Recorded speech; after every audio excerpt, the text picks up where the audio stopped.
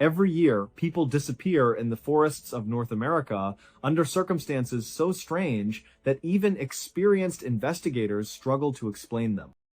Some vanish within seconds while standing only a few feet away from family members.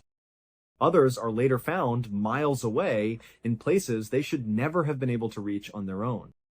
And some are never found at all. In many of these cases, there are no tracks, no signs of struggle, and no evidence pointing to what actually happened. Just impossible timelines, bizarre details, and witnesses left with the overwhelming feeling that something deeply wrong occurred in those woods. Tonight, we're looking at 3 real cases that continue to disturb investigators decades later.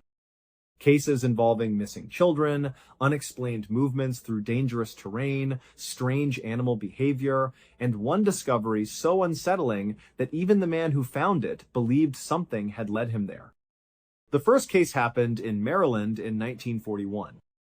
On the 21st of May 1941, a young mother named Betty Albright was feeling the kind of exhaustion that only parents of a toddler can truly understand.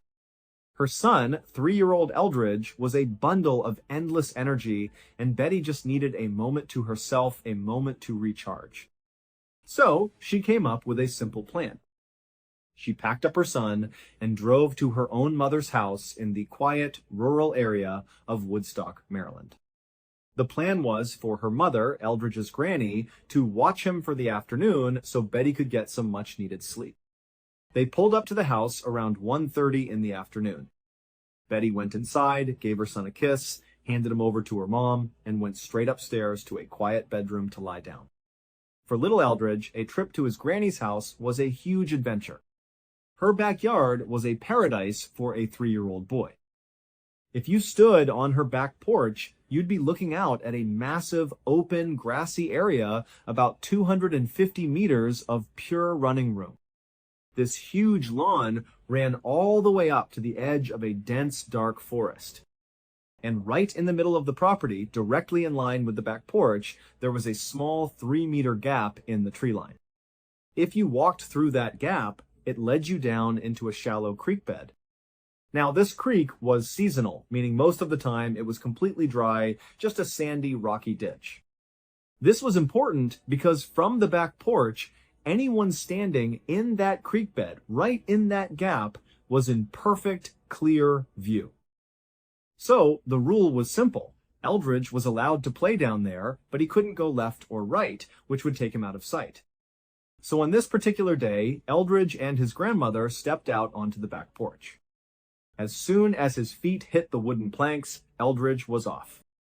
He spotted the gap in the trees and made a beeline for it, running across the huge yard with his grandmother's 3 dogs happily chasing after him. His grandmother watched him go, a smile on her face. She was getting on in years and just didn't have the energy to make the long walk all the way down to the creek bed herself. So she decided she'd just sit on the porch, keep a close eye on Eldridge, and maybe read a bit from a book she had. She watched her grandson, a tiny figure in the distance, reach the break in the trees and then hop down into the dry creek bed. She could see him clearly, goofing around with the dogs, picking up little rocks and throwing them, just having the time of his life. For the next 5 or 10 minutes, she just sat there, watching him play, feeling content and at ease. At some point, she picked up the book she'd set next to her chair and started to read. She'd read a few lines, then look up, check on Eldridge, see him still playing right where he was supposed to be, and then look back down at her book. It was a peaceful, ordinary afternoon. At about 2 o'clock, she was looking down at her book when she heard her grandson's voice cut through the quiet air. He yelled out for help. Now, any parent or grandparent knows that 3-year-olds can yell for help for any number of reasons. Maybe they dropped a toy, or maybe they saw a funny-looking bug. It's not always a real emergency, but it's the tone of their voice that tells you everything. And the grandmother would later say that the way Eldridge yelled, it sounded like a real emergency. It had a sharp edge of panic to it. Immediately, she looked up from her book. Just a minute before, she had seen him playing in the creek bed, right in that gap in the trees. But now, when she looked, he was gone. and so were the dogs. The space was completely empty. A jolt of alarm went through her. She jumped out of her seat, hurried down the porch steps, and started walking quickly across the yard, calling his name. She was about halfway across the huge lawn when she heard it again. Eldridge yelled for help a second time. But this time, his voice was different.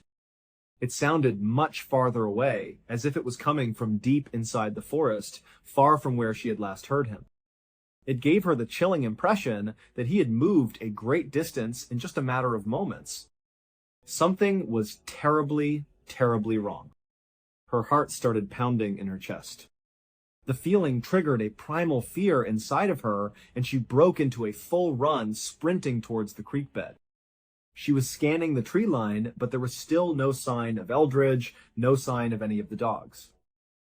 She was getting close now, maybe 10 meters away from the break in the trees, when she heard her grandson's voice for a third and final time. It was so faint this time, barely audible, coming from way, way off in the woods. He cried out for help, but as he was yelling, the sound was suddenly cut off, as if someone had clamped a hand over his mouth mid-yell. It was a stifled, choked-off sound that made her blood run cold. She burst through the gap in the trees and scrambled down into the creek bed. She stopped and looked out in front of her. Nothing. Just the dense, silent forest. She spun to her right, looking down the creek bed. Nothing. Then she looked to her left. And that's when she saw one of her dogs. It was standing about 10 meters away, frozen in place, its back facing her. The dog was positioned in a way that it was clearly staring intently at something deeper in the woods. Thinking it must have found Eldridge, she ran down to the dog. But when she got there, she saw there was nothing beyond it. No little boy, no other dogs. The dog itself was just rooted to the spot. Its hair was standing on end, and a low, menacing growl was coming from its throat. It kept taking these tiny, hesitant steps backward, as if it was terrified of whatever it was looking at. The grandmother looked up, trying to see what the dog was so focused on, but she couldn't see anything at all. It was just the forest. At that moment, she felt a sickening certainty wash over her. Someone had taken Eldridge. Someone had abducted him right out of the creek bed. She turned and tried to pull the dog back with her to get it to come to the house, but the dog wouldn't budge. It was completely fixated. So she left it there and ran as fast as she could back to the house to wake up Betty. The two of them, panicked and frantic, came running back down to the creek bed. The dog was still there in the exact same spot, still growling, still staring in the same direction, as if whatever it was seeing hadn't moved an inch. They yelled Eldridge's name for a few more minutes, their voices swallowed by the woods. The grandmother told her daughter, "I think he's been taken. We have to call the police." Finally, Betty agreed. They managed to coax the terrified dog away from its spot, and they all ran back to the house and called the authorities. Not long after, the state police showed up, and they arrived with a huge group of searchers. They went straight down to the creek bed, where the grandmother pointed them in the direction the dog had been staring, to the left. It was also the same direction she had heard Eldridge's cries coming from. Very quickly, the police made a discovery. About 50 meters down on the left side of the creek bed, they found some of Eldridge's footprints in a patch of soft sand at the edge of the creek. The prints showed him walking away from the area he was supposed to stay in. But here's where it got strange. The footprints showed him walking for maybe 20 or 30 meters, and then, inexplicably, the prints just stopped. They just ended, right there in the middle of the sand. It wasn't like he had stepped onto grass or rocks. If he had gone forward, backward, left, or right, he would have left more prints in the sand. But there were none. It was as if he had been lifted straight up into the air. This immediately made police think of a kidnapping. This must have been the spot where someone picked him up. But they scoured the area and found no other footprints. No sign of an adult, no sign of a struggle. For the rest of that day and all through the night, they found nothing else. No more signs of Eldridge and no sign of the other two missing dogs. The next day, about 24 hours after Eldridge had gone missing, the search had expanded significantly. A number of search crews had gone well outside the primary search area. Their hope was that they might at least find one of the two lost dogs, thinking maybe a dog could lead them to the child. One of these crews was 4 miles away from the grandmother's house. They were walking past a swampy, marshy area when one of the searchers stopped. He thought he heard something. It sounded like a child whimpering, and it was coming from inside the swamp. Immediately, the whole crew turned and started wading into the swamp through the fairly deep, murky water. They pushed through the thick undergrowth and came to a small clearing. In the clearing, they saw a rocky overhang with tall grass growing all around it, almost forming a little cave. The whimpering sound was coming from underneath that rock. They rushed over, pulling the tall grass aside, and sure enough, tucked away in this makeshift cave was little Eldridge. He was lying on a perfectly constructed bed of leaves. It looked exactly like an animal's den. It was so well made that either Eldridge had stumbled upon an animal's den and crawled inside, or he had somehow built this beautiful, intricate bed of leaves himself. When they found him, he was fast asleep, and the whimpering sound was something he was making in his sleep. As they got closer, he slowly woke up. He sat up, looking very groggy and confused. All of his clothes were torn and tattered, and he wasn't wearing any shoes. But other than that, he seemed to be okay. He was just very, very confused. The searchers scooped him up and carried him all the way back to the search headquarters. He was reunited with his mother and his grandmother, and everyone was just overcome with relief that he was alive. But at the same time, everyone was thinking the same thing. How on earth did a 3-year-old get 4 miles away in the middle of a swamp all by himself? After a doctor checked him over and confirmed he was fine, aside from some scratches and bruises, the police sat down with Eldridge, along with his mother and grandmother, and they gently tried to ask him what had happened. But it was no use. Eldridge seemed to have no idea that anything had happened at all. He didn't even seem to know he had been gone for 24 hours, lost in the woods. It was as if the entire event had been completely erased from his memory, like a total blackout. Because Eldridge was found alive and basically unharmed, the police didn't continue to investigate the case. And so, we're left with so many questions. We don't know what caused him to suddenly start yelling for help, his voice drifting farther and farther into the woods. We don't know what that dog saw in the creek bed that terrified it so much it refused to move. And we still don't know how a 3-year-old boy could have traveled 4 miles through dense forest and multiple swamps only to end up sleeping in a perfect den in another swamp. The police officially said Eldridge must have just wandered off on his own, but pretty much everyone else involved in the case believes someone or something took him that day. He was just one of the very lucky ones who was found alive. Unfortunately, there was never any clarification on what happened to the other 2 dogs. The way the story is told, it seems they were never found. In the 1950s, the Thorpe family lived in Dunbar, Pennsylvania, a tiny town with fewer than 1,000 people. Their house was situated on a very quiet street with very few neighbors nearby. Their property backed right up against a dense forest, which was essentially their backyard. Their daughter, a 2-year-old girl named Anna, loved to play in the yard. But she had a strict rule she had to follow. She had to stay on the grassy part of the backyard and was absolutely forbidden from going into the forest. This was because the woods were known to be infested with snakes, and Anna was absolutely terrified of them. So she was more than happy to stay on the grass where it was safe. On the 5th of May, 1950, Anna was playing in that grassy section of her backyard. Her mother was inside, in the kitchen, but she was watching her daughter through the back window. For just a moment, her mother looked down to attend to something on the stove. And in that split second, she heard her daughter let out a piercing scream. She looked back up, and Anna was gone. The yard was empty. She immediately bolted out the back door, yelling for her daughter, her eyes scanning the entire yard. Anna was nowhere in sight.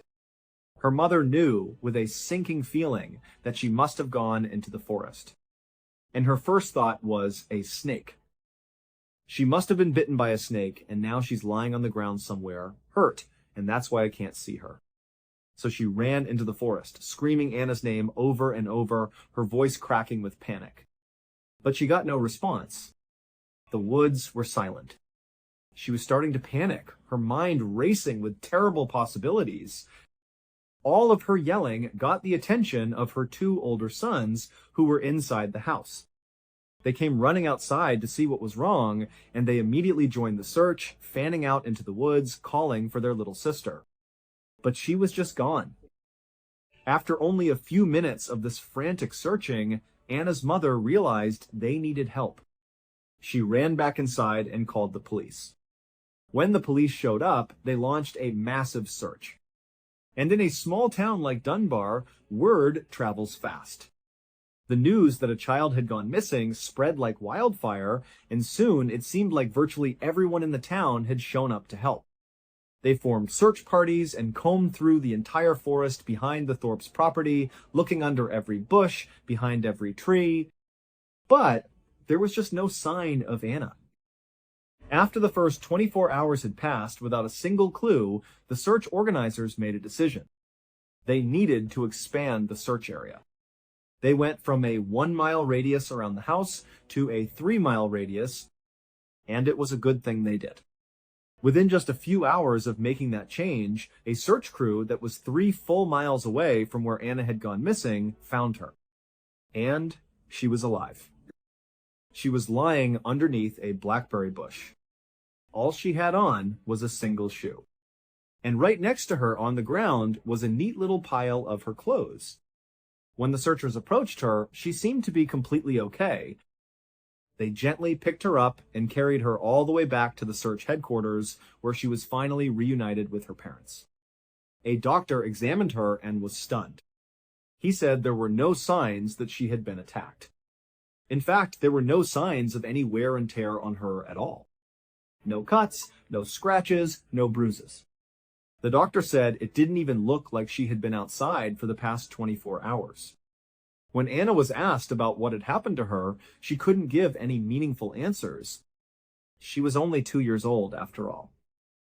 But the reason this case is so baffling, the reason it stands out, is not just because she vanished from her own backyard and was found 3 miles away. It's because of where she was found. For her to have been in that exact spot under that blackberry bush, the only way, the absolute only way for her to have gotten there was if she had crossed 10 separate barbed wire fences. There was no other path, no road, no trail. Any other route would have been a massive detour that an adult would have struggled to cover in that amount of time, let alone a 2-year-old.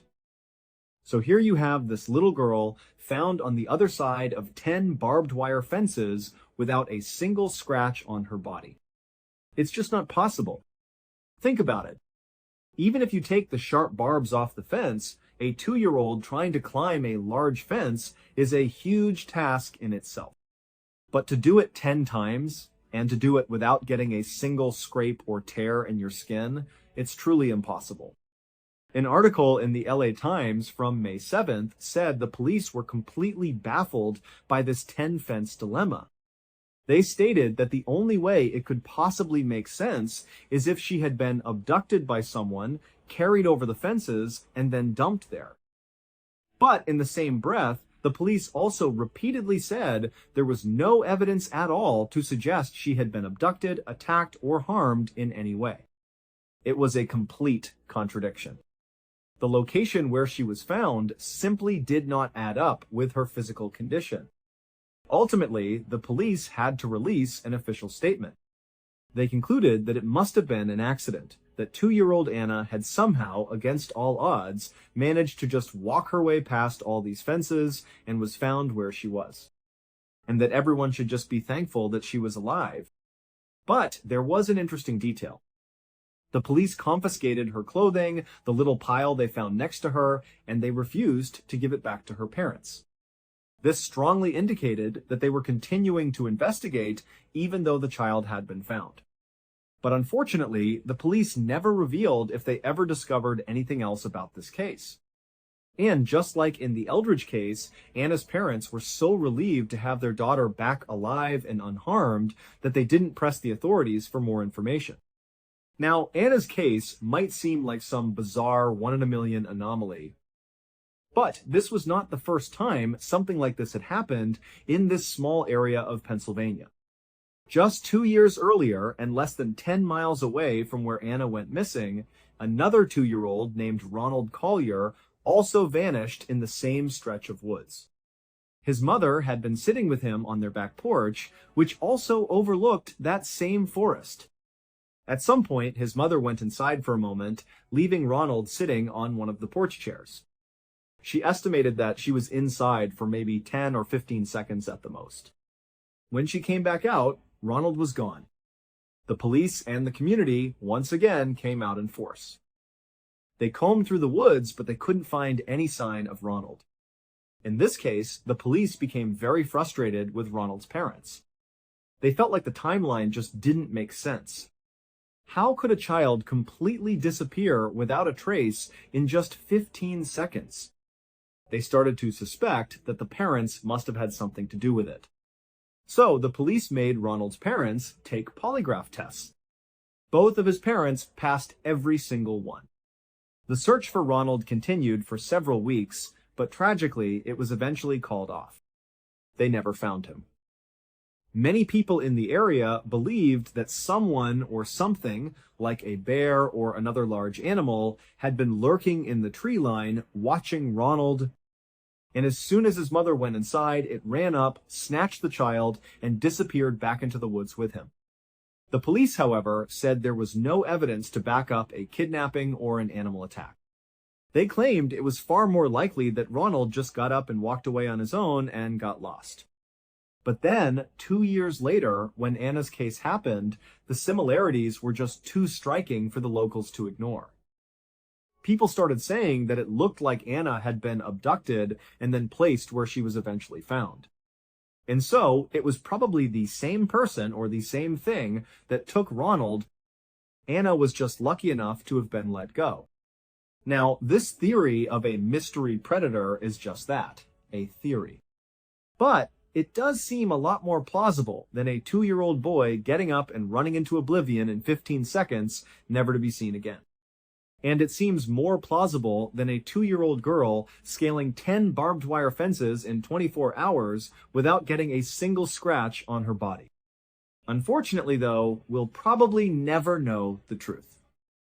In September of 2004, a 49-year-old man named Robert Springfield, along with his 2 teenage sons, left their home in Wyoming. They were headed for the Bighorn Mountains in Montana for a hunting trip. Their plan was to do some elk hunting on the Crow Reservation, which is the homeland of the Crow tribe. Robert and his family were members of the Crow tribe, so they had the right to hunt on that land. The specific spot they were going to be hunting in was called Black Canyon, a particularly steep, rugged, and challenging area. But Robert was more than equipped to handle this kind of environment. He had previously served in the United States Marine Corps in their elite special operations unit. This meant he had received a very high level of outdoor survival training. He was perfectly suited for living and operating in the mountains. And Robert's sons had apparently learned a lot from their father. They were very competent and experienced outdoorsmen as well.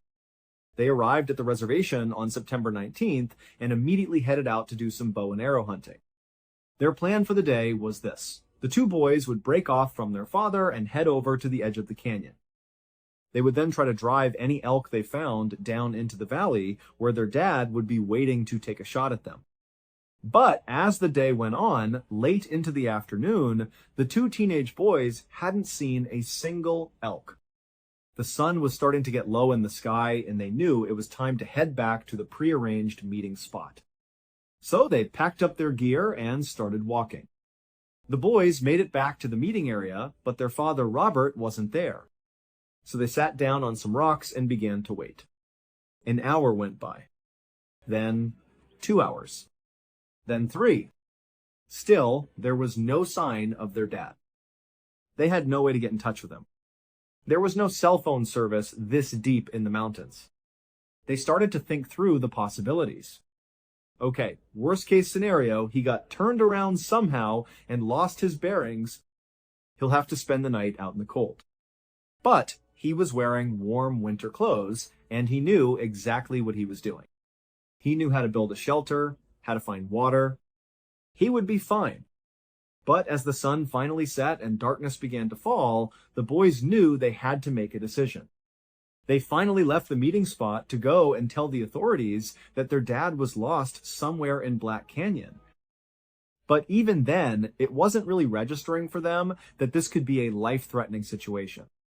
To them, their dad was a Superman figure. He was invincible. The idea that something really bad could have happened to him just didn't cross their minds. Authorities launched a search that very night. This included using helicopters equipped with thermal imagers, which did low flyovers of the entire Black Canyon area. Thermal imagers work by picking up heat signatures. Any living person gives off a heat signature, so at night, if you were flying over a canyon where there's virtually nothing else around, a person would stand out like a bright shining light. But that night, the helicopters flew back and forth over Black Canyon, and their thermal imagers never picked up anything that looked like Robert. The authorities weren't too worried yet. They said, this guy is a trained former special operator. He probably went and found shelter for the night.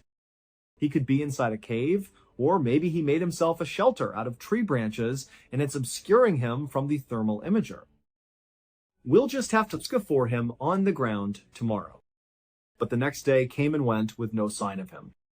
Despite bringing out hundreds of searchers, bloodhounds, people on horseback, and more helicopters and planes flying overhead, there was absolutely no sign of Robert. After several weeks of this intensive searching with no clues, no tracks, no sign of him at all, they ultimately had to call it off. The family was obviously crushed. But more than that, they were just completely dumbfounded. The idea that something bad had happened to the invincible Robert Springfield, it just didn't add up for them. So after the official search was terminated, they continued to make their own trips into Black Canyon, looking for their father, their husband. But unfortunately, just like all the professional searchers, they never found any trace of him. And eventually, they had to accept that he was gone. 1 year later, in October of 2005, a hunter was in Black Canyon.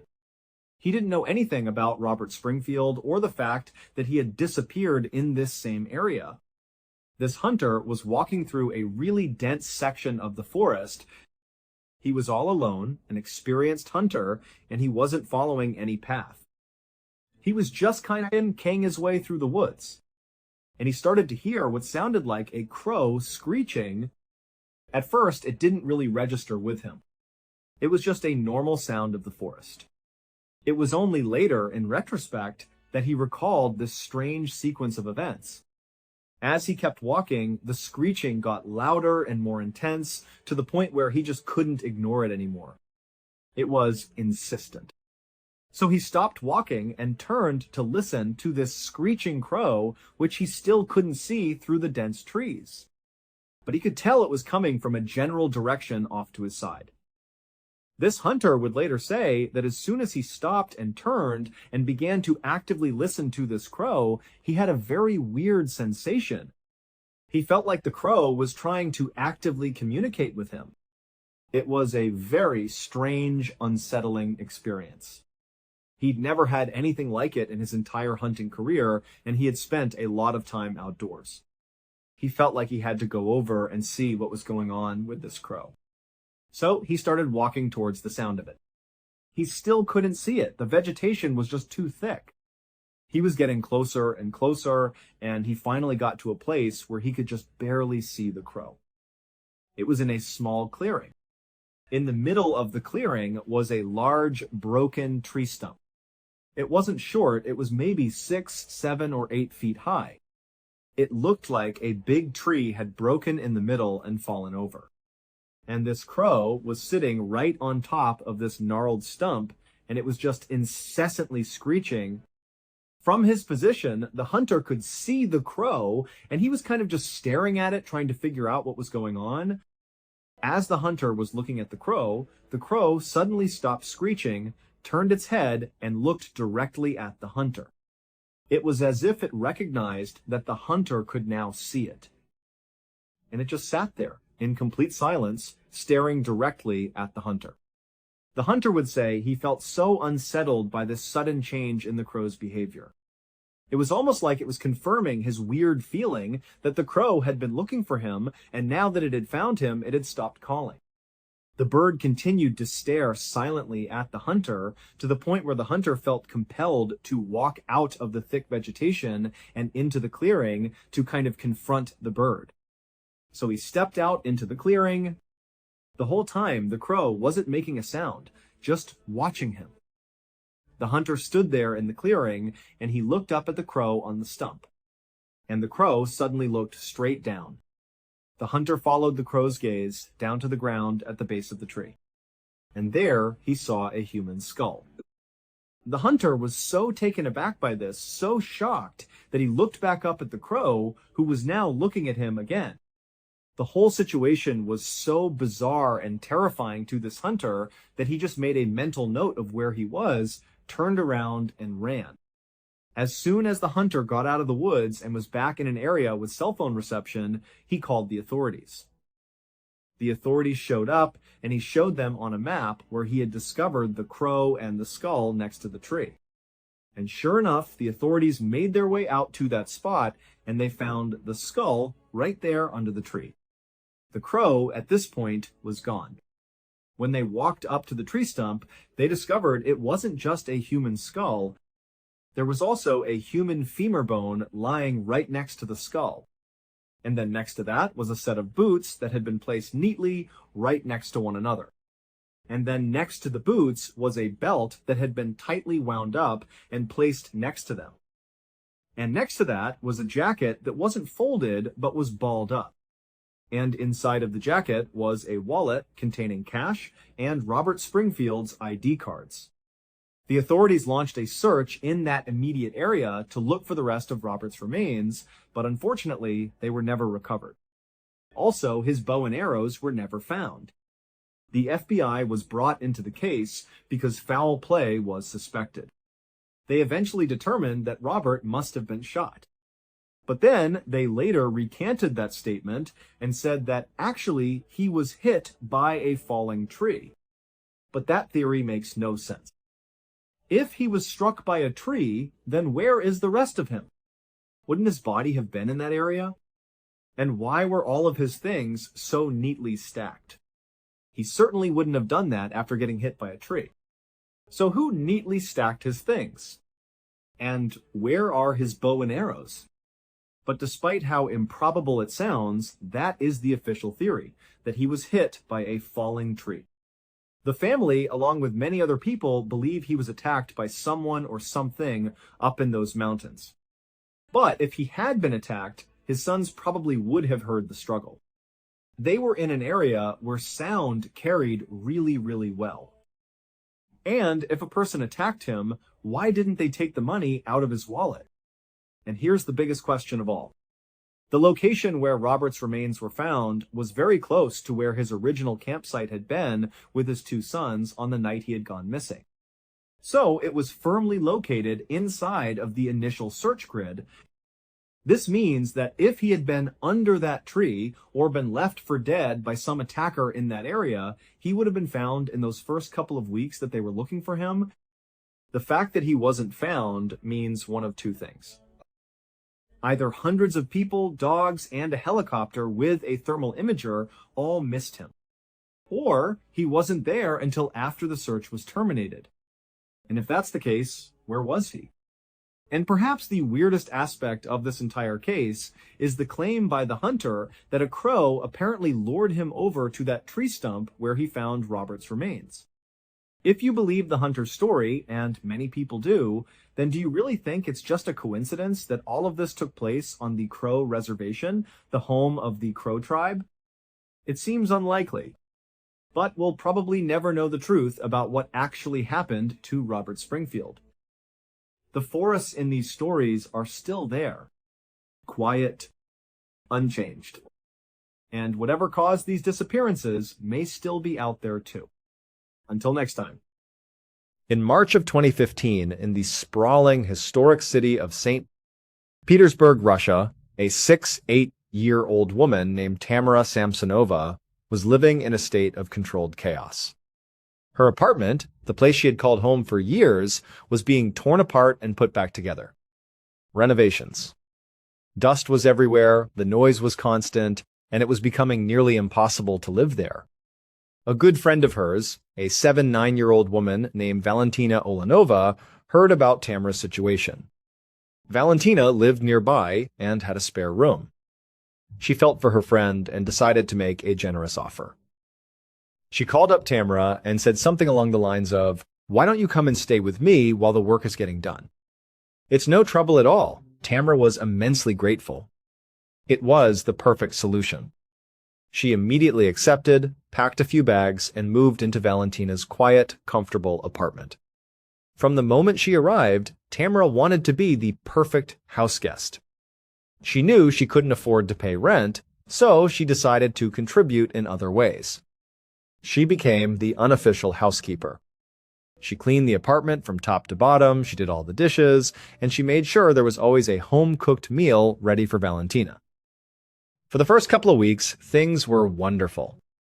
The two women, both in their later years, enjoyed the companionship.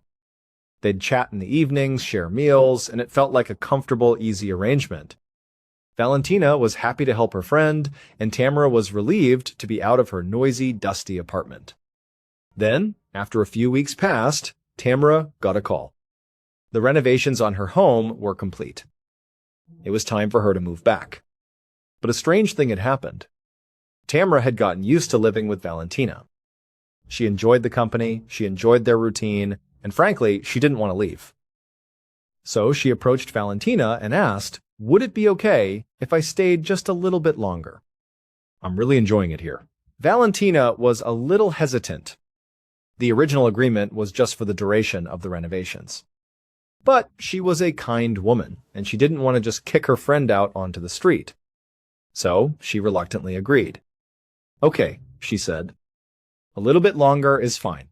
But a little bit longer turned into a couple of months. Spring turned into summer, and Tamara showed absolutely no signs of packing her bags or making any plans to move back to her own apartment. Valentina's patience began to wear thin. Her home didn't feel like her own anymore. The temporary guest had become a permanent fixture, and the initial harmony had curdled into a quiet, simmering resentment. Valentina started dropping hints, asking about Tamara's apartment, wondering aloud when she might be moving back. But Tamara would just brush off the questions or change the subject. Finally, in late July of 2015, Valentina couldn't take it anymore. She decided a direct confrontation was the only way. She sat Tamara down and told her straight up, "You have to go. The renovations are done.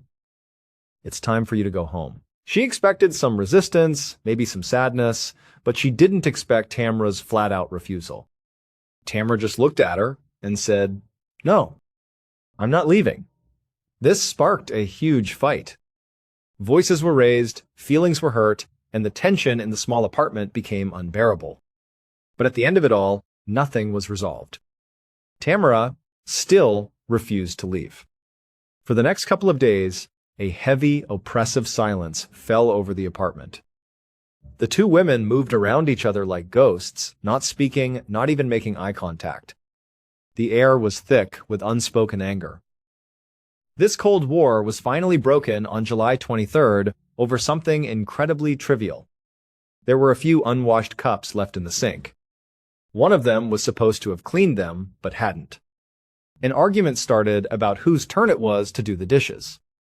But of course, it wasn't really about the cups. It was about everything else. The argument quickly escalated, and soon, Valentina was screaming at Tamara again. "You shouldn't even be here. You need to leave my home!" And Tamara was yelling back, "No, I'm not going to leave." It was another huge blowout fight filled with bitterness and frustration. But then, something shifted. As the yelling died down, Tamara's demeanor changed. She seemed to finally accept the situation. With a sigh of resignation, she looked at Valentina and said, "Okay, I get it. I need to leave. Just give me a couple of days to get my things in order and I'll be out of your hair." Instantly, all the tension just evaporated from the room. Valentina felt a wave of relief wash over her. Finally, she was going to get her apartment back. The fighting was over. To seal the truce, Tamara offered a peace offering. "Look," she said, "I'll make us a special dinner tonight. I'll go out and get the food." Tamara left the apartment, but she didn't go straight to the grocery store. Her first stop was a local pharmacy. She walked in and bought a large quantity of potent sleeping pills. Then she went to the market and bought all the ingredients for a traditional Russian Olivier salad, a dish she knew was one of Valentina's absolute favorites. She returned to the apartment and began to prepare the meal. The kitchen was quiet as she chopped vegetables, but her mind was anything but. She took the sleeping pills she had just purchased, and using a mortar and pestle, she crushed them into a fine white powder. Then, as she was mixing the mayonnaise-based dressing for the salad, she carefully stirred the powder in, making sure it was completely dissolved and undetectable. She served the dinner, and Valentina, hungry and happy that their conflict was resolved, ate the entire salad. She didn't notice anything wrong. The dressing was rich and creamy, just the way she liked it. As soon as Tamara was sure Valentina had finished every last bite, she simply cleared the plates, went up to her room, and went to bed, leaving her friend in the living room. She waited. A couple of hours later, at around 2 o'clock in the morning, Tamara quietly got out of bed. She crept downstairs to the kitchen. And there, on the floor, was Valentina, passed out cold. Tamara walked over and checked for a pulse. She was still breathing. For a moment, Tamara felt a flash of disappointment. She had hoped the massive overdose of sleeping pills would have been enough to kill her. But it didn't really matter. It just changed the next step of her plan. She went to a closet where she had stashed a hacksaw. She had borrowed it from a neighbor earlier that day under the pretense of needing it for a small project. Now, she brought it back to the kitchen. Standing over her unconscious friend, Tamara began the gruesome, laborious task of dismembering Valentina's body. She worked with a strange, methodical precision. As she cut her friend into pieces, she took special care to remove the lungs, making sure not to damage them. It turns out, human lungs were a particular delicacy for Tamara. She considered them her favorite food. Once the body was in several pieces, she took Valentina's head and placed it into a large stock pot on the stove. She filled it with water and turned on the burner, beginning to boil it. While the head and the carefully preserved lungs cooked, she took the rest of Valentina's remains. She cut them into the smallest pieces she could manage, then wrapped them in a shower curtain and stuffed them into various plastic bags. The process was long and physically demanding, but Tamara worked tirelessly through the early morning hours. With Valentina's head and lungs simmering on the stovetop, Tamara began the disposal. She started making trips, dozens of them, from the apartment high speed, down the stairs, and out the front door into the dark, silent streets of St. Petersburg. She carried the heavy bags one by one all the way down to a small lake near their apartment building, where she tossed them into the dark water. Back and forth she went, trip after trip, until most of the body parts were gone. Valentina's hips and legs, however, were apparently too heavy for her to carry all the way to the lake. So, for those, she took a different route, dragging them to a nearby patch of forest and leaving them there. Her final trip was perhaps the most macabre. She carried the big silver pot from the stove. Inside was what was left of Valentina's head, after Tamara had finished eating most of it. 4 days passed. Life in the apartment building went on as normal. Then, on July 27th, a young couple who lived in the same building as Tamara and Valentina decided to take their dog for a walk near the lake. As they strolled along the path, their dog suddenly took off running. It stopped in front of a large, bulky plastic bag that had washed up near the shore. The dog began sniffing and pawing at the bag, trying to get it open. The couple called for their dog, but it wouldn't budge. It was completely fixated on the mysterious package. Annoyed, the owners walked over to see what had captured their pet's attention. The man poked the bag with his foot. It was heavy, and it felt wrong. With a sense of dread, he managed to tear it open. Inside, they found a human torso. It was Valentina's. When the police arrived, one of the first things they did was canvass the apartment building to see if anyone was missing. They quickly learned that the victim was likely Valentina Olenova. They went to her apartment to investigate and were surprised to find Tamara Samsonova living there. They approached her gently, assuming she was a grieving friend or relative.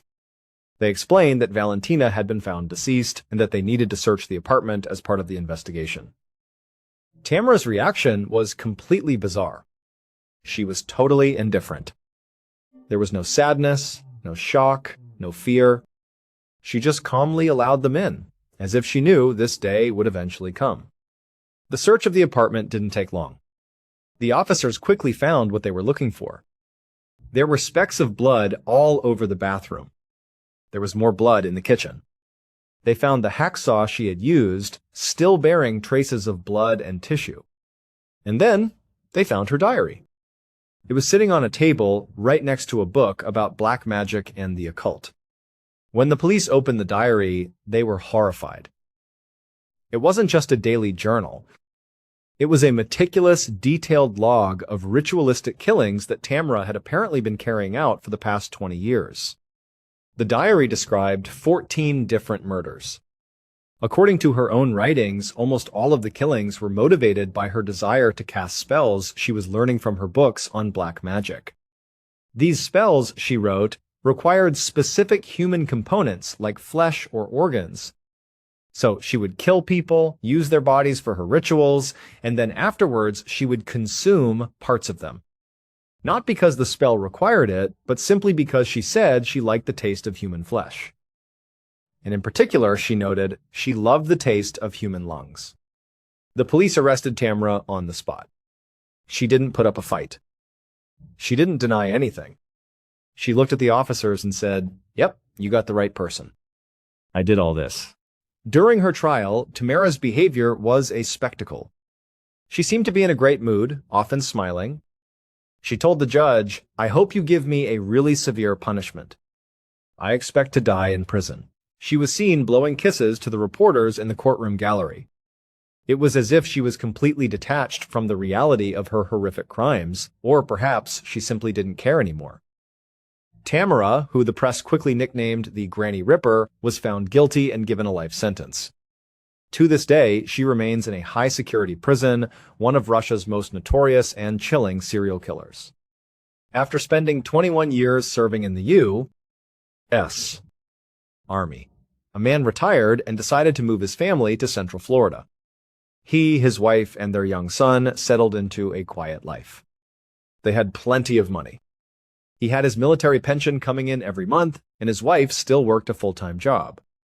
But after a lifetime of structure and activity in the military, he found retirement to be incredibly boring. He just wasn't the type to sit around the house all day. So, he decided he needed to find a simple job, something to keep him occupied and give him a reason to get out of the house. He ended up taking a job as a clerk at a gas station located right off a major highway. One of the main reasons he chose this particular job was because the owners were very laid back. They didn't mind if his son came to hang out with him during his shifts. So, for years, that became their routine. The man would work his shifts behind the cash register, and his son would tag along. Even as the boy grew into a teenager, when you'd think he'd want to be off with his friends, he still came along. The town they lived in was so small and quiet, there was really nothing else for him to do. So even well into his teenage years, the son would spend his evenings at the gas station with his dad. One night in 1990, the son, who was 15 years old at the time, was taking a break. He was sitting outside at a picnic table under the bright lights of the gas station's canopy. He was reading a magazine and drinking a Mountain Dew. It was a dark, Quiet night. There were no cars at the pumps, no customers inside the store, and the highway itself was mostly empty. It was in this stillness that he noticed something out of the corner of his eye. A figure, a woman, was walking off the shoulder of the highway, heading directly toward the gas station. This immediately struck him as odd. He thought to himself, no one ever walks to our gas station. We're on a highway. Everybody drives here. His logical conclusion was that her car must have broken down nearby, and she was coming to use their payphone to call for a tow truck. The woman continued walking across the large, empty parking lot, getting closer and closer. The boy had turned his attention back to his magazine for a moment, but he would say later that he kept looking up, keeping an eye on her. There was just something about her, something that felt off, but he couldn't put his finger on it. The woman walked right past the picnic table where he was sitting, not even acknowledging him. She didn't say hi, didn't make eye contact, just walked straight to the glass door and went inside the convenience store. From where the boy was sitting, the front of the store was all glass windows, so he had a clear view inside. He could see his father standing behind the counter, and he could see the top of the woman's head as she began to walk up and down the aisles. As soon as she was inside, the boy put his magazine down and just watched. He noticed she wasn't really shopping. She would walk down an aisle, look down at the shelves for a few seconds, but never pick anything up. Then she would look up towards the counter and just stare at his father for a moment before looking back down and moving to the next aisle. She did this over and over, circling the small store. At some point, the woman seemed to abandon this pretense of shopping and just walked directly up to the counter. There was still nobody else in the store, and the night was so quiet that the boy could fairly clearly hear her conversation with his father. He heard her tell his dad that her car had broken down and she needed a ride. Could he drive her to Ocala? That was the next big town north of their gas station. The boy would say later that his father's reaction was very strange. Normally, his dad was incredibly pleasant with all the customers. He was chatty and friendly with everyone who came in. But with this woman, his dad's tone was dismissive, almost rude. When she asked for a ride, he just gave a short, flat answer. No, I won't give you a ride. The woman was visibly annoyed by how quickly he had shut her down. But instead of just taking no for an answer, she did something strange. She turned and looked out the window, directly at the boy sitting on the picnic bench. He was looking right back at her. She pointed at the boy and said to his father, "What about him? Is he your son? Can he give me a ride?" The boy saw his father, who was out of the woman's direct line of sight, look at him and shake his head no very firmly. It was a clear signal. Whatever she wants from you, you say no. The boy was confused by all this. He was still trying to understand why his dad was being so hostile and unhelpful. The woman clearly needed help, or at least she claimed to. But he trusted his dad's judgment. He knew that if she came outside and asked him directly, he would say no. But it never came to that. The boy's father said to the woman in a firm, final tone, "No, my son is not going to give you a ride. You need to leave here immediately. Do not come back. Leave. We're not going to help you." The woman exploded in a fit of rage. She started cussing him out, screaming at him. She stormed towards the door, slammed it open, and stalked back out into the parking lot. She started cussing at the boy as she passed him. The whole time she was walking away, back towards the dark highway, she kept turning around, flipping them both off and screaming profanities. The father had come out from behind the counter and was now standing next to his son, watching her go. As she disappeared into the darkness, the boy turned to his dad and asked, what was her deal? Why did you not want to help her? The dad just shook his head. "I don't know," he said. "There was just something off about her. I can't explain it, but I did not want her around you. I knew I didn't want to give her a ride. I just knew she had to go." They didn't talk about it much after that. It was just a weird, uncomfortable encounter on an otherwise normal night. A year went by. The boy was in his room at home one evening when he heard his dad yelling from the living room, a sense of urgency in his voice. "Come in here. You have to see this. Look at the TV!" The boy ran into the living room, And on the television screen, there was a news report. And on the screen was a mugshot. It was the same woman from the gas station. Her name, the reporter said, was Aileen Wuornos. She was a serial killer who targeted men she met along the highways of Florida. The news report detailed how she would get her male victims to pick her up, often at gas stations, before robbing and killing them. The boy and his father stood there, staring at the screen in stunned silence. The chilling realization washed over them. It's unclear if the boy or his father were intended to be her next victims that night. But by the time she had walked into their gas station, she had already killed 4 men. And following that strange, tense interaction with them, she had gone on to kill 3 more people. One of those victims was found in Ocala, Florida, the very town she had asked them for a ride to. Aileen had been caught, which is why her face was on the news. She was later sentenced to death for her crimes. The boy and his father never forgot that night, the night a serial killer walked into their lives, and a father's unexplainable gut feeling may have saved them both. In the early evening of the 7th of May, 2008, a 65-year-old woman named Zvonka Telemakaska was in the kitchen of her small apartment in Kisevo, a quiet city in the southeastern European nation of North Macedonia. Kisevo is a peaceful place, nestled at the base of a huge mountain. It's beautiful, but also very remote. It's the kind of town where everybody knows everybody, and nothing of real note ever seems to happen. Zvonka worked as a cleaning lady to make ends meet. But on this particular day, she had the day off. She was just relaxing at home, waiting for her adult son, Zoran, to come over for dinner. It was a beautiful, warm spring evening, so Zvonka had the kitchen windows open as she moved about, preparing a simple meal for herself. At some point, her phone rang. She picked it up and answered, hearing the voice of a friend on the other end. But her friend's voice sounded strange. It was strained, panicked. The friend asked Zvonka if she was watching the news or listening to the radio. Zvonka said no and asked why. The friend then told her that there was a breaking news story all over the local channels. There had been a huge, terrible traffic accident right there in their town. And the friend said the reports were saying that Zvonka's son, Zoran, was involved. Zvonka let out a strangled cry. She dropped whatever she was holding, and without a second thought, she turned and ran out the front door of her apartment. As she burst outside, her next-door neighbor, who happened to be outside, saw her emerge looking frantic. The neighbor called out, "Hey, is everything okay?" Zvonka, who was already running towards the main road, just blurted out over her shoulder that her son was hurt and she was going to the hospital.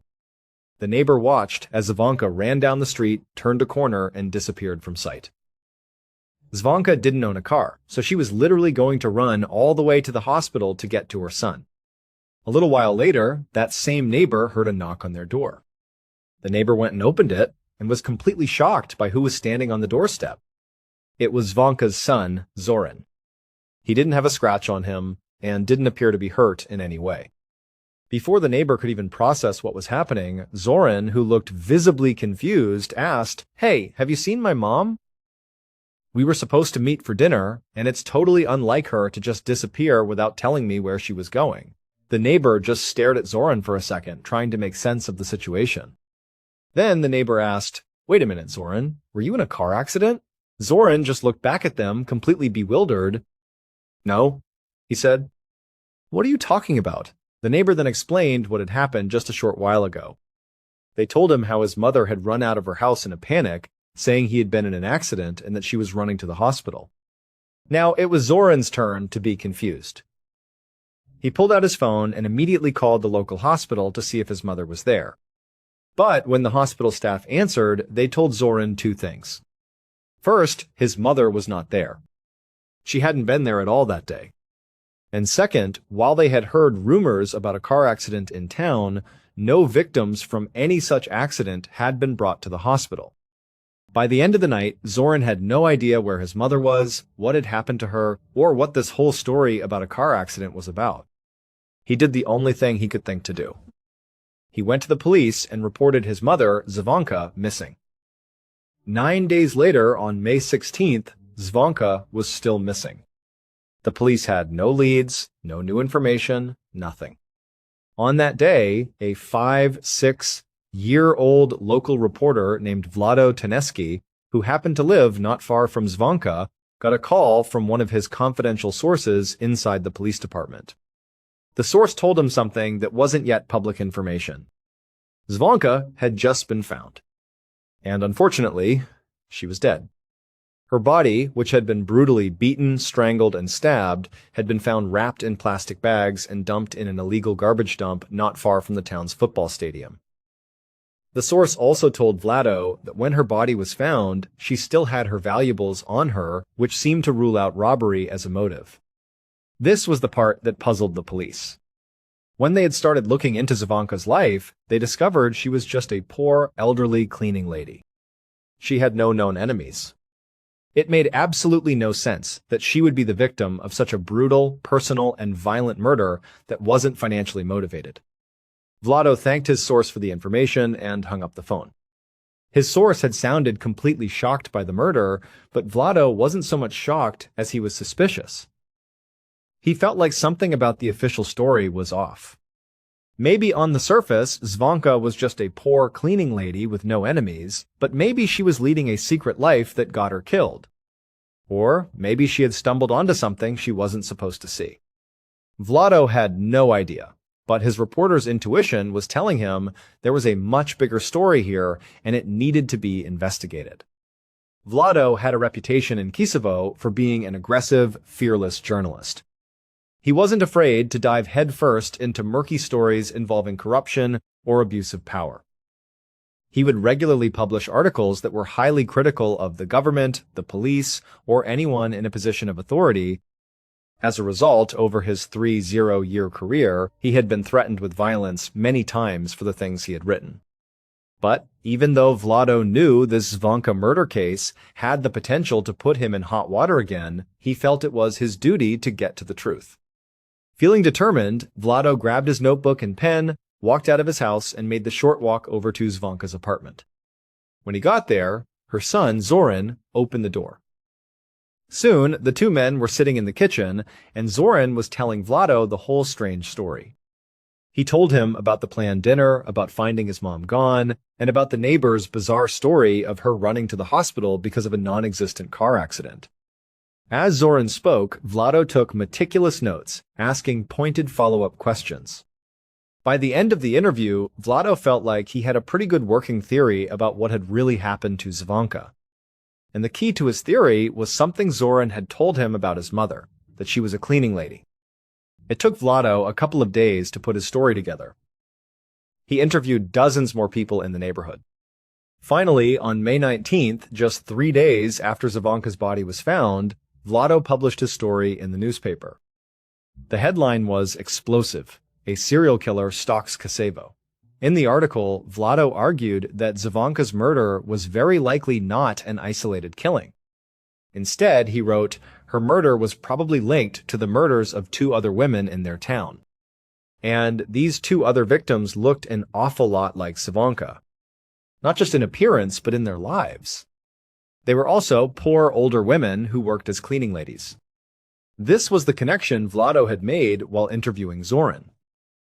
When Zoran described his mother, her age, and her profession, Vlado's mind had immediately gone to these other unsolved cases. The other 2 victims were 6-4-year-old Mitra Simjanoska, who was murdered in 2005, and 5-6-year-old Lujubika Lakoska, who was murdered in 2007. Vlado's story was a bombshell.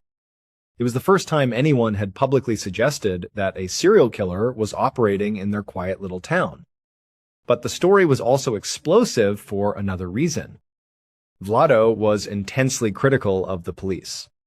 He pointed out that the murders in 2005 and 2007 had been completely mishandled. An arrest had even been made in one of the cases, but clearly, Vlado argued, they had arrested the wrong person because the killer was still out there. When the police read Vlado's story, they were furious with him for his public criticism. However, they also had to admit that Vlado had uncovered a lot of details from his interviews that did seem to point towards the possibility of a serial killer. So, based almost entirely on Vlado's reporting, the police officially linked all three murders and began a new, high-priority investigation into a potential serial killer in their midst. But at the same time, Vlado began to notice something strange. He was being followed. Wherever he went in town to do his job, there would be a police officer standing somewhere in the distance, just watching him. Vlado figured this was their way of intimidating him, a form of blowback for his critical article. He just accepted it as part of the job and continued his work. By early June, about 2 weeks after Zvonka's body was found, the police's new serial killer investigation had narrowed its suspect pool from hundreds of people down to just 3. They felt they were very close to making an arrest. About a month later, on June 20th, Vlado was still being tailed by police, and the police had not made any public statements about the case. That day, Vlado's editor at the newspaper got a call from a police officer. The officer told the editor that they were about to make an arrest in the serial killer case. As soon as the call ended, the editor tried to phone Vlado to give him the scoop. But Vlado didn't pick up, which was very unusual. Vlado always answered his phone. The editor also thought it was strange that the police source had called him, the editor, instead of Vlado, the reporter who had broken the story wide open. The editor tried calling Vlado several more times, but he never answered. The editor eventually just assumed that Vlado must have already heard about the imminent arrest from his own sources and was probably already on scene, ready to report on it. Meanwhile, on a quiet street in Kasevo, police had surrounded a modest 2-story home. It was overgrown with tall fir trees, and all the windows were covered with heavy drapes. Once the house was completely surrounded, a team of officers walked up to the front porch, knocked loudly on the door, and yelled for whoever was inside to come out with their hands up. For a moment, there was just tense silence. Then, the officers on the porch heard footsteps inside. They readied their weapons. The door slowly opened, and a man, who seemed unthreatening and confused, stepped out onto the porch. The police immediately arrested him and took him away. A few minutes later, back at the newspaper office, Vlado's editor got another phone call. It was the same police officer. This time, the officer was calling to say that the arrest had been made. They had caught their serial killer. Then, he told the editor the name of the person they had arrested. When the editor heard the name, he dropped the phone in shock. The serial killer was Vlado Tedeschi. It turned out that while Vlado appeared professional and calm on the outside, he was filled with an inner rage, specifically directed at his own mother, who had died in 2002 and who he viewed as a cruel and terrible person. After her death, he became obsessed with getting some kind of twisted revenge on her memory. His method was to find and kill random women who reminded him of his mother, poor, older, and working as cleaning ladies. All 3 of his victims, Mitra, Ljubika, and Zvonka, had actually known Vlado's mother personally. He had used that connection to gain each woman's trust before luring them to their deaths. Vlado had manipulated the entire narrative. In his explosive newspaper story, he had made things up to throw the police off his trail. For example, he invented a witness who claimed to have seen Zvonka get into a car with 2 men right before she vanished. That was a complete lie. He was also the one who had planted the fake story on the radio about Zoran's car accident. He had called his former colleagues at the radio station, and they had trusted him and broadcast the story without fact-checking. It was a deliberate, calculated trap to lure Zvonka out of her home. But what ultimately got Vlado caught was his own arrogance. In the very article that made him famous, he included specific details about the crime scenes that the police had never released to the public. For example, Vlado wrote that all 3 victims had been strangled with telephone cords that were left at the scene. This was a detail only the killer could have known. When the police read that, they immediately became suspicious of Vlado. The police officers who Vlado thought were tailing him to intimidate him were actually tailing him because he was their prime suspect. Eventually, they covertly obtained a DNA sample from him, and it was a match to evidence found at the crime scenes. He was the killer. After his arrest, Vlado was charged with 2 of the murders, and police were preparing to charge him with the 3rd, and were even looking into a possible 4th victim. But on June 23rd, just 3 days after his arrest, Vlado was found dead in his jail cell. The circumstances were bizarre. He had apparently drowned in a small bucket of water. There were 3 other inmates in the cell with him, all of whom claimed they didn't see or hear a thing. Officially, Vlado's death was ruled a suicide. And with his death, all of the murder investigations were closed forever. On a late winter afternoon in 1985, a Canadian border security guard stood at his post, watching the line of cars waiting to cross from New York State into Ontario, Canada. As he looked out at the faces of the travelers, he felt a heavy sense of responsibility. His job wasn't just about checking passports and asking about declared goods. It was about being a gatekeeper, about making sure that dangerous criminals from the United States didn't use Canada as a hiding place. And on this particular day, there was one very specific, very dangerous criminal he was on high alert for. His name was Alex Mangal. He was 30 years old. Just a few days earlier, Alex Mangal had been pulled over for a routine traffic stop by a police officer near New York City. During that stop, things had gone horribly wrong. Alex had somehow managed to get the officer's gun, and he had shot the officer in the head, killing him instantly. Alex then fled the scene and had been on the run ever since. Law enforcement on both sides of the border was on high alert. New York was only a 6-hour drive from the Canadian border, and authorities were deeply concerned that Alex would try to slip into Canada to escape. So, an alert had been sent out to all border security personnel. They were to be on the lookout for a 30-year-old white man with thinning brown hair and a wispy mustache. All day long, that Canadian border guard scrutinized every person who drove up to his checkpoint. He looked closely at every driver, every passenger. He saw a family on their way to visit relatives. He saw a young couple who said they were on their honeymoon. He saw a man whose car was packed to the brim with camping supplies. He saw a middle-aged woman traveling by herself. He saw dozens of different people from all walks of life. But none of them matched the description of Alex Mangal. By the end of his long shift, after checking car after car, he felt confident that the cop killer had not passed through his checkpoint. He clocked out and went home. A few days later, on March 2nd, a police officer was on patrol in a large shopping mall parking lot in Ontario, Canada, about an hour-and-a-half's drive from the border. As he was making his rounds, he noticed a particular car, a white Toyota, that seemed to be just loitering in the area for a long time. His suspicion piqued. He decided to drive over and check it out.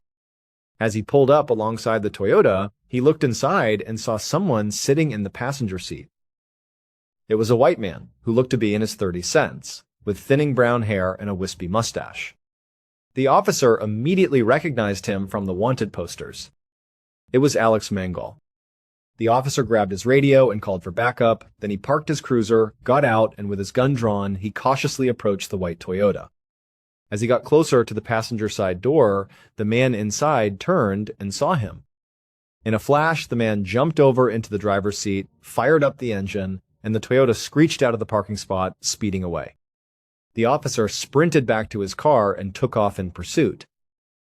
Within minutes, it seemed like the entire Toronto police force had joined the high-speed chase. They managed to funnel the fleeing car down a dead-end street. The white Toyota crashed into a stop sign, and the man with the mustache and thinning brown hair jumped out.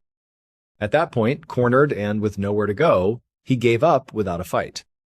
He was taken into custody. Law enforcement was incredibly relieved to have the dangerous cop killer in custody. But they were also completely baffled. How did Alex Mangal get past border security?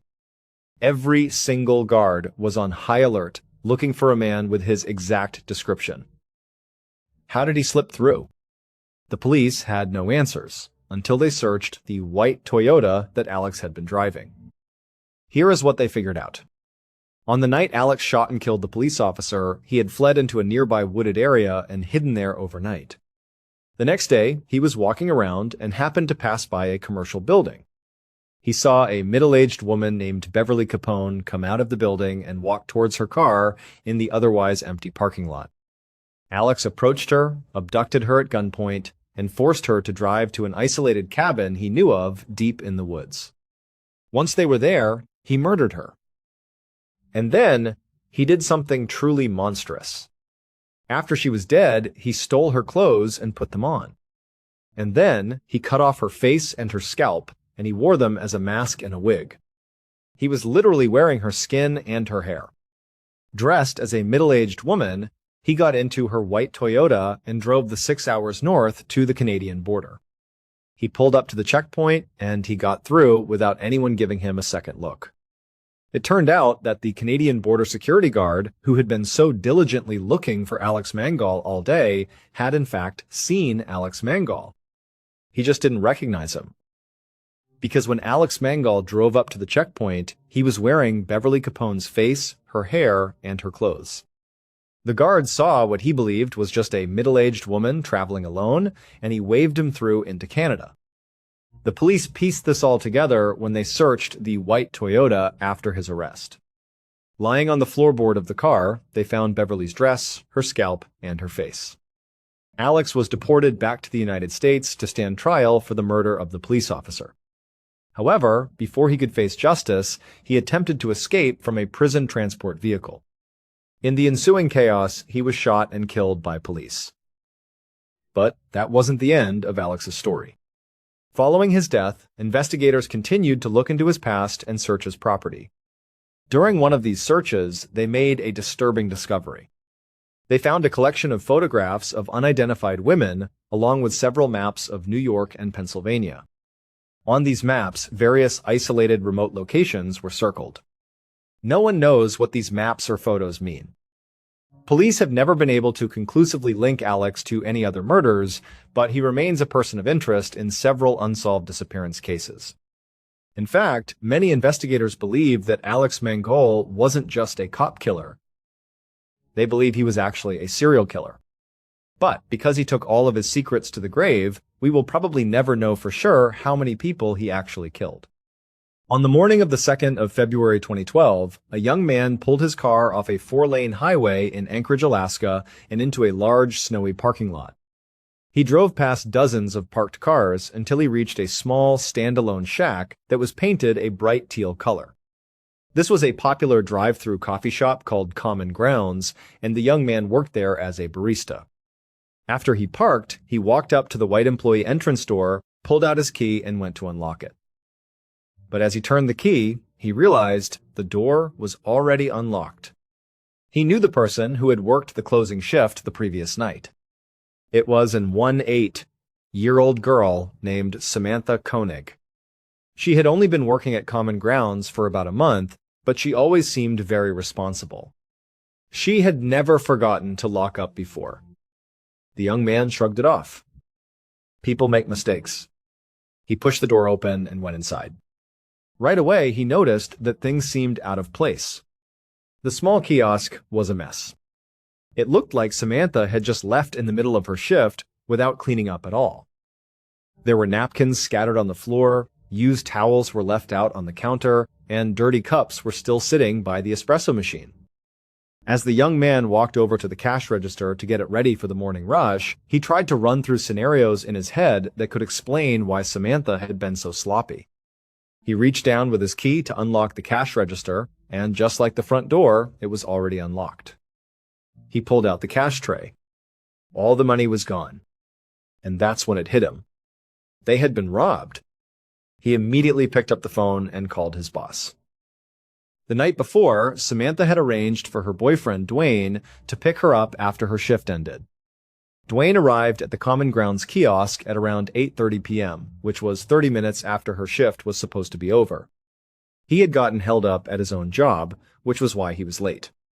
When he pulled into the parking lot, he looked around for Samantha but didn't see her anywhere. The coffee shack itself was completely dark.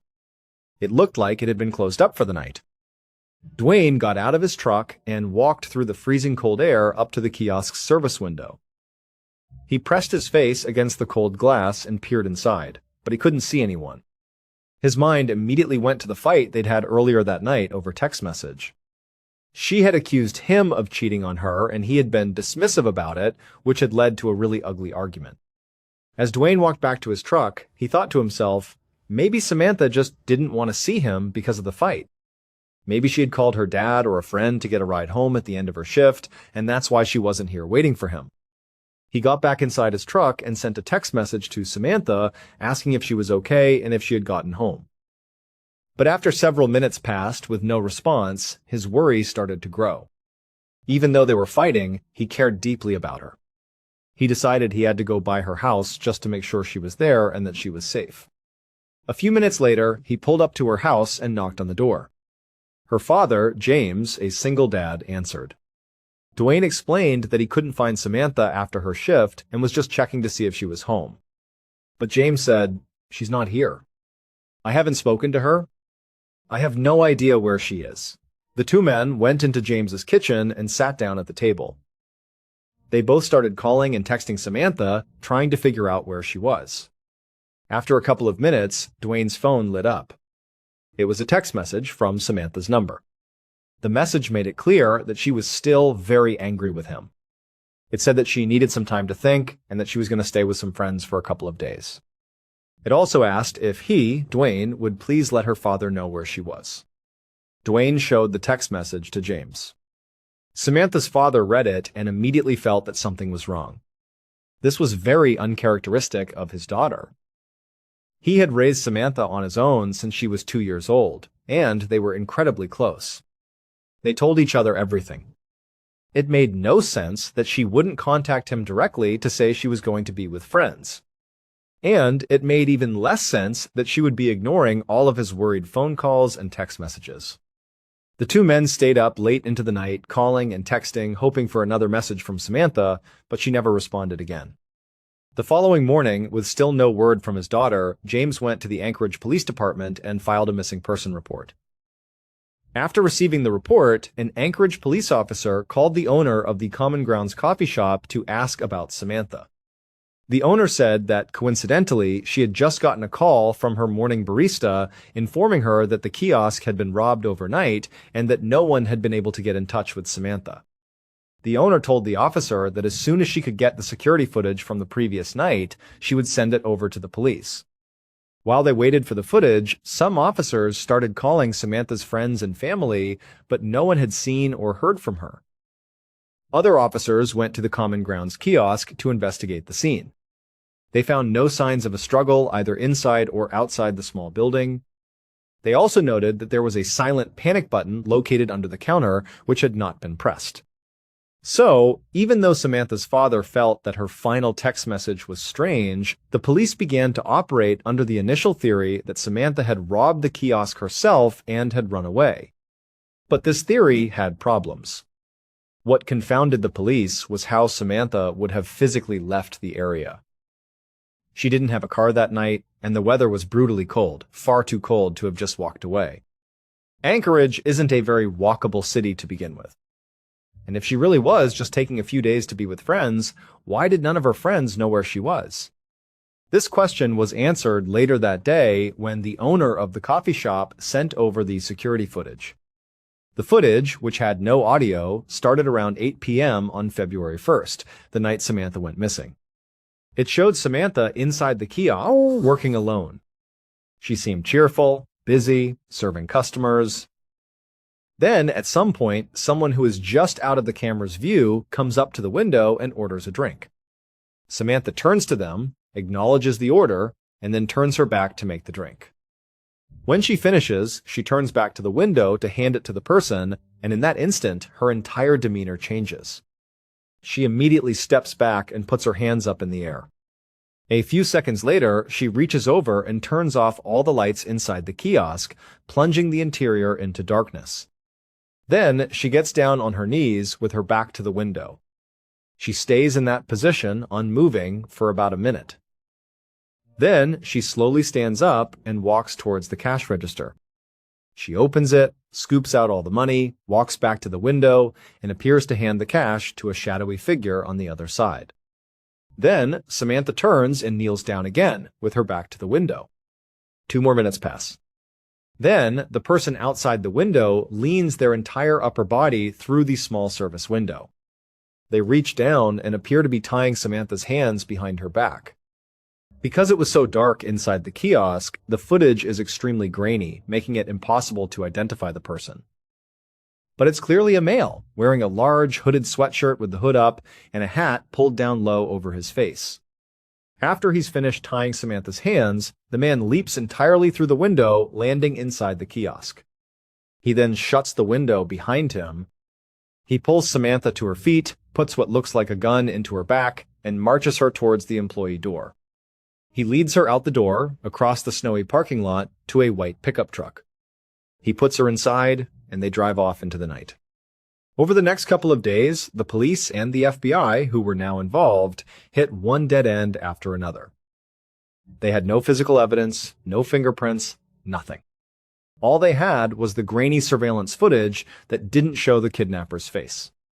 Meanwhile, Samantha's father, James, rallied the entire city of Anchorage to help search for his daughter. His passionate efforts attracted national news coverage, and soon Samantha's story was everywhere. Strangers donated thousands of dollars to a reward fund for information leading to her whereabouts. But despite the growing reward and the national media attention, no one came forward with any useful information. And there was still no word from Samantha or her captor. Then, on February 24th, 3 weeks after Samantha had been taken, Dwayne got another text message from her phone. It directed him to a specific sign in a nearby public park. Dwayne and James immediately shared the text with the police and then raced to the park, actually getting there about 15 minutes before the authorities. They walked through the gates, down a main trail, and stopped in front of the sign. It was a community bulletin board, and tacked to the board was a Ziploc bag. Inside the bag was a typed ransom note. And Xeroxed onto the note was a black and white photo of Samantha. In the photo, Samantha looked dazed. She had a blank expression on her face, and she wasn't looking directly at the camera, but just off to the side. In the photo, a man's hand was visible, holding up a copy of the Anchorage Daily News newspaper, dated the 13th of February, 2012. It was a proof-of-life photo. Her captor was proving that she was still alive as of 11 days ago.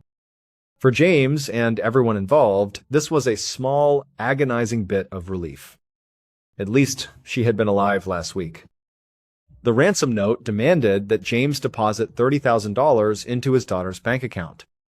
If he did, she would be released 6 months later. On the advice of the FBI, James deposited a small portion of the ransom money into Samantha's account. Then, the FBI just waited and watched. They knew that if anyone tried to use her debit card, they could track the location of the transaction. A few days later, 3 separate withdrawals were made from ATMs within Anchorage. Each time, the FBI was notified and rushed to the location, but whoever was making the withdrawals was long gone by the time they arrived. Security footage from the ATMs showed a man wearing a ski mask and large sunglasses, making it impossible to identify him. After those 3 withdrawals, the account went silent for over a week. There was still no word from Samantha. Then, on March 7th, more withdrawals were made, but this time they were in Arizona, then Mexico, and then Texas. Again, authorities would rush to the ATMs, but they were always just a few minutes too late. But this time, they got a break. In one of the surveillance videos from a Texas ATM, they spotted the car the masked man got into before he drove away. It was a small white sedan, a Ford Focus, and they saw him get on a highway heading east. An alert was put out to law enforcement in that part of Texas to be on the lookout for that car. On March 13th, a Texas state trooper spotted the white Ford Focus parked in a hotel parking lot. He waited nearby. A short time later, a man in his 30S came out of a hotel room, walked to the car, and got in. The trooper followed him as he pulled out onto the road. He was looking for any reason to pull him over. He clocked the car with his radar gun and saw it was going 2 miles per hour over the speed limit. That was enough. He flipped on his lights and pulled the car over. The trooper walked up to the driver's side window. The man inside was calm. The trooper asked for his license. The man handed him an Alaska driver's license. His name was Israel Keys. He was 34 years old, and he lived in Anchorage. The trooper knew this was their guy. He called for backup, and soon Keys was in custody. A search of his car turned up a ski mask, clothes that matched the description from the ATM videos, a gun, Samantha's cell phone, and her debit card. After his arrest, Keys initially denied any involvement in Samantha's disappearance. But when presented with the overwhelming evidence against him, he caved. He said he would tell them the whole story of what happened to Samantha, but only if they met his demands: an Americano coffee, a peanut butter Snickers bar, and a cigar. Once the investigators provided these items, he began to talk. And the story he told was so disturbing, so graphically violent, that the FBI has still not released the full transcript of his confession to the public. Here is what happened, based on the details that have been made public. On February 1st, Israel Keys had decided to rob the Common Grounds coffee kiosk. He walked up to the window expecting to find a teenager working inside, and he was right. It was Samantha. He ordered an Americano. But as she turned her back to make his drink, his plan suddenly changed. He wasn't just going to steal money. He was going to steal Samantha. When she turned back and handed him the drink, he pulled out his gun and told her it was a robbery. He forced her to turn off the lights, get on the ground, and hand over the money. Then he tied her hands, jumped inside the kiosk, stuffed napkins in her mouth to keep her quiet, and marched her out to his truck. Once they were in the vehicle, he told her that if she tried to escape or scream, he would kill her. He said she was very obedient and composed, despite being terrified. Keys then took her phone and sent the text message to her boyfriend, Dwayne, creating the lie that she was with friends. He told Samantha he was holding her for ransom. She told him her family was poor and they wouldn't be able to pay much.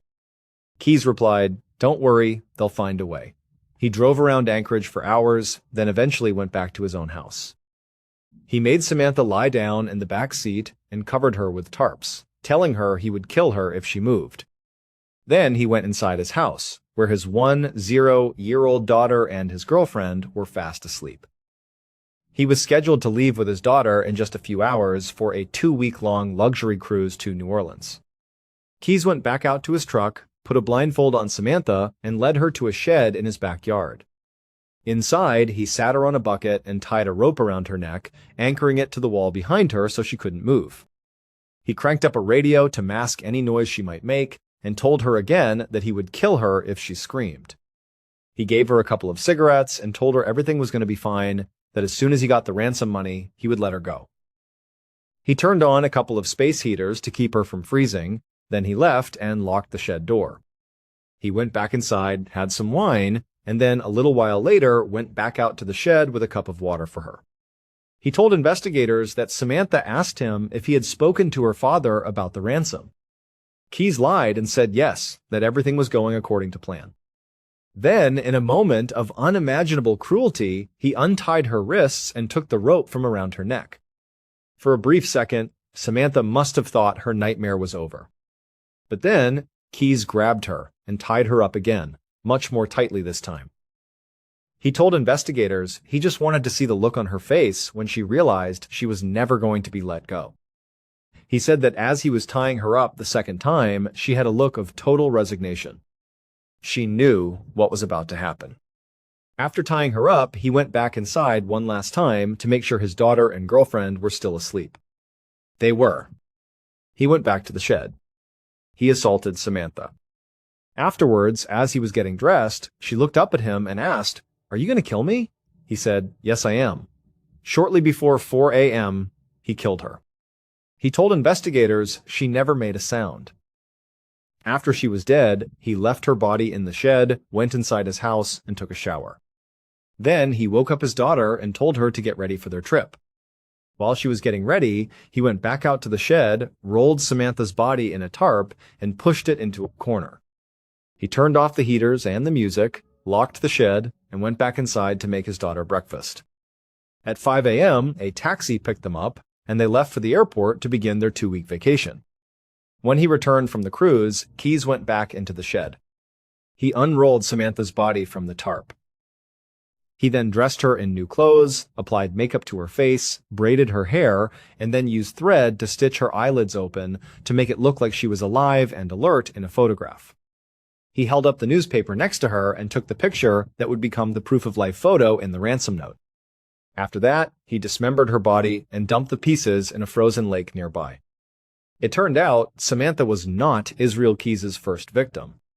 He was a prolific serial killer who preyed on completely random people for the thrill of it.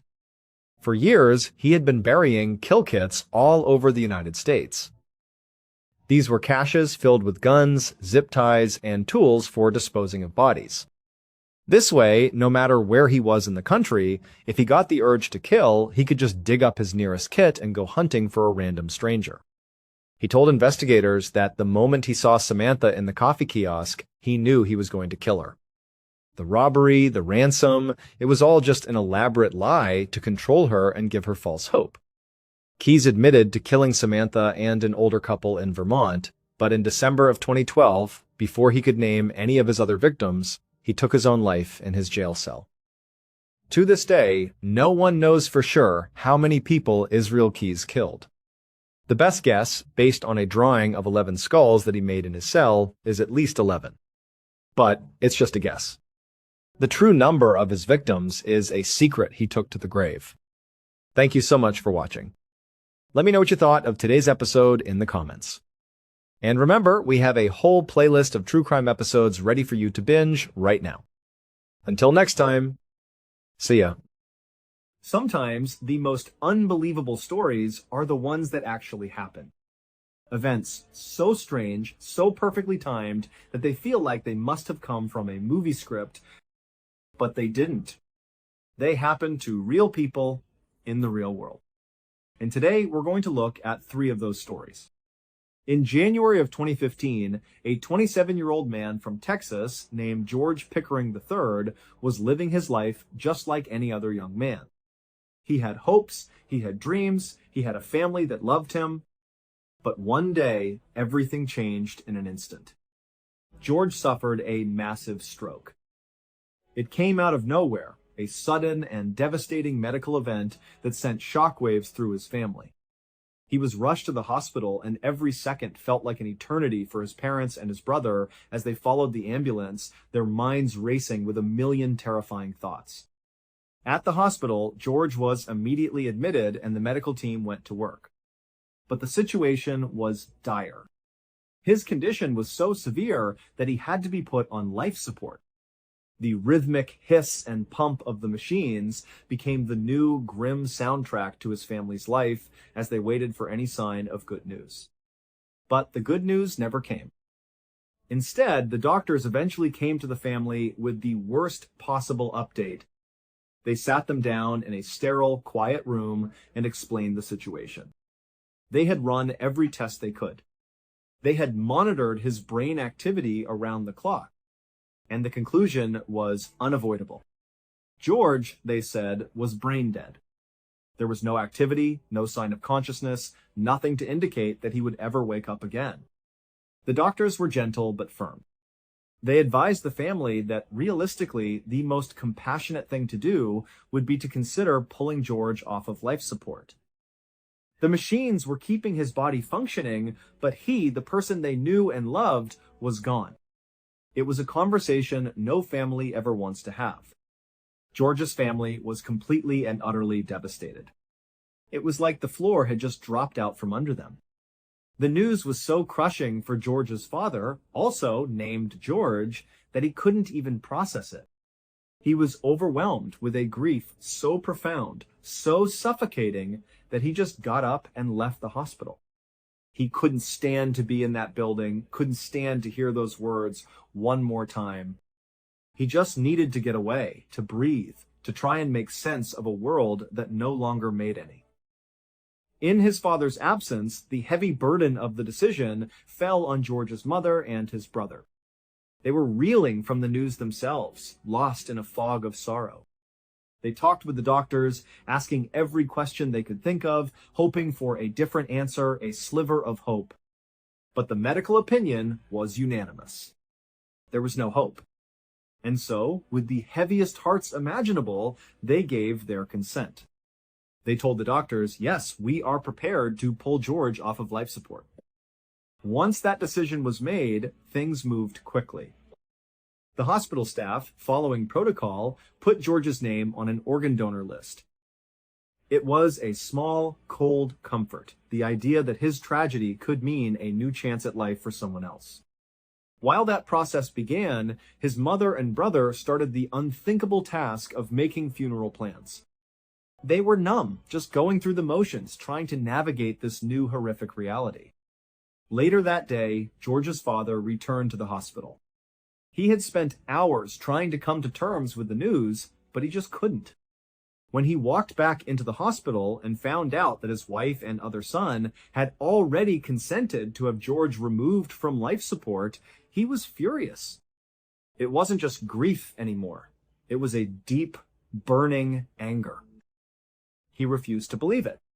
He did not believe that his son was totally, irreversibly brain dead. He looked at his wife and his other son and couldn't understand how they could give up so easily. In his mind, there had to be a chance. He felt with every fiber of his being that they should at least give George a little more time, just a few more hours, a few more days, anything.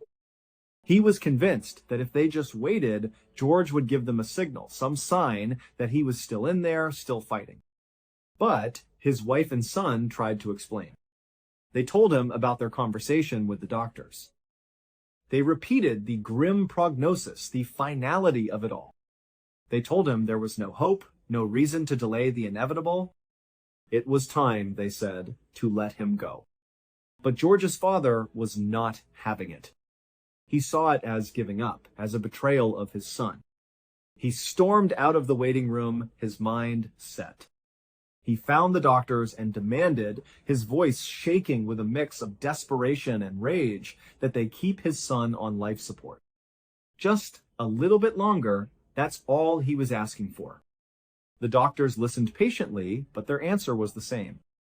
They explained again that there was no medical reason to do so. Keeping him on the machines wouldn't change the outcome. And then they added another layer of pressure. They told him that by delaying, he was jeopardizing the people who were waiting for George's organs. People whose lives were hanging in the balance, waiting for a transplant. From a medical and ethical standpoint, they explained, they needed to expedite the process, not delay it. This was the best thing to do for everyone involved. For George's father, this was the final straw. He felt like no one was listening, like the whole world was conspiring to take his son away from him. He was completely distraught, his mind a whirlwind of grief and anger. He ran back to his son's room in the ICU.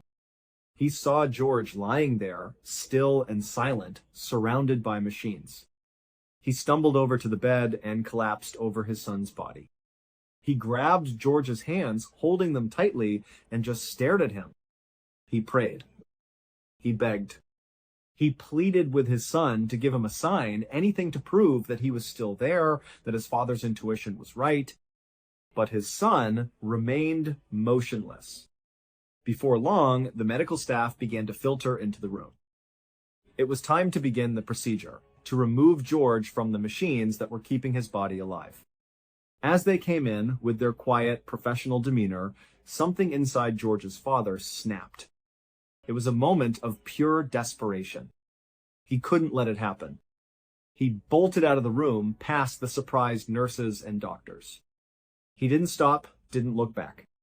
He ran out of the hospital, his heart pounding in his chest. He went straight to his car, fumbled for his keys, and opened the door. From inside his vehicle, he retrieved his gun. Then, with the cold, heavy weight of the weapon in his hand, he ran back into the hospital, back down the hallway, back to his son's room. He burst through the door and aimed the gun at the medical team. He ordered them to stop what they were doing and to get out of the room immediately. The doctors and nurses froze, their eyes wide with shock and fear. Thankfully, they had not yet begun the process of actually removing George from life support. The machines were still running. Seeing the gun and the look of sheer desperate resolve on the father's face, they didn't argue. They backed out of the room slowly, hands raised. Once the room was empty, George's father walked over to the door and locked it. For the next several hours, a tense standoff unfolded.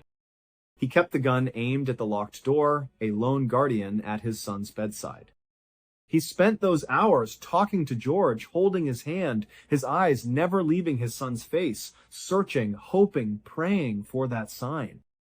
Eventually, the hospital's security and local police had been alerted, and soon the SWAT team arrived.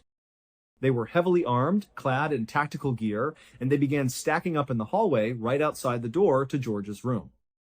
The negotiator started yelling into the room, his voice firm but calm, telling George's father to put the gun down, to open the door, to let them come in. But the father barely heard them. His entire world had shrunk to the space of that hospital bed, to the feel of his son's hand in his... He was just looking down at his son, his voice a low murmur, "Come on, son. Squeeze my hand. Please, just squeeze my hand." Just as the SWAT team was preparing to breach, right as they kicked in the door and swarmed into the room, George's father felt it. A faint but unmistakable pressure. He had reached down and grabbed his son's hand one last time, and his son squeezed his hand back.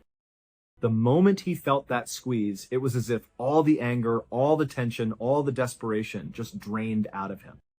He dropped the gun. It clattered to the floor. He immediately surrendered peacefully to the SWAT team. They pushed him to the ground, and as they were detaining him, putting him in handcuffs, George's father wasn't resisting.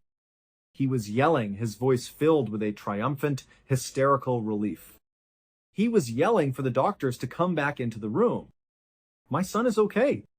He's okay," he shouted. And sure enough, when the doctors cautiously re-entered the room, they saw it too. George was not the same man he was a few hours ago. He was moving his hand. His eyes were open. And most incredibly, he was making eye contact. He was aware. He was there. Over the next few days and weeks, George Pickering III made a totally full recovery. He would later be told the whole story about how his family had agreed to let him go, about how his father had refused.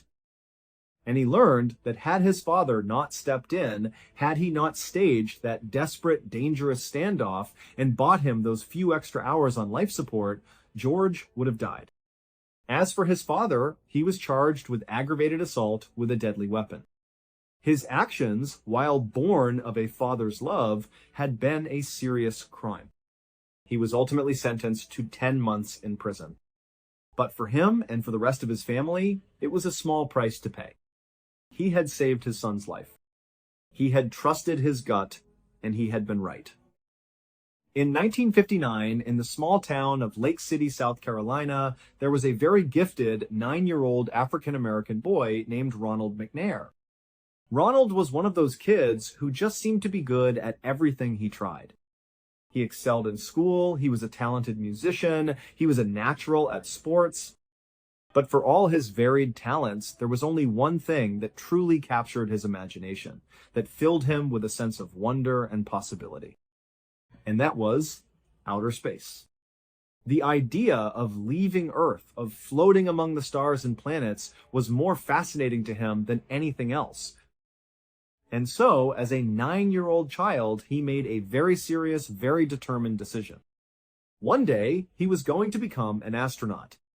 The problem was, he had absolutely no idea how to do that. How does a little boy in South Carolina become an astronaut?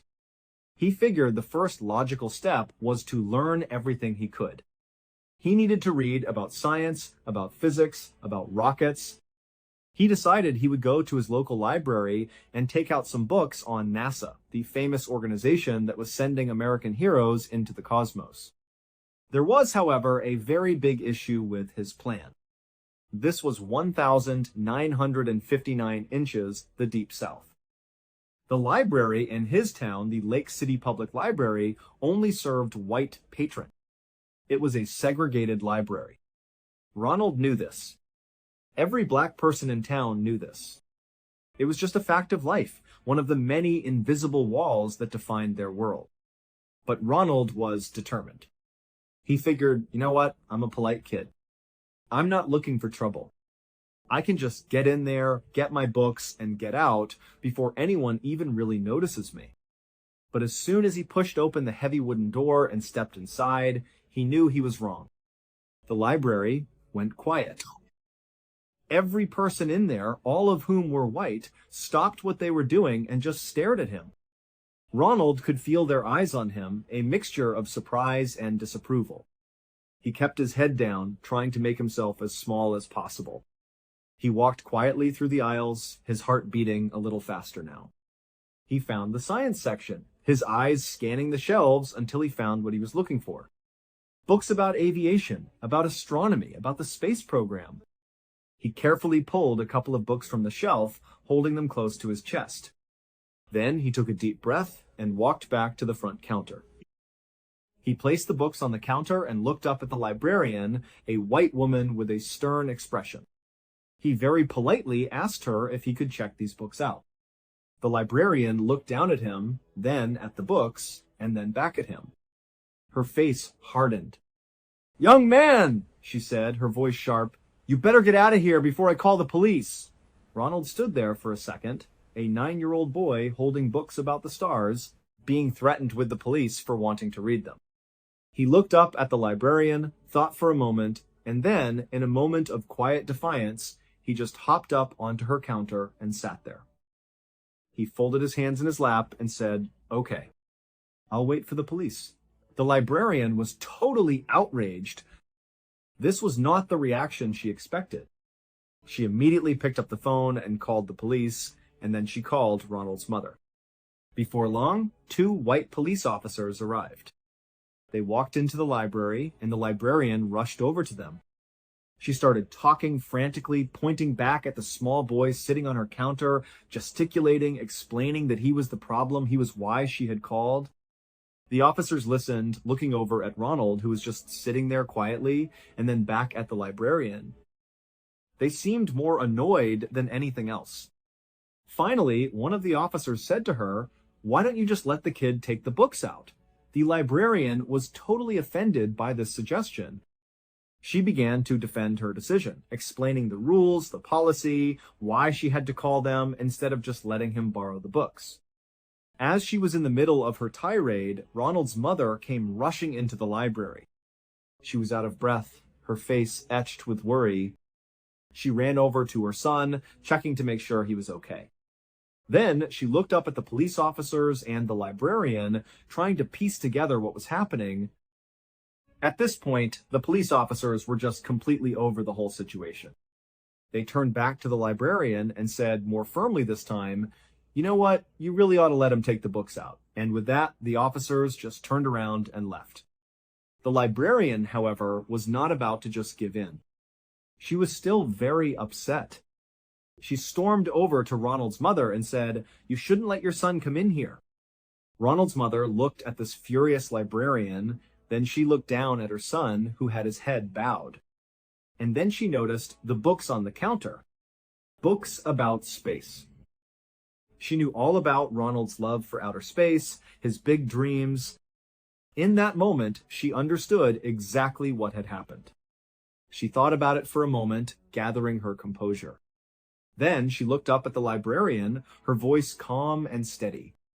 "Well," she said, "since he's here already, can he take out those books?" "He'll take good care of them." The librarian was still fuming, but she knew it was a losing fight. The police had left, and the boy's mother was standing there, resolute.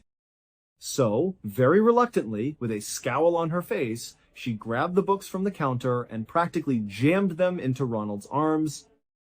Ronald's mother gave him a little nudge and said, "What do you say?" Ronald, now holding his precious new books about NASA and space, looked up at the librarian, a genuine smile spreading across his face, and said, "Thank you, ma'am." And then he and his mom turned around and they walked out of the library together. Ronald would go on to read those books and many, many more. His passion for science and space only grew stronger. He would go on to earn his PhD in physics from MIT, the Massachusetts Institute of Technology, one of the most prestigious universities in the entire world. After graduation, his childhood dream came true. He was selected by NASA to become an astronaut. In 1984, Ronald McNair went into outer space. He was the second African American to ever do so. And while he was in orbit circling the Earth, it's said that he played his saxophone for his crewmates, a moment of pure beauty and artistry high above the world that had once tried to deny him a library book. Then, in 1986, Ronald was chosen again for another mission to outer space. He was assigned to the crew of the Space Shuttle Challenger. But tragically, 73 seconds after takeoff, the shuttle exploded in the sky, killing Ronald and the 6 other astronauts on board. It was a national tragedy, a moment of profound loss for the country and the world. Following his death, a powerful and symbolic change took place back in his hometown of Lake City, South Carolina. The very same library that had once tried to turn him away because of the color of his skin officially renamed itself. It became the Ronald E. McNair Life History Center, a permanent tribute to the little boy who refused to be told no, who sat on a counter and waited for the police because all he wanted to do was read about the stars he would one day visit. The United States formally entered the Second World War in December of 1941 after the surprise attack on Pearl Harbor in Hawaii by the Japanese military. The nation was plunged into a global conflict, and young men from every corner of the country answered the call to serve. About 6 months after the war began for America, a 21-year-old native of Alabama named Henry Irwin made the decision to join the Army Reserve. For nearly 2 years after that, Henry went through extensive and rigorous military training. He was eventually made into a radio operator and was assigned to the crew of a B-29 bomber. A B-29 Superfortress was a marvel of modern engineering at the time. It was this huge, powerful aircraft, a flying fortress whose sole purpose was to fly long distances and drop massive payloads of bombs on enemy targets. In February of 1945, as the war in the Pacific was reaching its brutal climax, Henry and his B-29 bomber unit were sent to the Pacific Theater. Their mission was clear and dangerous: drop bombs on the Japanese. 2 months after arriving, in April of 1945, Henry's B-29 was given a particularly important task. They were assigned to be the lead bomber in a group attack on a Japanese chemical facility. The target was located about 125 miles north of Tokyo. It was a high-stakes mission. Aside from his primary job of operating the radio inside the B-29, Henry had another crucial role when their plane was designated as the lead attacker. His job was to organize the other planes in the attack formation. The way he would do this was by dropping a series of phosphorus smoke bombs out of his plane. The idea was that these bombs would fall to the ground, and once they did, they would release a thick cloud of white smoke. Henry would then get on his radio and communicate with the other pilots in their squadron. He would use the smoke cloud as a visual reference point on the ground, a rallying point in the sky. He would basically tell them to organize themselves in relation to the smoke, flying to specific positions to create the perfect formation for their bombing run. Once all the pilots were properly organized, they would proceed to their target and commence the attack. On this particular mission, Henry was in his usual position inside the plane, right behind the front turret gun, which was located towards the front of the aircraft. The flight was tense, as all combat missions were. At a certain point, his pilot's voice crackled over the intercom, telling him it was time. "Start dropping the smoke bombs," he ordered. Henry did as he was told. He reached over and pulled a lever, which opened up a chute on the bottom of the plane. A series of smoke bombs began tumbling out of it, falling towards the earth below. Now, these weren't simple smoke grenades. As soon as he pulled that lever, all of the smoke bombs in that chute were ignited. They were on a timed fuse. They were designed to tumble out of the plane, and then, just before hitting the ground, they would ignite a chemical reaction inside them, and thick white smoke would start billowing out. But on this day, something went terribly wrong. After Henry pulled the lever, a couple of the smoke bombs fell out of the chute as planned. But one of them, for some reason, didn't fall cleanly. It got turned around as it tumbled down the chute, caught itself on the lip of the opening, and then bounced back up, back into the plane. It shot back into the cabin and struck Henry square in the face. The impact shattered his nose, and then, in that same instant, the bomb's fuse timer ran out and it ignited.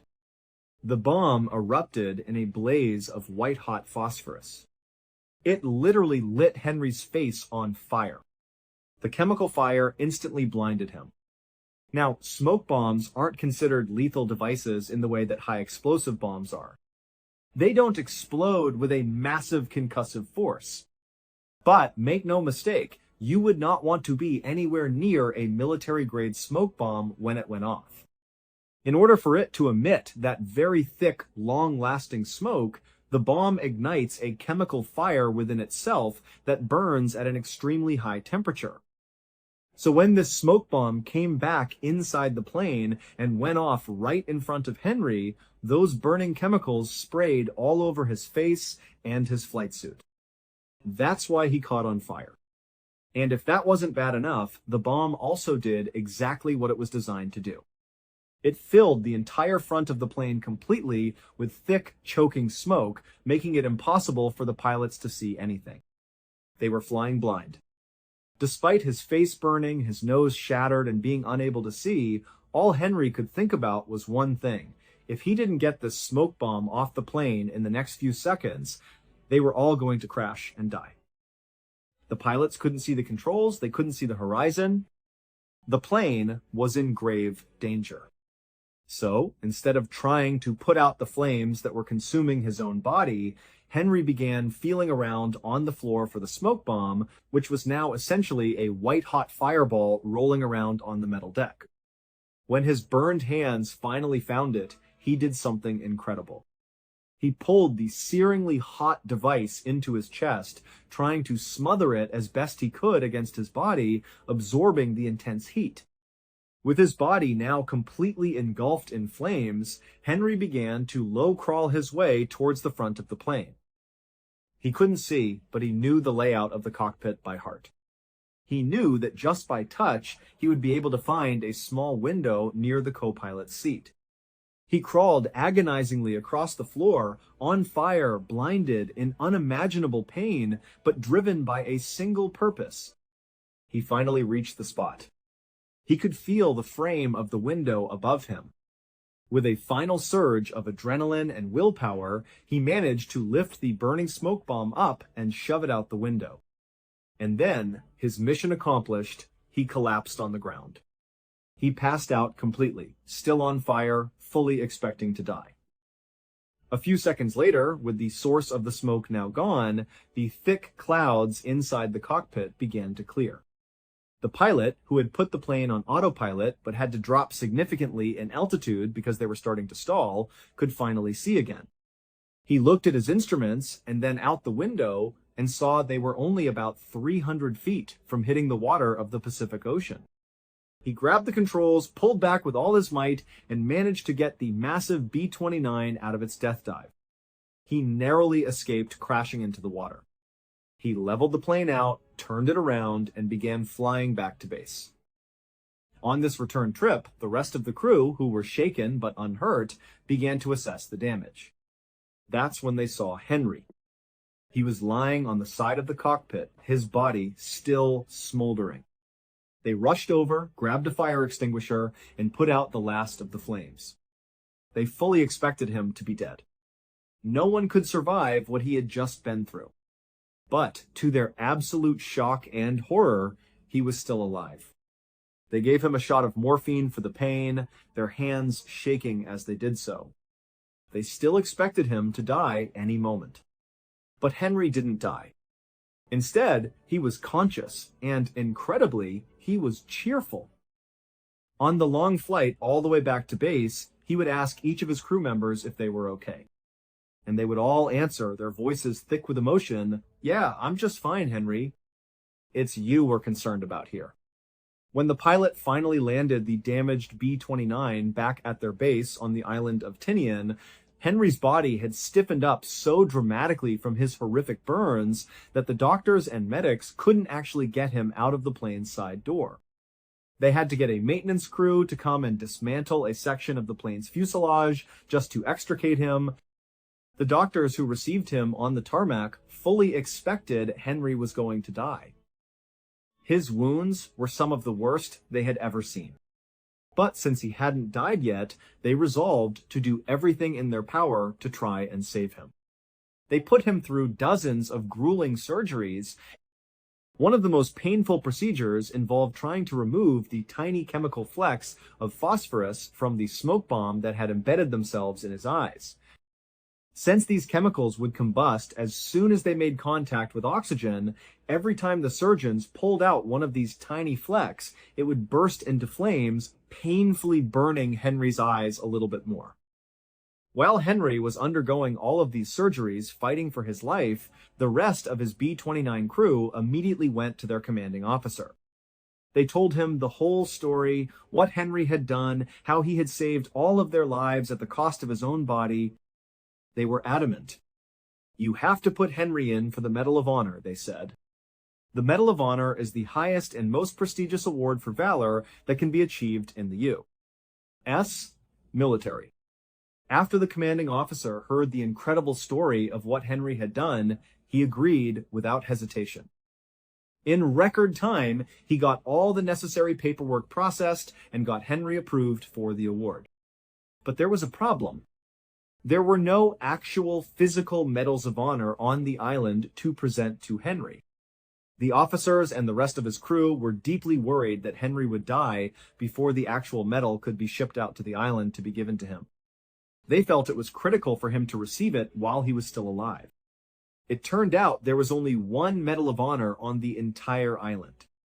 It was a display model inside a glass case in a small military museum. So one of the officers from Henry's crew went to the museum, shattered the glass case, took the display medal, and rushed to the hospital. He went straight to Henry's bedside and put the medal around his neck. And after that, somehow, against all odds, Henry just didn't die. After dozens and dozens of more surgeries, Henry actually regained sight in one of his eyes, and he slowly regained the use of most of his body. He had survived the unsurvivable. Henry would later be asked in an interview what it was like to do the very heroic thing that he did. And he would say, with incredible understatement, "Well, I only moved the bomb 13 feet. But 13 feet feels like 13 miles when you're on fire." Henry would go on to be honorably discharged from the military. He returned home to Alabama, and he would spend the next 37 years of his life working closely with other burn victims, using his own incredible story to keep them positive and optimistic about their own recovery. He also went on to have a family, 4 children in total, one of whom became an Alabama state senator. In 2002, Henry Irwin died of natural causes. He was 80 years old, having lived a full and meaningful life for decades after an event that should have ended it in a fiery crash in the middle of the Pacific Ocean. Thank you so much for watching. Let me know what you thought of today's episode in the comments. And remember, we have a whole playlist of true crime episodes ready for you to binge right now. Until next time, see ya. In 1993, David Lewis was a man who seemed to have it all. He was a successful and well-respected lawyer living in Amarillo, Texas. He had a loving wife, Karen, and a beautiful 9-year-old daughter. By all accounts, he was a devoted family man, the kind of guy who coached his daughter's sports teams and spent his free time helping out with local charities. His life was stable, predictable, and happy. On January 28th of that year, a Thursday, Karen and their daughter were getting ready for a fun weekend trip. They were heading to Dallas, a few hours away, for a mother-daughter shopping spree. It was something they were both really looking forward to. Normally, David would have tagged along, making a family trip out of it. But this particular weekend was a big one for sports fans. The Super Bowl was on that Sunday, the 31st, and David didn't want to miss it. He was a huge fan and wanted to enjoy the game from the comfort of his own home. So he said his goodbyes, and Karen and their daughter drove off to Dallas, leaving David to have the house to himself for a couple of days. They had their trip, and then on Sunday, after the big game had finished, they made the drive back home to Amarillo. As they pulled into the driveway, they were expecting to walk in and find David either cleaning up some game day snacks or maybe watching the post-game analysis. When they stepped inside, the house was quiet. The first thing Karen noticed was that the TV was still on, tuned to the channel that had just aired the Super Bowl. That wasn't too strange. But David was nowhere to be found. Karen called out his name, but there was no answer. She walked through the familiar rooms of their home, a little confused but not yet worried. She figured maybe he had gotten a last-minute invitation to watch the second half at a friend's house and just hadn't called. She noticed the VCR was still recording. This was classic David. He was known for recording all the major sporting events so he could watch them again later. The fact that the VCR was still running meant he hadn't been the one to turn it off. It was just another small, slightly odd detail. Karen continued her search, calling his name. She went into the kitchen, and that's when things started to feel a little more unsettling. She opened the refrigerator door, maybe looking for a note, or just seeing what was inside. And there, on a shelf, was a plate with 2 freshly made turkey sandwiches. This was a sandwich David made all the time, his go-to snack. But why would he make 2 sandwiches and then just leave them in the fridge, uneaten? It didn't make sense. She closed the fridge door and turned around.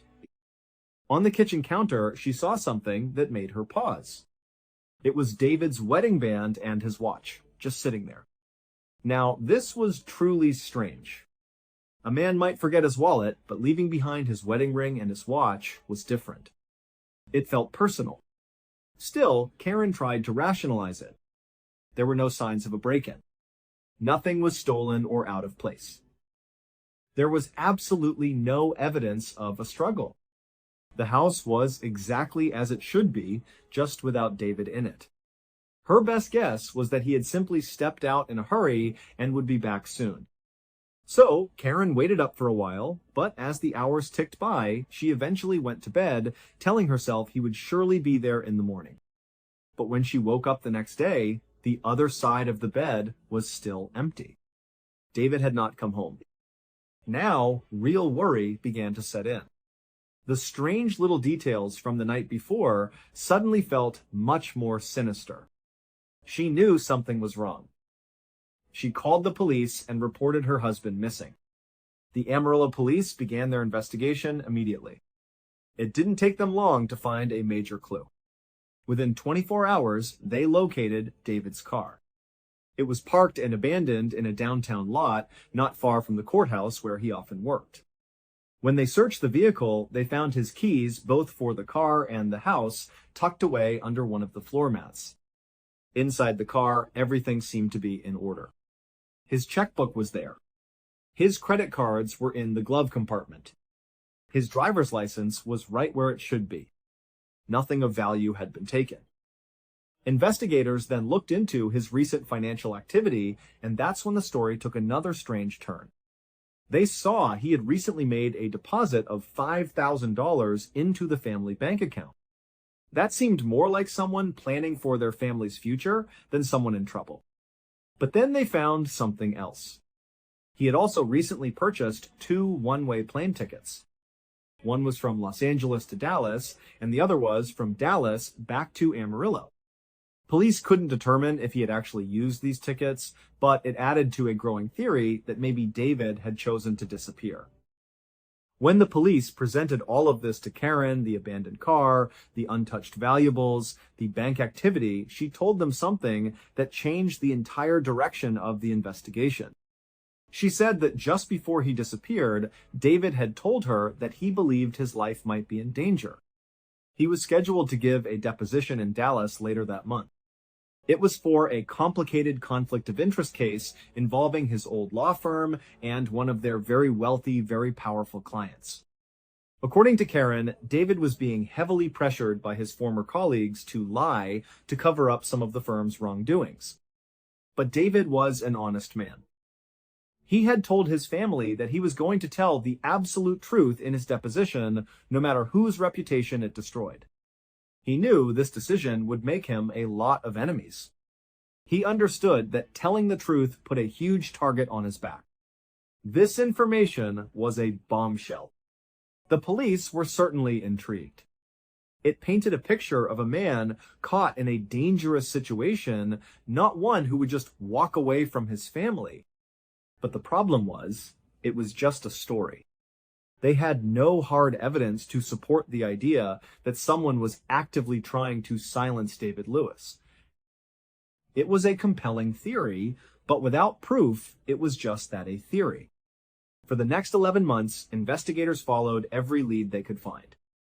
They interviewed his former colleagues. They looked into the wealthy client from the lawsuit, but they found nothing. No new information surfaced. There were no sightings of David. He never called home. He never used his credit cards or his social security number. He had, for all intents and purposes, vanished from the face of the earth. After nearly a year with no progress, the police officially decided to close the case. The official conclusion was that David Lewis had left of his own accord. They ruled out foul play. For David's family, this was a devastating blow. They had to try and accept the unacceptable, that David was gone, and they would likely never know what truly happened to him. The years passed, and the mystery of his disappearance remained a painful, open wound. Then, in 2004, 11 years after David vanished, something incredible happened. A state trooper in Washington state was sitting at his computer browsing the internet. He had an interest in unsolved mysteries and was looking through old cold cases. He clicked on a page and a picture of David Lewis popped up on his screen. The trooper stared at the photo. He felt an immediate jolt of recognition. The face looked exactly like an unidentified victim from a hit-and-run case he had worked on way back in 1993. His heart pounding, he pulled up the old case file. The details matched up in a chilling way. The John Doe victim had been struck by a vehicle and killed just one day after David Lewis was reported missing in Texas.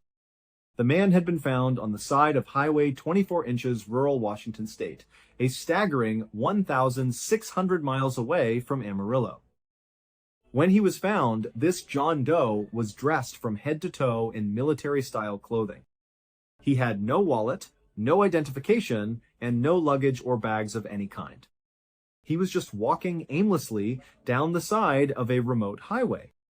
Despite the immense distance and the strange circumstances, the trooper felt a growing certainty that this was David. But as he looked back at the picture of David Lewis, he noticed David was wearing glasses. He tried to remember if the John Doe from 1993 had been wearing glasses, and he didn't think so. It was a small detail, but it could be the one that proved him wrong. Just to be sure, he checked the evidence log, the list of personal belongings found on the body, and there it was. The John Doe did have a pair of glasses on him. And when he saw the description, it was a perfect match to the exact same kind of glasses David was wearing in his photo. It wasn't long before DNA testing was done, and the results came back as a definitive match. The John Doe from Washington was without a doubt David Lewis. After 11 long years, the mystery of where David went was finally solved. But it only opened up an even bigger, more disturbing mystery. Why? Why would David travel 1,600 miles to Washington, a state where he had no friends, no family, and no connections whatsoever?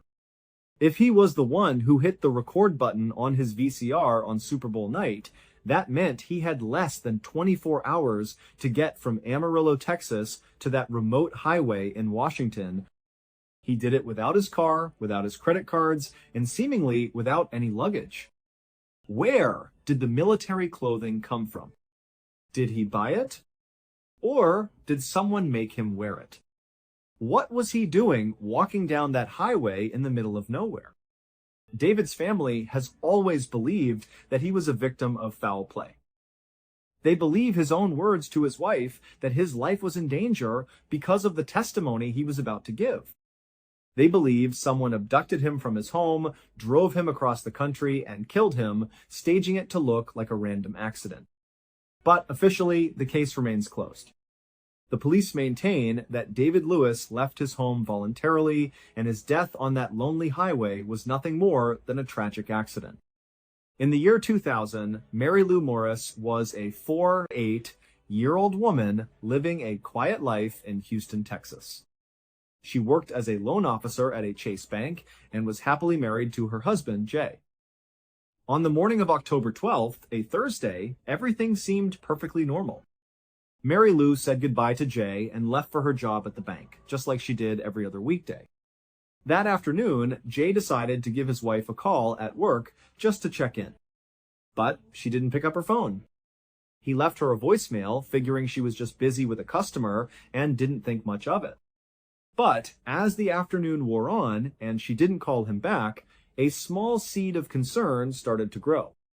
This was very out of character for Mary Lou. She always returned his calls. By 5 p.m., when Mary Lou should have been finishing up her workday, Jay still hadn't heard from her. He called her again, but once more, the call went straight to voicemail. Now, his concern was turning into real worry. He decided to call Mary Lou's supervisor at the bank. The supervisor picked up, and Jay asked if he could speak to his wife. And the supervisor's response sent a chill down his spine. He told Jay that Mary Lou hadn't come into work at all that day. They had tried to get in touch with her as well, but couldn't reach her. In that moment, Jay knew something was terribly wrong. He immediately hung up and dialed 911, reporting his wife missing. The police had barely even started their search for Mary Lou when another call came into the station. It was from a man who had been riding his ATV on a remote dirt road about 3 miles from the Morris' home. He told the dispatcher that he had just stumbled upon a smoldering, burnt-out car, and he could see what looked like a body in the driver's seat. It turned out that the fire department had actually received a call earlier that day, around 10 inches the morning, about smoke being seen in that same area. But at the time, they had assumed it was just a controlled burn on someone's property, so they didn't send a unit out to investigate. When police and emergency services arrived at the scene, they found the car was completely destroyed by the fire. The body inside was so badly burned that it was impossible to visually identify who it was.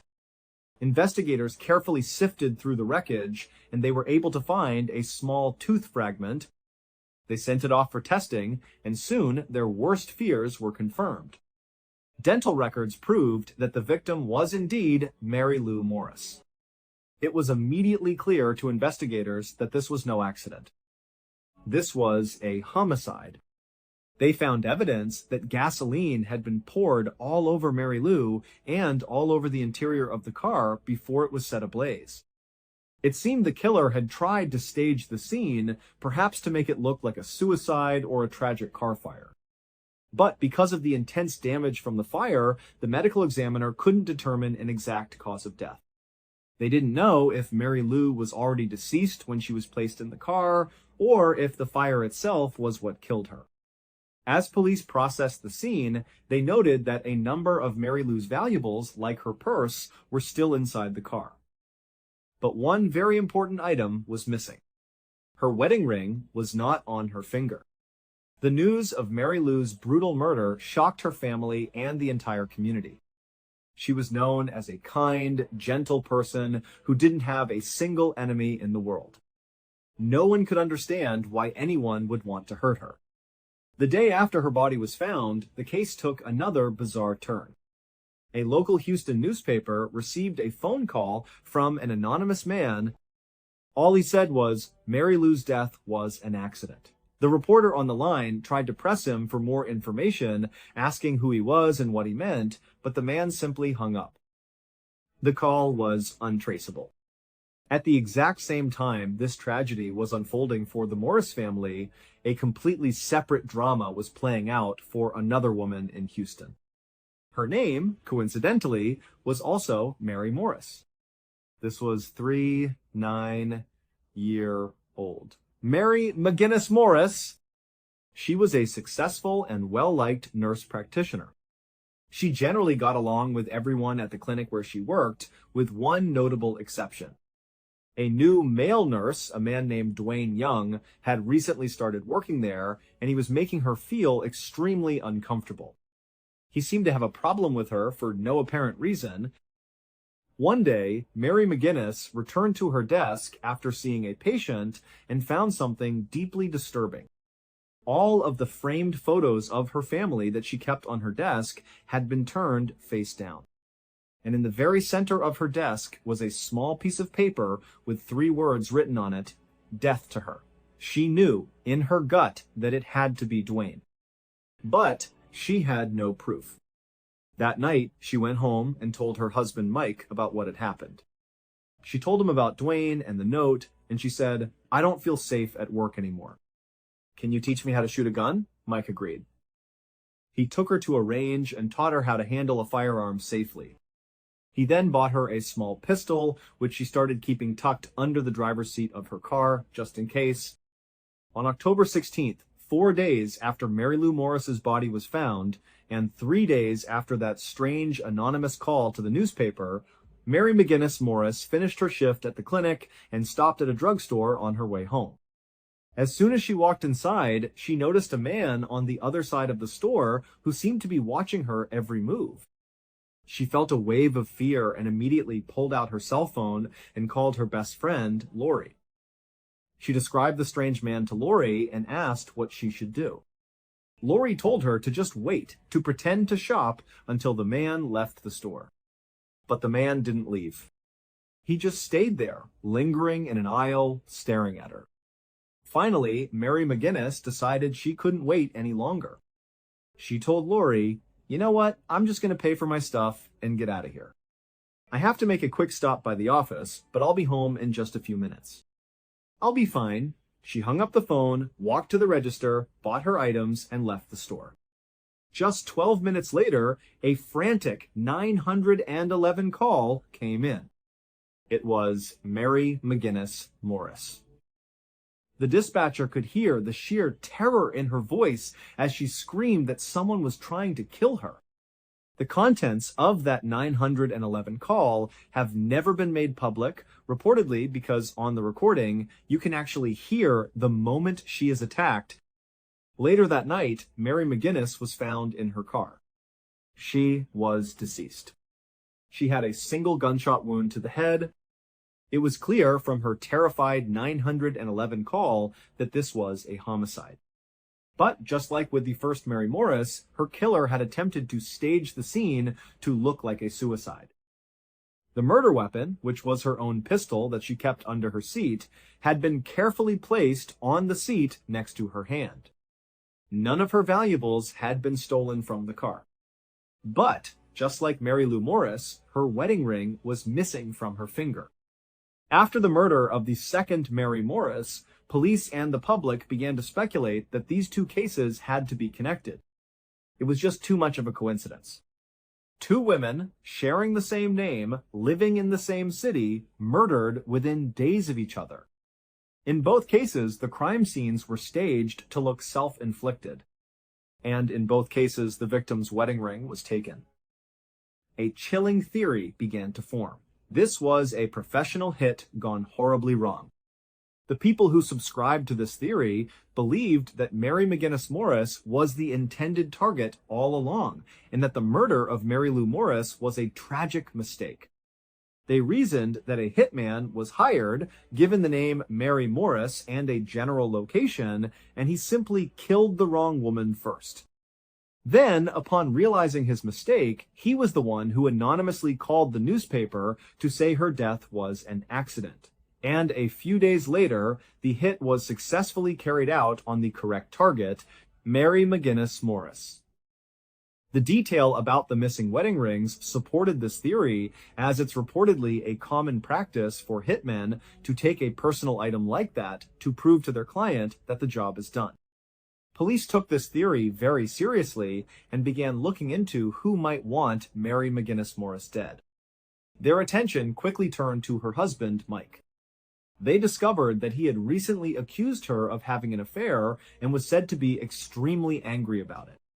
He also behaved suspiciously after her murder, refusing to take a polygraph test and not allowing the police to interview his daughter. And then there was the motive. Mary McGinnis had a $700,000 life insurance policy, and Mike was the sole beneficiary. It seemed like a classic case of a husband hiring a hitman to kill his wife. But when investigators dug deeper, they couldn't find a single piece of evidence that tied Mike to either his wife's murder or the murder of Mary Lou Morris. As for her creepy coworker, Dwayne Young, who wrote the death to her note, police determined that while he clearly disliked her, he was not involved in her death. And so, both of these incredibly strange and tragic cases went cold. To this day, no one has ever been arrested or charged in either murder. In 1996, Blair Adams was a 31-year-old man living in Surrey, a suburb of Vancouver in British Columbia, Canada. In his past, he had some struggles with alcoholism and substance abuse, but for the last 2 years, he had completely turned his life around. He was clean, sober, and had landed a great job as a foreman for a local construction company. He was known as a friendly, cheerful guy who was easy to get along with and had no known enemies. But in the summer of that year, something changed in Blair. He started exhibiting strange and uncharacteristic mood swings. His mother would later describe them as being frequent and wild. In just a matter of weeks, the calm, relaxed, and friendly man she knew transformed into someone who was constantly panicked and on edge. He was always looking over his shoulder as if he expected someone to be following him. The stress was so intense that he couldn't sleep at night. He began telling his friends and coworkers that he was convinced someone was trying to kill him. They were concerned, telling him that he wasn't okay and that he really needed to see a doctor. When his mother confronted him about his increasingly erratic and paranoid behavior, he was secretive. He told her, "Mom, I really shouldn't tell you about it." She pressed him, asking, "What's it?" But he just shook his head and said, "I can't say anything else." And that was all she could ever get out of him. Blair's strange behavior reached a crisis point on Friday, July 5th. He went to his bank and withdrew his entire life savings in cash, a total of $6,000. He then went to his safety deposit box and emptied it as well. It contained thousands of dollars worth of gold, platinum, and expensive jewelry. It was the kind of thing someone does when they're planning to run. 2 days later, on Sunday, he got in his car and drove 30 minutes to the U.S. Canada border. He attempted to cross into the United States, but he was turned away. To the border guards, he was a collection of red flags. A single man traveling alone, carrying a large amount of cash and valuables, and acting extremely nervous. He fit the profile of a drug trafficker, and they denied him entry. Frustrated, Blair drove back home. The next day, Monday, he showed up at his construction site and walked straight into his boss's office. He abruptly announced that he was quitting, effective immediately. He didn't even bother to pick up his final paycheck. He just turned around and walked away. From the construction site, he went directly to the airport. There, he walked up to a ticket counter and purchased a round-trip ticket to Frankfurt, Germany for $1,600. No one knows for sure why he wanted to go to Germany, but he had worked there briefly the year before. His flight was scheduled to depart the following day, on Tuesday. But as soon as he bought the ticket, Blair seemed to change his mind again. He suddenly decided he needed to try and get into the United States one more time. He rushed from the airport to a female friend's house. When she opened the door, she was shocked by his appearance. He looked completely disheveled and terrified. He told her, Someone's trying to kill me. I need your help. Can you drive me across the border? They just rejected me a couple of days ago. You have kids. It'll look more convincing if I'm with a family. His friend was seriously spooked by his frantic behavior and told him she couldn't help. So Blair went home and hid out for the rest of the day. The next morning, Tuesday, he went back to the airport. But instead of getting on his flight to Frankfurt, he went to the ticket counter and asked for a refund. He told the agent that the person he was supposed to meet in Germany had gotten sick, so he couldn't go. The only person this could have been was a woman he had a brief fling with while working there the year before. But later, when investigators spoke to this German woman, she told them she hadn't been in touch with Blair at all and was definitely not expecting him to visit. After getting his refund, Blair left the airport and went to a car rental agency where he rented a Nissan Altima. He immediately drove back to the U.S. Canada border, and this time, for whatever reason, he was allowed to cross. He drove south to Seattle, Washington, went straight to the airport there, and simply abandoned his rental car in the middle of a parking lot. He then went inside and bought a one-way ticket to Washington, D.C. The ticket cost him $770. He could have bought a round-trip ticket for about half that price, but he specifically chose the more expensive one-way option. He boarded the plane that night, and by Wednesday morning, he was on the other side of the country in Washington, D.C. As soon as he got off the plane, he rented another car, this time a Toyota Camry, and started driving again. He drove 500 miles southwest to Knoxville, Tennessee. Blair wasn't seen in Knoxville until around 5:30 that evening when he pulled into a gas station. He told the attendant that he was having trouble with his car. The attendant came out to take a look, and he immediately figured out the problem. Blair was trying to start his Toyota Camry with the key to the Nissan Altima he had abandoned in Seattle. The attendant pointed this out, but Blair, clearly confused, held up the key and insisted, "No, this is the one I was using." The attendant pointed to the Nissan logo on the key. Together, they searched the car inside and out, looking for the missing Toyota key, but it was nowhere to be found. Blair tried calling the rental company, but their office was already closed for the day. The gas station attendant told him there was nothing more he could do and that they would have to tow the car. But he offered to give Blair a ride to a nearby hotel. Blair accepted. Just after 6 p.m. that night, Blair walked through the front doors of a Fairfield Inn. Hotel security footage captured what happened next. He walked in, stood in the lobby for a moment, then turned around and walked right back out. A few minutes later, he walked in again, and then walked out again. He did this over and over 5 separate times over the course of an hour. Finally, he approached the front desk and asked for a room. The front desk clerk later told police that Blair seemed completely paranoid. He was constantly looking over his shoulder and was visibly on edge the entire time. She gave him his room key, he paid in cash, and then instead of going up to his room, he turned around, walked out the front door one last time, and never came back. The next morning, 2 construction workers arrived at their job site, which was located in a vacant lot directly across the street from the Fairfield Inn. As they started their day, they discovered a body. It was Blair Adams. He was lying on the ground, and strangely, he was missing his shoes, his socks, and his pants. He had several scratches on his hands and face, but none of the injuries were life-threatening. Scattered on the ground all around his body was $4,000 in a mix of American, Canadian, and German currency. His fanny pack, full of all the expensive gold and jewelry from his safety deposit box, was also lying nearby.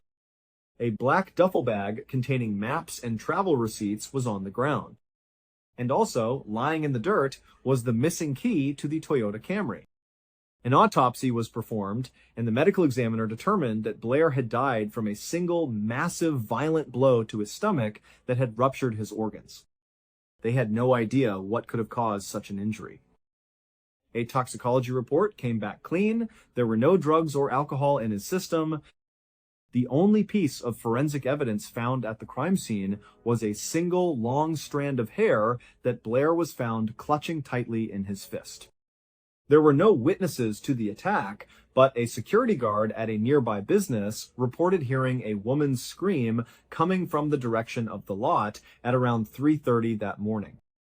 The only real lead police had was a composite sketch of a man who several people had seen Blair talking to outside of a Cracker Barrel restaurant shortly after he had left the hotel for the final time. But police were never able to identify this man. Investigators were completely baffled. Was Blair telling the truth all along? Had someone been hunting him for weeks, finally catching up to him in a vacant lot in Tennessee? If so, why didn't they take the thousands of dollars in cash and valuables that were lying right next to his body? Or was Blair suffering from a severe paranoid delusion, and his death was the result of a random, tragic encounter with a violent stranger? To this day, we still have no idea. Thank you so much for watching. Let me know what you thought of today's episode in the comments. And remember, we have a whole playlist of true crime episodes ready for you to binge right now. Until next time, see ya. It is a strange and unsettling truth that people can vanish right in front of us, in places we pass by every single day without anyone noticing. Sometimes we look for missing people in distant forests or far-off cities, believing they must have traveled miles away, only to discover that they were right next to us the entire time, trapped in a silent void. Today, we are going to look at 3 incredibly bizarre disappearance stories that show just how fragile our safety can be and how quickly a normal day can turn into a living nightmare. These stories take us to different parts of the world, from the packed, vertical high-rise buildings of Taiwan to the freezing, isolated cabin country of Alaska, and finally to the empty, dark skies over a mysterious stretch of water in Australia. Each of these events left investigators baffled, families devastated, and the public wondering about the strange forces that can cause a human being to simply disappear.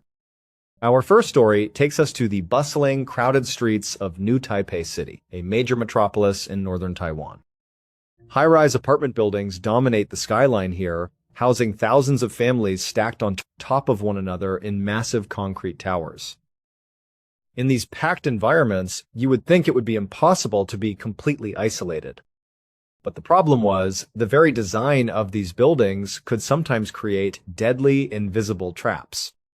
And on a warm, humid evening in late August of 2010, an ordinary resident of one of these high-rises would walk directly into a situation so terrifying that it would haunt him for the rest of his life. In August of 2010, a 76-year-old man named Zhang was staying at his daughter's apartment in one of these high-rise complexes. Zhang was a quiet, retired grandfather who enjoyed a peaceful and predictable life. Every single evening, he had a specific routine that he never missed. He would step out of the apartment building at around 7:30 p.m. to take a long. It was his way of getting some fresh air, keeping his joints moving, and enjoying the lively atmosphere of the city. Zhang was familiar with the streets, the local vendors, and the general rhythm of the area. He felt perfectly safe, knowing that the neighborhood was friendly and well lit. On the evening of the 20th of August 2010, Yang was finishing up his walk and making his way back to the building. The air was thick and heavy, typical for late summer in northern Taiwan. As he approached the entrance of the apartment complex, he noticed a street lamp right outside the main doors with a large, brightly colored poster taped to it. It was brand new, and he had not noticed it when he left an hour earlier. Curled under the warm, yellow glow of the street lamp, Zhang walked up to the poster to see what it was about. The poster featured a photograph of a middle-aged woman named Chen Yanui. She was 50 years old, and according to the text, she suffered from severe dementia. The poster explained that Chen lived on the 5th floor of the very same apartment building Zhang was staying in, where there was a specialized memory care facility. She had gone out for her regular evening walk about a week prior, on August 15, and had simply vanished. Her family and the local police had been searching for her tirelessly, plastering these flyers all over the area, hoping someone would recognize her. Zhang felt a deep wave of sympathy for this woman and her family. He knew how terrifying dementia could be, and he could only imagine how frightened she must be, lost and confused in the massive city. He stood there for several minutes, studying her face and trying to commit her features to memory. He thought to himself that if he happened to see her during his daily walks, he would immediately contact the police to help bring her home. He looked at her kind eyes in the photograph, hoping that she was safe somewhere and would be found soon. After a final look, he turned, walked through the lobby doors, and entered the building. He walked over to the elevator, pressed the up button, and waited. The lobby was quiet, with only the hum of the building's air conditioning filling the space. When the elevator arrived, the doors slid open with a soft chime. He stepped inside the small fluorescent-lit cab and reached out to press the button for the 7th floor, where his daughter's apartment was.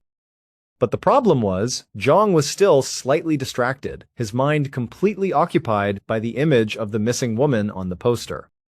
Without realizing it, his finger drifted, and he accidentally pressed the button for the 6th floor instead of the 7th. The doors closed, and the elevator began to rise.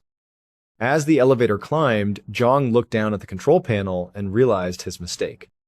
He saw the button for the 6th floor was lit up.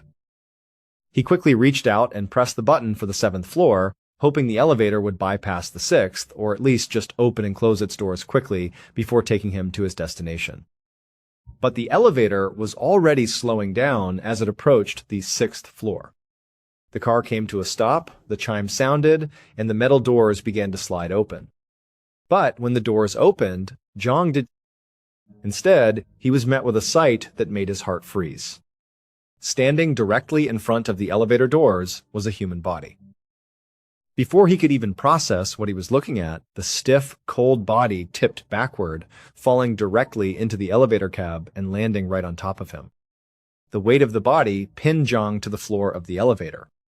He looked down and saw the face of the deceased person, and his mind went completely blank with terror. He began to scream at the top of his lungs, flailing and trying to push the heavy, rigid body off himself. At this point, his daughter was just finishing up her shift at work. She was packing up her things and preparing to head home when her phone rang. She looked at the screen and saw it was her father. This was highly unusual because her father rarely called her while she was at work, knowing she was busy and did not like to be disturbed unless it was an emergency. She answered the phone, expecting a normal conversation, but instead she was greeted by the sound of her father screaming hysterically. He was completely incoherent, sobbing and shouting that he was trapped, that he was in the elevator, and that there was a dead body on top of him. His daughter tried her best to calm him down, but his panic was absolute. He could not explain what was happening, only that he was trapped and could not get out. She told him to stay calm, and promised she would call the building management and emergency services right away to get him help. She hung up and immediately dialed the apartment building's administrative office and emergency rescue. She explained that her elderly father was trapped in one of the elevators and was having a severe panic attack. After securing their promise to send help immediately, she rushed out of her office, got into her car, and drove home as fast as she could. It took her about 40 minutes to navigate the heavy city traffic and reach the apartment building. Her hands were shaking on the steering wheel, and her mind was racing with terrifying possibilities. When she finally arrived, she expected to see her father sitting safely in the lobby, surrounded by paramedics. Instead, she walked into the lobby and found a large crowd of police officers, fire department personnel, and building staff gathered around the elevator shafts. Her father was nowhere to be seen. She walked up to one of the officers who was holding a phone to his ear, trying to talk to someone who was clearly hysterical on the other end. The daughter introduced herself and demanded to know why her father was still trapped. The officer explained that this was not a normal elevator malfunction. He pulled her aside and told her that her father was stuck on the 6th floor. But the problem was, the 6th floor was a private residence. The owner of the 6th floor apartment had installed a heavy, locked metal security gate directly in front of the elevator doors to prevent anyone from accessing his private home from the elevator. This gate was positioned only a few inches away from the elevator doors, creating a tiny, narrow gap. It turns out, 5 days earlier, Chunyanui had returned from her walk. She had gotten into the elevator, intending to go to her memory care facility on the 5th floor. But due to her dementia and confusion, she had accidentally pressed the button for the 6th floor. When the elevator reached the 6th floor, the doors opened and she stepped out. But she was immediately blocked by the locked metal security gate.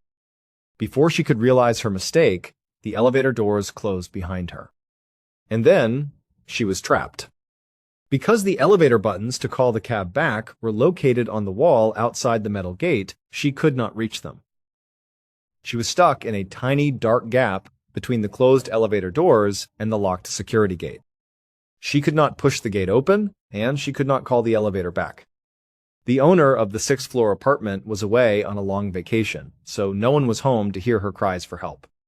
For 5 agonizing days, Chun stood in that tiny space, crying out, but the thick concrete walls and the elevator shaft muffled her screams. With no food and no water, she eventually succumbed to dehydration and passed away, her body remaining upright, wedged against the metal gate. When Zhang accidentally rode the elevator to the 6th floor 5 days later, the doors opened, and her rigid body, which had been propped up against the gate, fell backward into the elevator cab, pinning him. The police officer explained to the daughter that because her body was stiff with rigor mortis, her feet were still wedged under the metal gate on the 6th floor, while her upper body was inside the elevator cab. This blocked the elevator doors from closing. Because the doors could not close, the safety sensors prevented the elevator from moving. The only way for the elevator to descend and rescue Zhang was for Zhang himself to push the dead body fully out of the way so the doors could shut. But Zhang was so paralyzed with fear and horror that he refused to touch the body. The police and building staff could not access the 6th floor because the security gate was locked and the owner was away. They were completely helpless from the outside. The daughter realized she was the only one who could save her father. She took the phone from the police officer and began talking to her dad. She spoke in a calm, loving, but firm voice. She gave him a powerful pep talk, begging him to find the strength for her sake. She told him he had to push the body out of the way so he could come home to her. And so, after several minutes of his daughter's encouragement, Zhang managed to overcome his terror. He grabbed the stiff body, pushed it off the elevator threshold, and pushed it to the side. The elevator doors finally slid shut, the sensors cleared, and the car descended to the lobby. The doors opened and Zhang stumbled out, pale and trembling. He was immediately wrapped in blankets and taken to a waiting ambulance. Police officers rushed in to secure the scene, finding the body of Chunyanui on the 6th floor. While the property owner was not held criminally liable, he eventually paid a massive settlement of $97,000 to Chun's grieving family to compensate for the tragic and avoidable death. Now, let us move to our second story, which takes us from the tight, crowded, high-rise buildings of Taiwan to the vast, empty, and beautiful wilderness of Alaska. This is the story of Vladimir Kostenko, a 41-year-old man who wanted nothing more than to find his spiritual purpose in life, but who ended up disappearing into the wild, leaving behind a mystery that has never been solved. Vladimir was a man who lived his life differently from most people. He had immigrated to the United States from Russia when he was in his early 20s, fleeing religious persecution. In Washington state, he found a quiet life working as a talented mechanic. But the problem was, Vladimir did not care about money, success, or material possessions. He lived like a monk, spending the majority of his time reading religious texts, meditating, and praying. He would often go on long fasts, drinking only water for days at a time to cleanse his body and mind. When he did mechanical work for people, he often refused to charge them, or charged so little that he barely made enough to survive. To Vladimir, the only thing that mattered was his relationship with God, and he believed that God would always provide for his needs. But despite his devotion, Vladimir had been feeling increasingly lost and unfulfilled. He felt as though he was drifting through life without a clear purpose. He wanted a profound, uninterrupted experience to connect with his faith on a deeper level. It was during this time that his close friend, Dmitry Krin, offered him an incredible opportunity. Dmitry owned a small, well-stocked cabin deep in the Alaskan wilderness. The cabin was miles away from any town or road, completely surrounded by pristine forests and mountains. Dmitry told Vladimir he could use the cabin for as long as he wanted, free of charge, to disconnect from society, meditate, and find the clarity he was seeking. Vladimir was thrilled by the offer. He immediately began planning his trip. But when he told his family and friends about his plans, they were deeply concerned. They knew how dangerous the Alaskan wilderness could be, especially for someone who had never lived in such extreme conditions. They begged him to take precautions. They implored him to bring a rifle to protect himself from grizzly bears, or at the very least, a few cans of heavy-duty bear spray. But Vladimir flatly refused. He insisted that bringing weapons or defensive gear showed a lack of faith in God. He told his worried family that God was his protector and that he did not need anything else.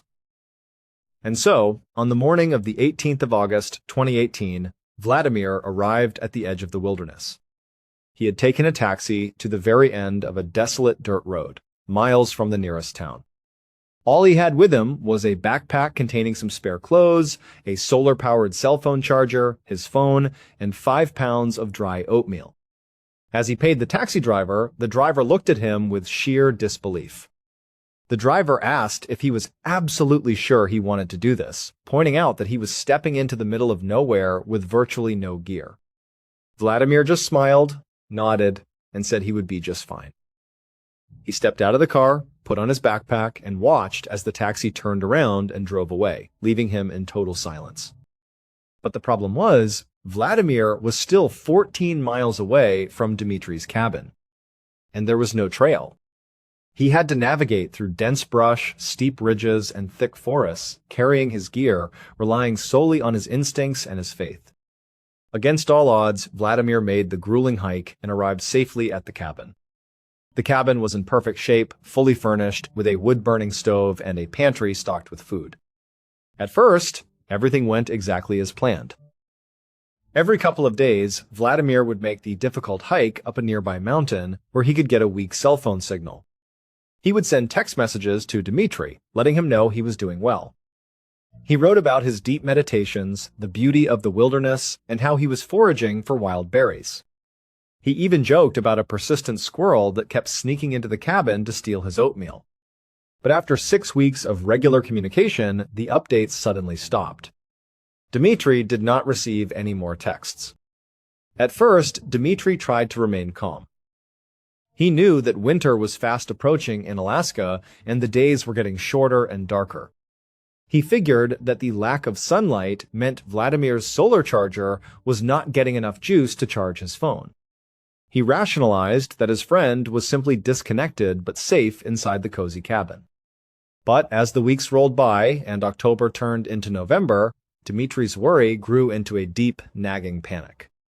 He had not heard a single word from Vladimir in over a month. On the 3rd of November 2018, Dmitry decided he could no longer sit around and wait. He boarded his small private plane and flew out over the rugged terrain toward his cabin.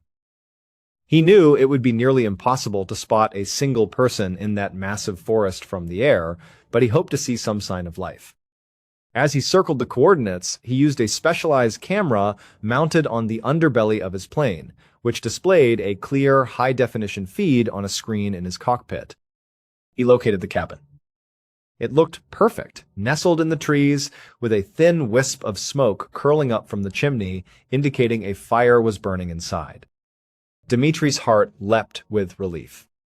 As he continued to circle, the front door of the cabin opened, and Vladimir walked out onto the porch.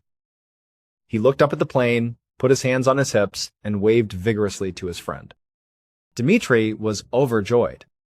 He flew low and released a release mechanism, dropping several large plastic buckets filled with fresh supplies and food onto the snow-covered ground near the porch. He watched through the camera as Vladimir walked over, touched the buckets, and waved again in thanks. Seeing that his friend was alive, healthy, and warm, Dmitry turned his plane around and flew back home, satisfied. But the problem was, the silence returned. For the next 2 months, through November and into late December, Dmitry did not receive a single text message or call from Vladimir. And during this time, the weather in Alaska became brutally cold, with temperatures dropping far below zero and massive snowstorms blanketing the region. To make matters worse, a powerful earthquake struck the area near the cabin. Dmitry became sick with worry. He knew that even the sturdiest cabin could be damaged by an earthquake, and survival in sub-zero temperatures without heat was impossible. On the 23rd of December 2018, Dmitry took to the skies once again. He flew his plane back to the coordinates of the cabin, desperately hoping to see his friend wave to him. When he located the cabin on his camera screen, his heart sank. There was no smoke coming from the chimney. In fact, the chimney cap was completely covered in a thick layer of undisturbed snow, meaning no fire had been lit in days if not weeks. Dmitry dropped more supply buckets, hoping the loud crash of them hitting the ground would draw Vladimir outside. But the door remained shut. The property was dead silent. Terrified that his friend had frozen to death inside, Dmitry landed his plane at the nearest airport and immediately called the Alaska State Troopers to report Vladimir missing. But the troopers were hesitant to launch a massive search. The weather was atrocious, making helicopter flights incredibly dangerous, and they pointed out that Vladimir might have simply walked out of the area or caught a ride with someone else. They promised to check local airline records to see if he had booked a flight out of Alaska, but they refused to send a ground team into the deadly winter storm. Dmitry was furious and terrified. He knew Vladimir would never leave without telling him. 3 days later, on December 26, Dmitry decided he had to go himself. He chartered a private helicopter and flew directly to the cabin. When the helicopter touched down in a clearing, Dmitry stepped out into the freezing wind and deep snow. He walked toward the cabin, calling Vladimir's name, but there was no response. As he approached the front door, he stopped in his tracks, completely baffled. The front door of the cabin was blocked by a large sheet of metal that had been secured over the entranceway, boarding it up from the outside. Dmitry could not understand why anyone would do this. If Vladimir was inside, he could not have boarded the door from the outside. If he had left, why would he board up the door so securely, and where could he have possibly gone in the middle of a brutal winter with no vehicle and no gear? Dmitry pried the metal sheet off the door and pushed it open. He stepped inside, expecting to find chaos or tragedy. But the cabin was completely pristine. Everything was perfectly in place. There was plenty of firewood stacked neatly by the stove, and the pantry was still full of food. There was absolutely no sign of a struggle, no blood, and no indication that anyone had been hurt. The cabin looked as if its occupant had simply stepped out for a moment and never returned. But then, Dmitry noticed the firewood. Vladimir had spent some of his time organizing the wood, and on several pieces he had written strange notes in marker. One piece of firewood had the words, "Frankincense aroma, do not burn," written clearly across it. Other pieces had similar odd labels describing different scents. It was a bizarre, chilling detail that made no sense to Dmitry. To this day, Vladimir Kostenko has never been found. The authorities eventually checked the airline records, but there was no record of him ever leaving Alaska.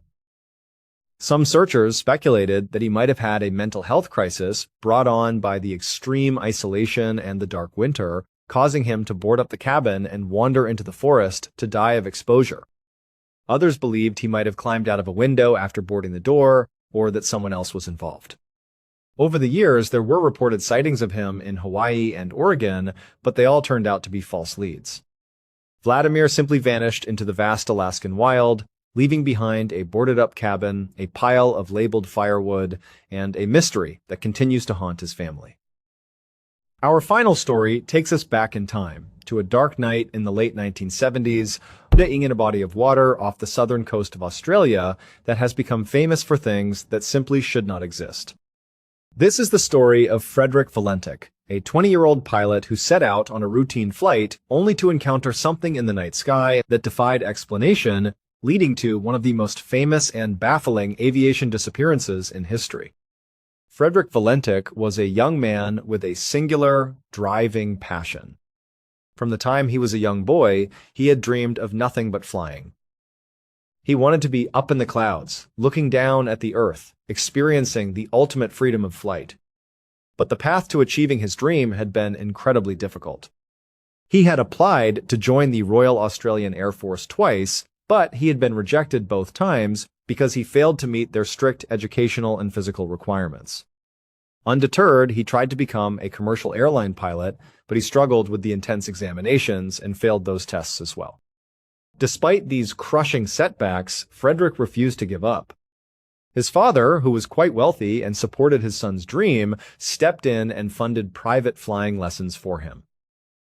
With this financial backing and endless determination, Frederick studied hard, practiced constantly, and finally managed to pass his exams and earn his private pilot's license. To Frederick, this was the greatest achievement of his life. He was finally a pilot. On the evening of the 21st of October, 1978, Frederick was preparing for a very special flight. He had rented a single-engine Cessna 182L, a reliable and popular light aircraft.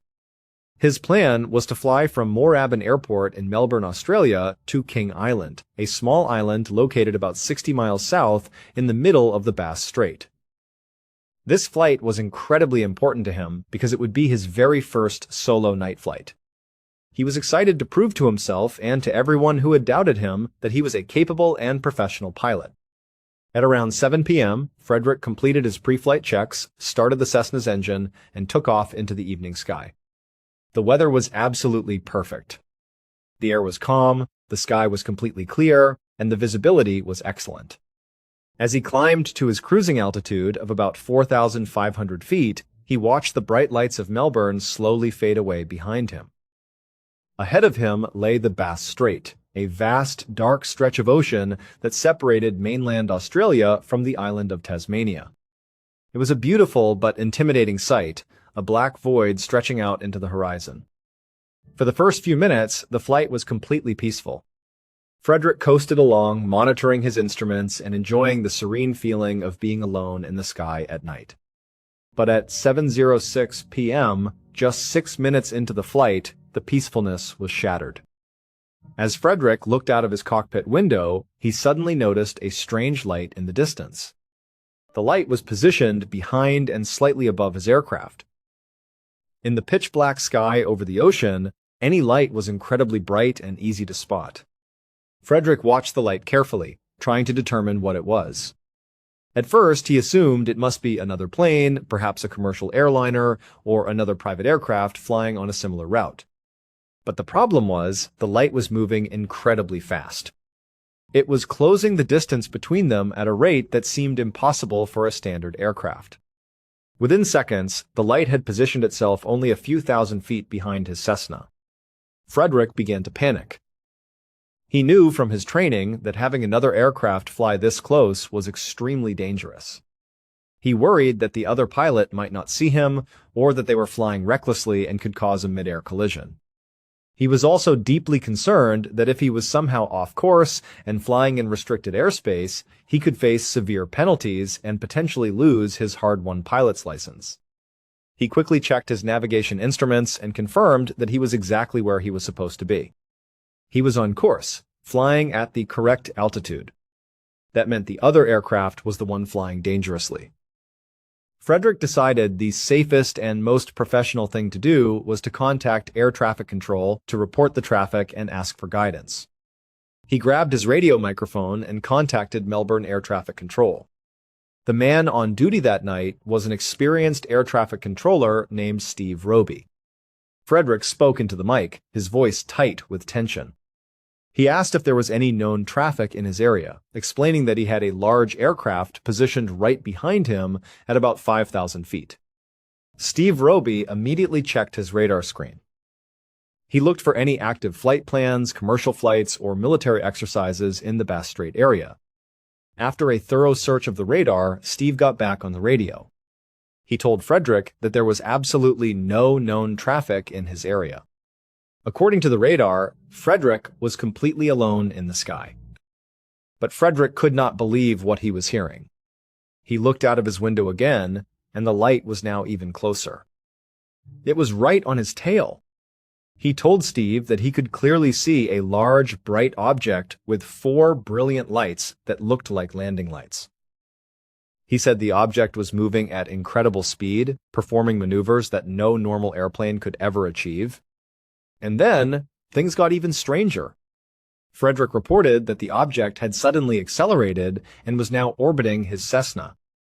It was circling his plane at high speed, whipping around him in tight, effortless loops. The light was so bright that it illuminated the interior of his cockpit, casting strange shadows across his instrument panel. Frederick was now completely terrified, his voice shaking as he tried to describe the object to Steve Roby on the ground.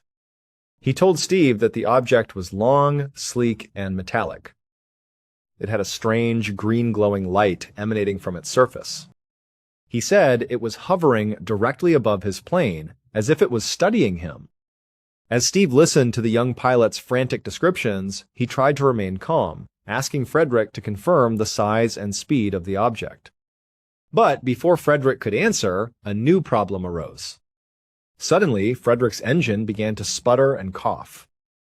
The smooth hum of the Cessna's engine turned into a rough, erratic, choking sound. Frederick reported that his engine was failing, and he did not know what to do. He was flying over the open ocean at night with no engine power and a bizarre glowing object hovering directly above him. He was trapped in a nightmare. His final words to Steve Roby were filled with absolute terror. He said, "My engine is coughing. It is hovering, and it is not an aircraft." And then, before Steve could respond, a strange, terrifying noise came over the radio. It was a loud, screeching, grinding metallic sound, like 2 massive sheets of metal being scraped together with immense force. The sound lasted for 17 seconds, completely drowning out any other audio. And then, the radio went dead. Melbourne Air Traffic Control immediately declared an emergency. They attempted to contact Frederick repeatedly, but there was only static on the frequency. Within hours, a massive search and rescue operation was launched. Ships, planes, and helicopters from the Royal Australian Air Force and civilian agencies scoured the waters of the Bass Strait. They searched the coordinates where Frederick's plane was last known to be, looking for any sign of a crash. But the problem was, they found absolutely nothing. They searched for days, covering thousands of square miles of ocean, but they never found a single piece of debris. There were no oil slicks on the water, no floating life jackets, and no wreckage. The Cessna and Frederick Valentic had vanished without a trace, as if they had been plucked right out of the sky. In the months and years following the disappearance, the Australian government conducted a thorough investigation. They eventually released an official report suggesting that Frederick had suffered from spatial disorientation. The theory was that because he was an inexperienced pilot flying over a pitch-black ocean with no visible horizon, he had accidentally flipped his plane upside down without realizing it. The lights he believed were from a UFO were actually the reflection of his own plane's landing lights on the water's surface. According to this theory, he had chased his own reflection until his engine failed due to inverted flight, and he plunged into the ocean where the currents carried the wreckage away. But this official explanation was met with massive skepticism. Experienced pilots pointed out that flying a Cessna 182L upside down for several minutes is incredibly difficult. The fuel system in that specific model of aircraft is gravity-fed, meaning that if the plane is inverted, the engine will starve of fuel and fail within seconds, not minutes.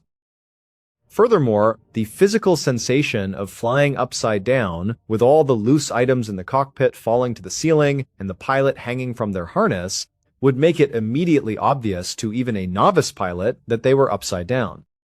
And then, there was the history of the Bass Strait itself. Over the years, there had been dozens of reports of strange, unexplained lights and objects flying over this specific body of water. So many ships, planes, and people had disappeared in the area under mysterious circumstances that many people began calling it the Bass Strait Triangle, comparing it to the infamous Bermuda Triangle. Many locals and researchers believed that Frederick had indeed encountered an unidentified flying object and that his disappearance was the result of something far more mysterious than a simple piloting error. To this day, the disappearance of Frederick Valentik remains one of the greatest aviation mysteries in the world. His family was left with a devastating void, never knowing what truly happened to the young man who had fought so hard to achieve his dream of flight. All that remains of that fateful night is a chilling 17-second recording of a grinding metallic sound and the final, haunting words of a terrified young pilot who realized, too late, that he was not alone in the dark sky.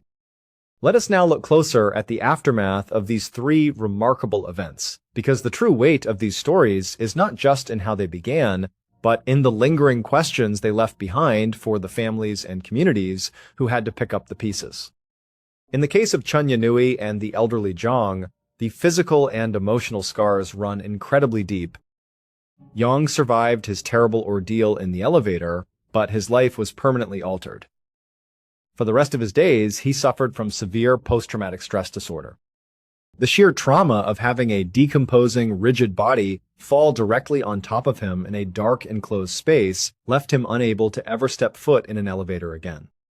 If he needed to visit his daughter or anyone living above the ground floor, he had to take the stairs, regardless of how many flights he had to climb. The mental image of that fateful night remained burned into his mind, a constant reminder of how thin the line is between life and death. But the problem was even worse for Chun Yanui's family. To know that their mother had survived her walk, successfully made her way back to her own apartment building, and died just one floor away from safety was a crushing, unbearable realization. She had spent 5 days trapped in a space that was barely 2 feet wide, crying for help, while residents of the building rode the very same elevator just inches away from her, completely oblivious to her presence. The family struggled to understand how such a massive safety hazard could exist in a modern building.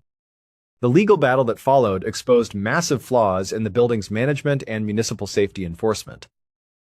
The owner of the 6th-floor apartment had installed the heavy metal security gate years prior to protect his private property. While he had obtained permission at the time, the gate violated modern safety codes that required clear, unobstructed exits from elevator shafts.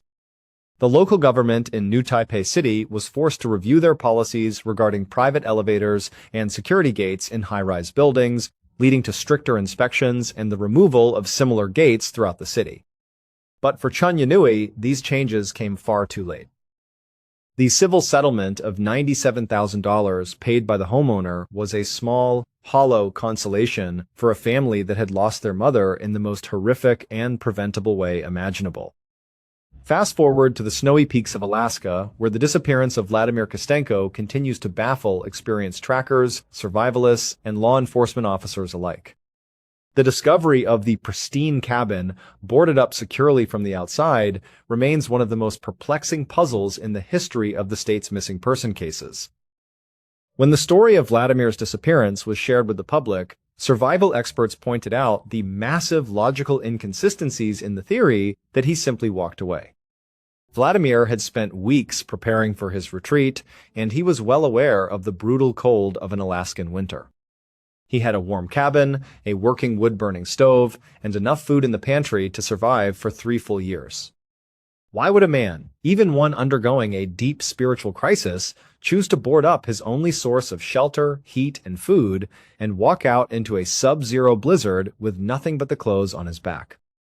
And then there was the physical challenge of boarding the door.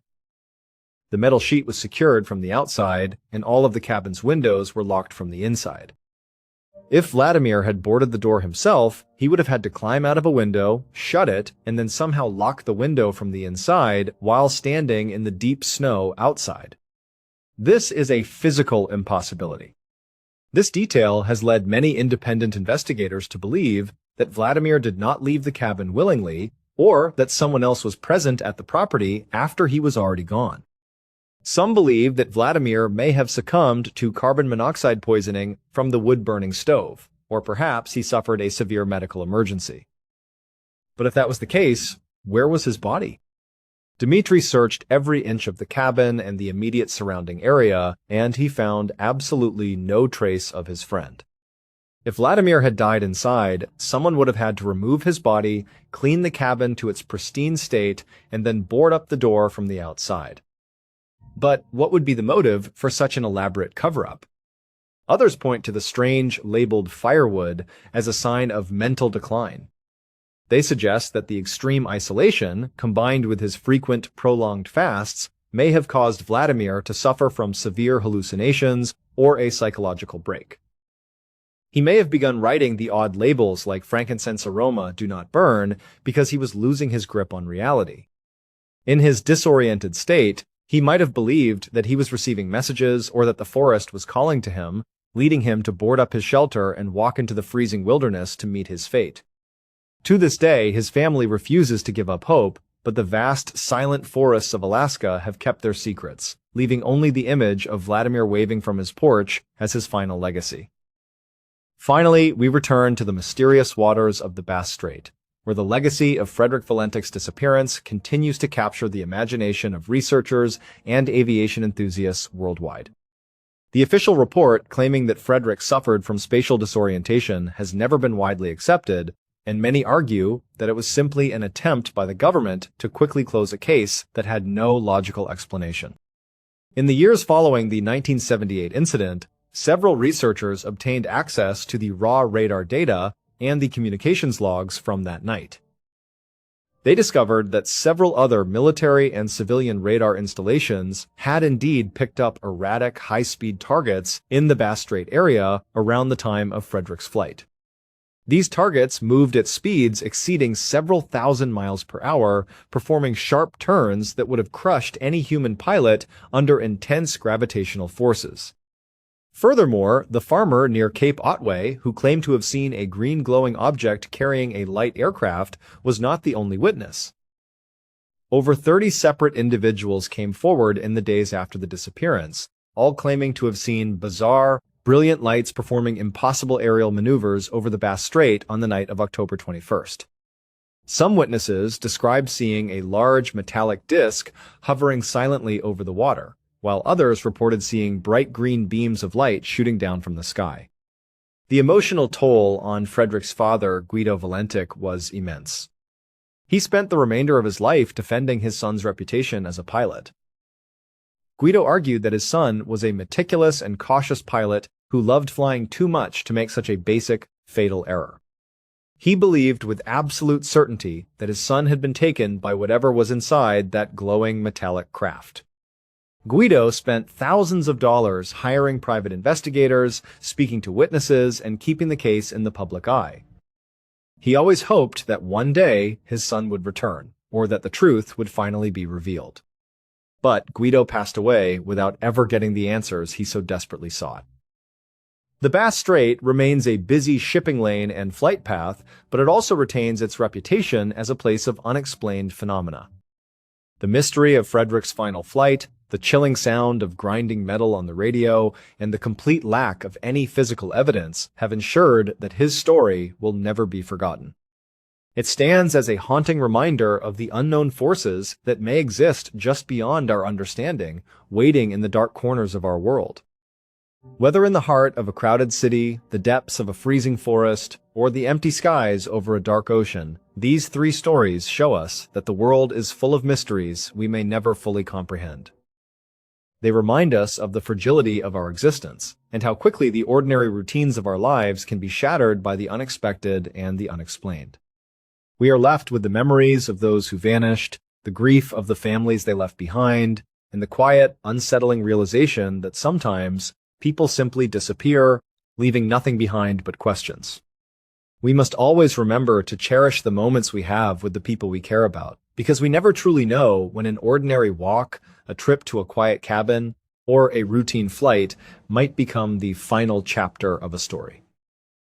The story of Chunyanui tells us of the dangers that can hide within the very structures we build for our comfort and security. It forces us to look at the ordinary spaces in our lives with a different level of awareness, knowing that a simple mistake can lead to an inescapable trap. For her family, the silence of the building remains a painful memory, a reminder of the cries that went unheard just on the other side of a wall. They continue to advocate for safer building codes and better support for those suffering from cognitive decline, hoping that no other family will have to endure the agonizing loss they experienced. The mystery of Vladimir Kostenko challenges our understanding of human survival and the power of faith. It leaves us to wonder about the limits of the human mind when faced with extreme isolation and the harsh realities of nature. Was he seeking a peaceful departure from a world he no longer felt connected to, or did he encounter something in those woods that we cannot explain? His friend Dmitri still flies over the cabin from time to time, looking down at the quiet structure in the trees, hoping to see a figure wave from the porch once more. But the cabin remains silent, a monument to a man who walked into the wild and left the world behind. And the flight of Frederick Valentik continues to inspire those who look to the night sky and wonder what lies beyond our planet. It is a story that bridges the gap between modern aviation and the ancient mysteries of our atmosphere. It challenges the conventional explanations of science and forces us to consider the possibility that we are not alone.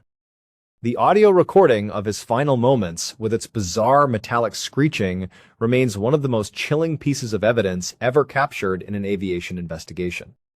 It is a sound that continues to echo in the minds of those who seek the truth. In the end, these three cases are connected by more than just the fact that they involve missing persons.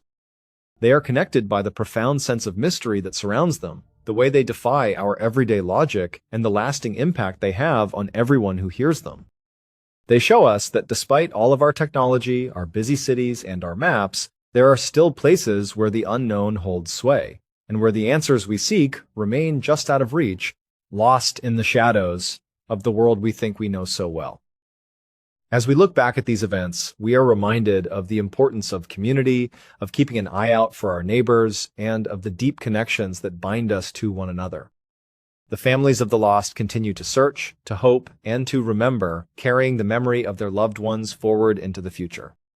And as we close this journey into the strange, dark, and mysterious, we are left to ponder our own place in this vast and unpredictable world, knowing that some secrets may never be revealed, and some paths may lead to places from which there is no return. Thank you so much for watching. Let me know what you thought of today's episode in the comments. And remember, we have a whole playlist of true crime episodes ready for you to binge right now. Until next time, see ya. Keith and Diane grew up in the exact same small rural town of London, Ohio. It was one of those places where everybody knew everybody and families had known each other for generations.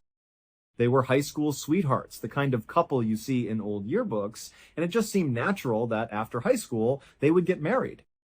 And that's exactly what they did. Fast forward about 6 years, and their life seemed pretty perfect.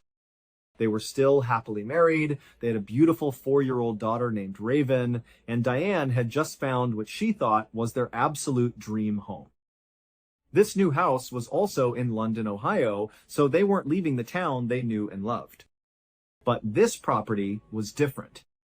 It was much more isolated than any of the other places they had looked at. It was technically still within the town limits, but it was set way back in the forest, far off the beaten path.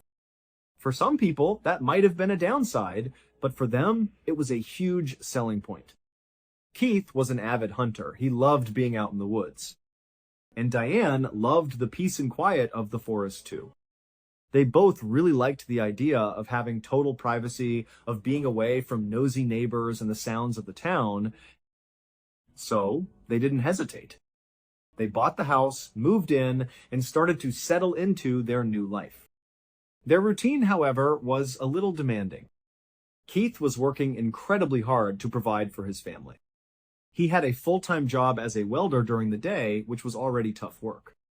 But on top of that, he was also taking night classes to prepare for a special apprenticeship program he was really hoping to get into.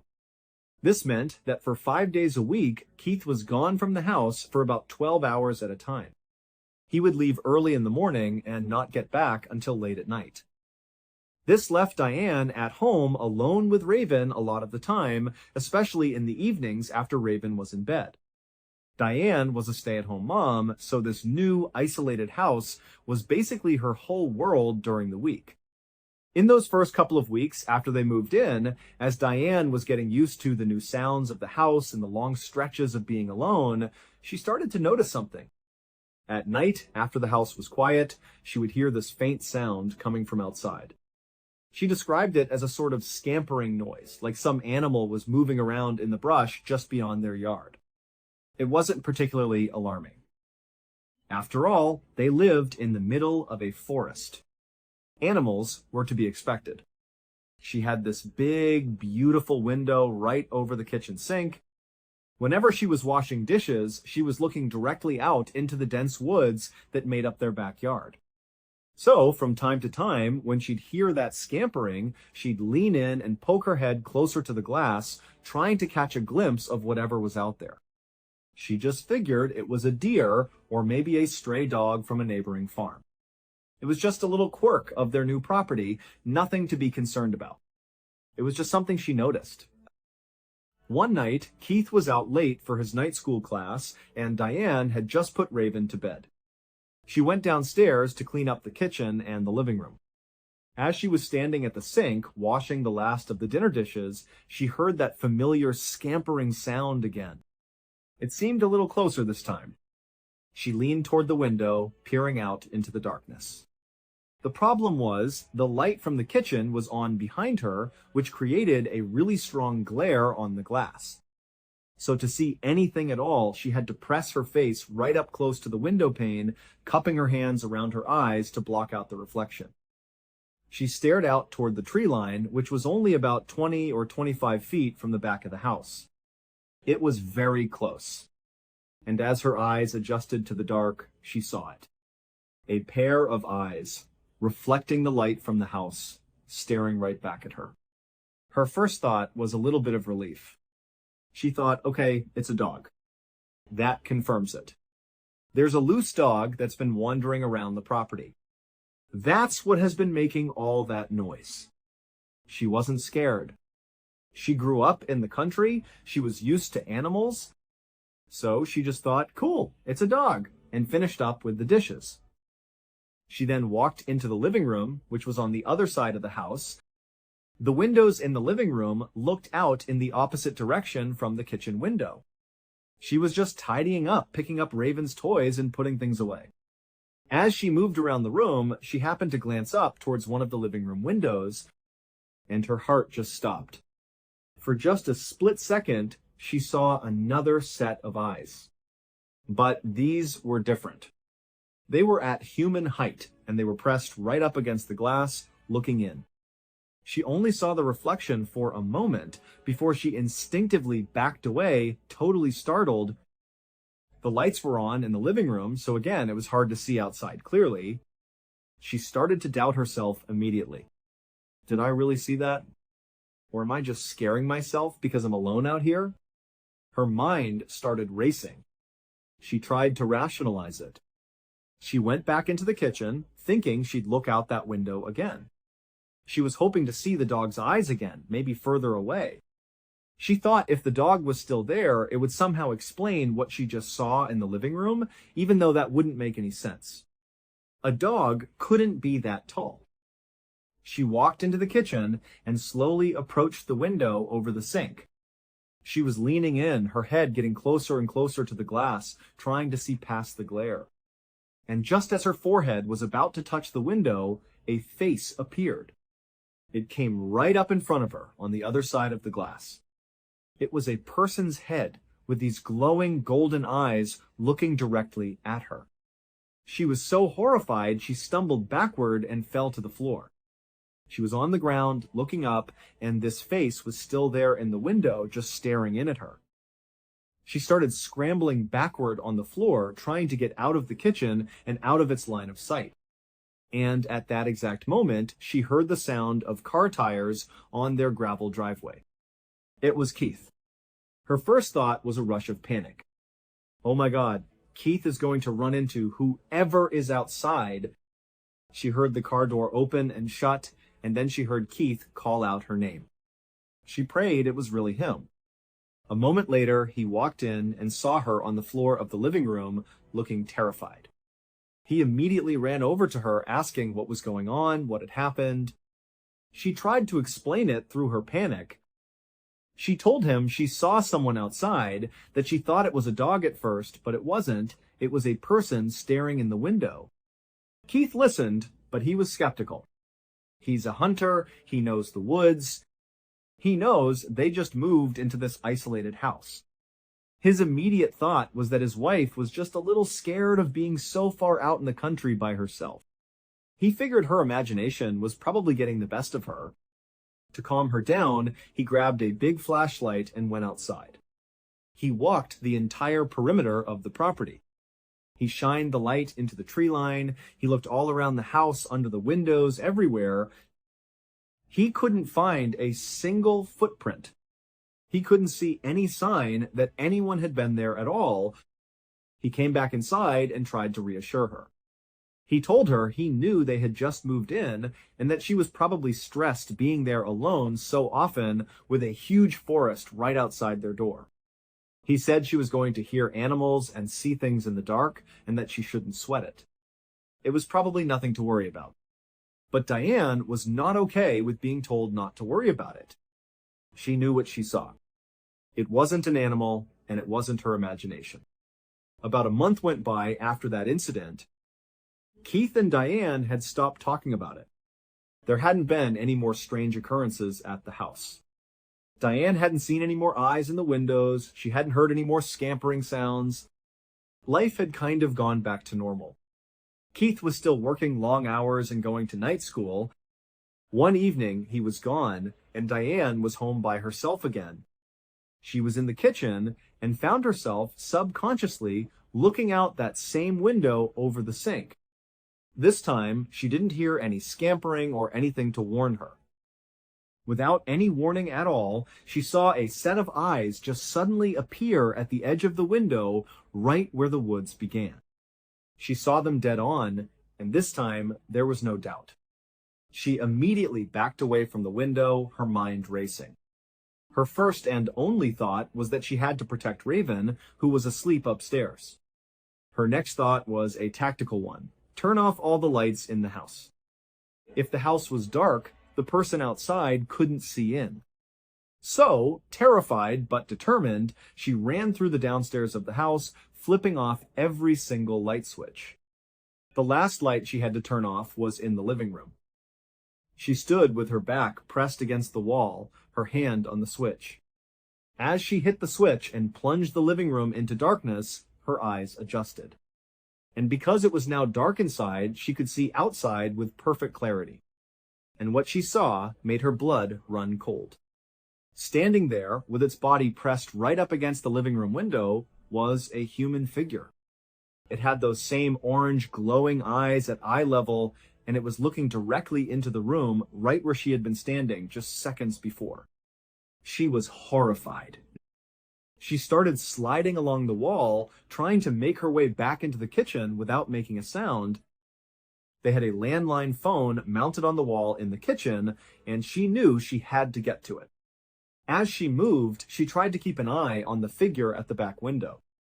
From her angle, she could just see the silhouette of its shoulder. She finally reached the phone, fumbled with the receiver, and called 911. She whispered to the operator that there was someone outside her house, and they wouldn't go away. As soon as she hung up the phone, she watched as the silhouette of the shoulder disappeared from her view. She peeked her head back around the corner into the living room, and the figure was gone. The yard was empty. The house was completely silent for a moment. And then she heard it. She heard clear, heavy scampering sounds, like someone running, circling the entire house. She could hear it move from the back, to the side, to the front, and then around the other side. She just stood there, in the dark, frozen, wondering if it was going to try to break a window and get inside. She had no idea what she would do if it did. Finally, after what felt like an eternity, she saw the flashing red and blue lights of a police car pulling into her driveway. She heard a firm knock at the door. She ran to it, unlocked it, and opened it to find 2 police officers standing on her porch. She was hysterical, trying to explain what had happened. The police tried to calm her down so they could get a clear story. She was pointing out into the darkness, telling them there was something out there. The police started sweeping the property with their flashlights, just like Keith had done a month before. A few minutes later, Keith's car pulled into the driveway. He saw the police cars and immediately knew what had happened. He just thought, she saw that thing again. He was convinced it was probably just her own reflection in the glass, and now she had called the police. This was a small town. He was worried that people were going to start thinking he and his wife were crazy. He walked into the house, and he later said he really regretted his reaction, but he immediately got angry with Diane. He said things like, "What are you doing? You're calling the cops? There's nothing out here. I looked last time, they're looking now. The police officers were even telling her that they hadn't seen anything. They said they'd look for a little bit longer, but there was no sign of anyone being on the property." Eventually, the police came back to the door and confirmed that they hadn't found anything at all. No footprints, no disturbances, nothing. They told Diane to call them if anything else happened, and then they left. Keith and Diane were left alone in the house, and they just had a huge fight. He didn't believe her, and she was terrified and felt completely alone. 4 more months went by without any incidents. There was no more scampering, no more eyes in the windows. Keith and Diane had sort of moved past the whole ordeal. They weren't really thinking about it anymore. Diane even admitted later that she had started to believe that maybe it was all in her imagination. She thought maybe she was just stressed and overwhelmed by how much she was alone in that big, isolated house, and her mind was playing tricks on her. So, 4 months pass, and it's now early December of 1981. One morning, the region got its first big snowfall of the winter. A few inches of fresh, white powder covered everything. Keith woke up early while Diane and Raven were still sleeping. He decided he would go out and get donuts and coffee for the family as a nice surprise. It was still dark outside when he left the house. He got into his car, started it up to let it warm, and sat there for a moment, rubbing the sleep from his eyes. He reached up to adjust his rearview mirror, and as he moved it, he stopped. For just a split second, he thought he saw someone standing behind his car. He blinked and looked again, readjusting the mirror. But the figure was gone. He thought, what was that? He threw the car in park, grabbed the powerful flashlight he kept in the glove compartment, and got out. He knew he had just seen someone standing right there. He started walking around his car, shining the light everywhere. And as he was looking, he realized the irony of the situation. Here he was, doing the exact same thing his wife had done, believing he saw somebody outside their house and now searching for them in the dark. He couldn't find anyone. But then he remembered what had convinced him his wife was imagining things, the lack of footprints. But this time, there was fresh snow. And as he shined his light across the ground, he saw them. Tracks. He couldn't quite tell what kind of tracks they were at first, but there were clear prints in the untouched snow. He knew exactly where he had walked, and these weren't his. He started following them, thinking they would lead him to a person or maybe an animal he didn't know. The tracks led from behind his car right up to the side of his house. And then they just stopped. He stood there, confused, shining his light on the last set of prints. He thought, where could they have gone? And then he looked up. There was a section of their house on the first floor that was a little extended, which meant there was a low roof over that part of the building. And he saw that the footsteps went from the ground up onto that first floor roof. Then they continued up to the second floor roof and went over to the other side of the house. He was just stunned. Who does that? What kind of person climbs onto someone's roof in the middle of the night? He walked around to the other side of the house looking for more prints on the ground, but he couldn't see any. He was just staring up at the top of his house thinking, am I going crazy? There's something on my roof. What is going on? At that moment, he finally believed his wife. He ran inside and immediately called his hunting buddy Dennis. Dennis was the only person who lived relatively close to them. Keith told him, "You have to come over here right now. I've got something really weird going on. I think someone is stalking my house. I can't be sure, but you've got to come over." Dennis didn't hesitate. He said he'd be there in a minute. When Dennis pulled into the driveway, Keith was already outside waiting for him, holding his hunting rifle. Dennis got out of his truck and asked what in the world was going on. Keith quickly explained and showed him the prints. He pointed up at the roof and said, "Someone jumped onto my roof." "Someone is on my roof. I don't know what's happening, but I think someone is up there." As they were standing there talking about it, they both heard a loud thump. It was the sound of something heavy landing on the ground from a pretty high distance, and it came from the other side of the house. They both ran around the house, rifles ready, and when they got to the other side, they saw two clear footprints in the snow. But they were about 20 feet away from the edge of the house. This meant that whatever was on the roof had not only jumped down 2 stories to the ground, but it had also jumped 20 feet out, away from the house, in a single leap. There were no other footprints between the house and where these 2 prints were. They had just heard it land, and then it must have run off into the forest. Dennis and Keith just looked at each other, completely baffled. Dennis asked, "What do you want to do?" Keith replied, "Let's go after it." Now, these 2 men were experienced hunters. They knew these woods like the back of their hands. They immediately started following the tracks into the forest. And right away, they noticed 2 very strange things about the footprints. First, they were huge. They measured them later, and they were about 14 inches long. Second, it appeared to be a bipedal creature. The tracks were from something moving on 2 legs, not 4. They were trying to wrap their heads around it. What kind of person would be able to get on the roof like that and jump that far? And what kind of animal runs around on 2 legs and has a 14-inch track? They had no idea what to make of it. Was it a person? Was it some kind of creature? They didn't know. So they just kept following the tracks deeper and deeper into the woods. The whole time they were tracking it, they both had this awful sensation that they were being watched. From time to time, they would hear a sound a ways ahead of them, like a big animal moving through the trees, but they could never quite catch up to it. At one point, they started hearing noises behind them. And they started to wonder if it was possible that this thing had run ahead of them and then looped back around and was now tracking them. They were feeling really unsettled. They had been following the tracks for hours and were about to just give up and go home. They followed the trail to a clearing, and in the middle of the clearing, they found something neither of them had ever seen before, a tiny, run-down cabin. And they could see that the tracks they had been following led right up to the front door. They followed the prints all the way to the cabin, and the tracks stopped right outside a single door. The door was shut. They stood there for a moment, thinking, what kind of animal can open and shut a door?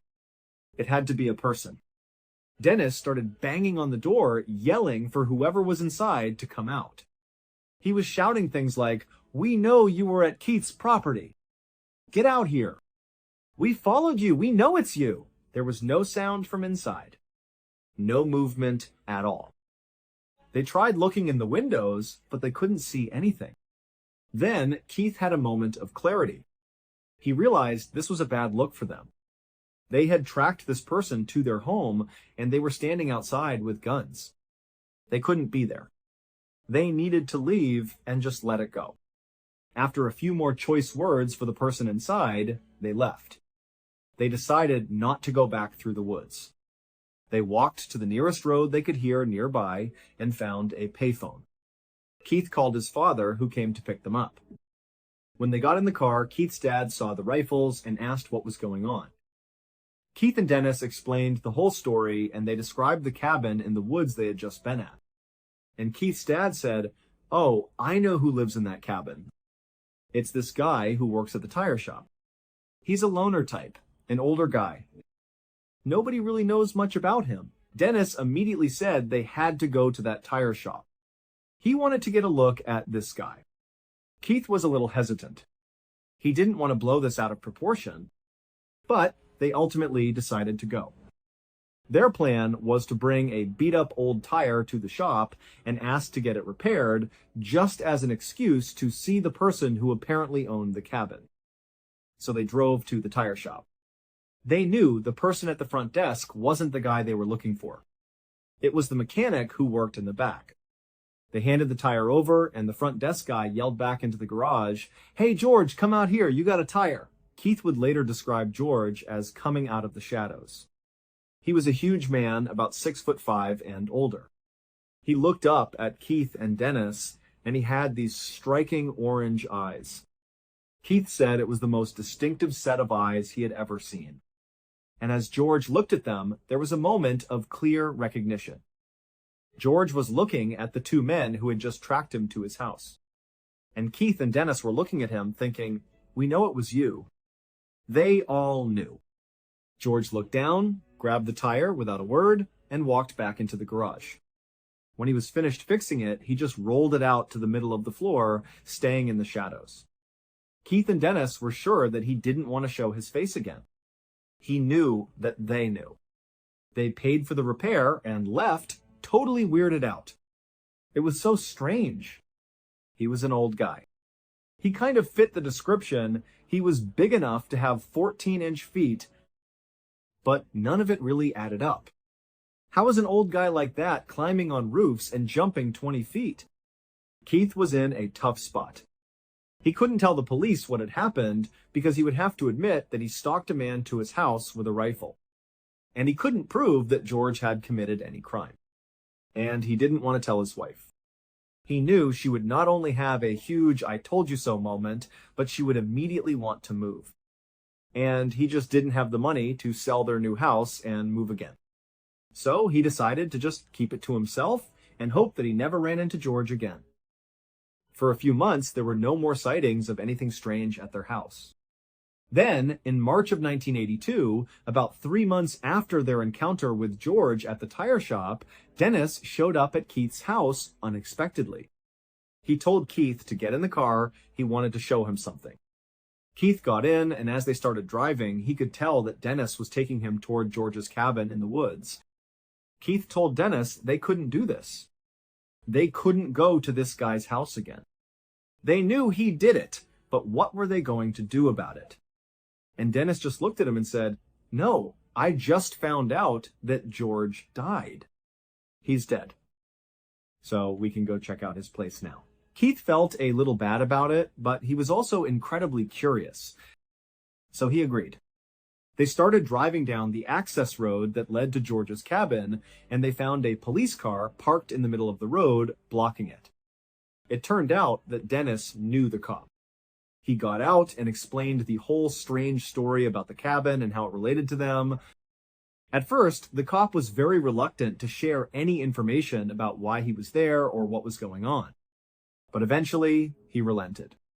The officer said, "Actually, I'm here because there is some strangeness with this cabin. We don't really know what to make of it. If you want, I can give you a quick peek at what it looks like inside." Keith and Dennis were super intrigued. They said yes, absolutely. So the officer led them into the tiny cabin, and there was almost nothing in it. There was a single chair and a small table, and that was it. There were no personal effects, no food, no clothes, nothing. It was just this empty, tiny space. Keith and Dennis were shocked. This guy was living like a complete hermit. They thought that this was what the cop was talking about when he mentioned the weirdness of the cabin. They were saying how crazy it was that George had lived like this for 40 years. But the cop said, "No, that's not the weird part." He walked over to a sheet that was hanging down against one of the walls. He said, "That's the weird part." He reached out, pulled the sheet aside, and revealed a sliding metal door. The officer slid the heavy door open, and they were immediately hit with this overpowering smell, like a gross, wet dog. They stepped inside. They were in a small cell. The walls were lined with thick plates of steel, with metal strips and rivets holding everything in place. It was like a metal-encased tomb. In the middle of the floor was a 10-foot chain bolted to the concrete. At the end of the chain, there were heavy shackles for wrists and for feet, and all over the steel walls there were scratch marks. Old scratches, new scratches, deep gouges in the metal, everywhere. The police officer just looked at them and said, "Yeah, we're trying to figure out what old George was doing with this cell in his cabin in the middle of the woods." Keith and Dennis didn't say a word. They left the cabin, got back in their car, and just drove away in silence. Neither of them talked about what they saw, but they both knew. They knew that something had been held in that cage. And that something had been the thing they tracked through the woods. It had been the thing that was stalking Keith's property. It was the thing with the orange eyes that was staring in the windows. It was all incredibly unsettling, but Keith, Dennis, and Diane never found out for sure what it was. Keith did say, though, that after George died, there was no more stalking at his property. They never saw the glowing eyes in the woods again. So no matter what it was, something was showing up at Keith and Diane's house, looking in their windows and stalking them. Something made those huge tracks, got on the roof of their house, ran into the woods, and made its way back to George's cabin. We don't know if that something was just George himself, or if it was some creature, some animal that he was keeping in that cage, or if it was something else entirely. Thank you so much for watching. Let me know what you thought of today's episode in the comments. And remember, we have a whole playlist of true crime episodes ready for you to binge right now. Until next time, see ya. On the 18th of July 2019, a 28-year-old man named Andrew Harper carefully wrote a short note inside of a card. He folded it neatly, slid it into its envelope, and then handed it to a close friend who was standing nearby. With the envelope in hand and clear instructions from Andrew, the friend left the room and started walking down the long hallway. They were inside a place called the Ardington House, this beautiful historic mansion built way back in the 1700s. It sits on about 30 acres of gardens and parkland about an hour west of London, deep in the English countryside. Andrew's friend walked the length of the mansion, found the room he was looking for, and gave a gentle knock on the door. After being welcomed inside, he walked straight over to a 28-year-old woman named Lissy Beckett and handed her the envelope. Lissy and Andrew had grown up in the same small town of Wallingford. It was a quiet, rural place about 10 miles away from where they were now at the Ardington House. They had met each other when they were just 15 years old, and from that moment on, they had been completely inseparable. It was one of those rare cases of true love at first sight. And now, 13 years later, after all that time, they were finally getting married. So, Lissy took the envelope from the friend.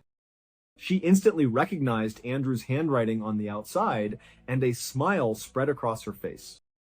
She carefully opened the letter and read the simple message inside. It just said, "Life is slippery. Here, take my hand." Now, on the surface, this little note just seemed like a sweet, romantic gesture from a man to his fiancée on their wedding day.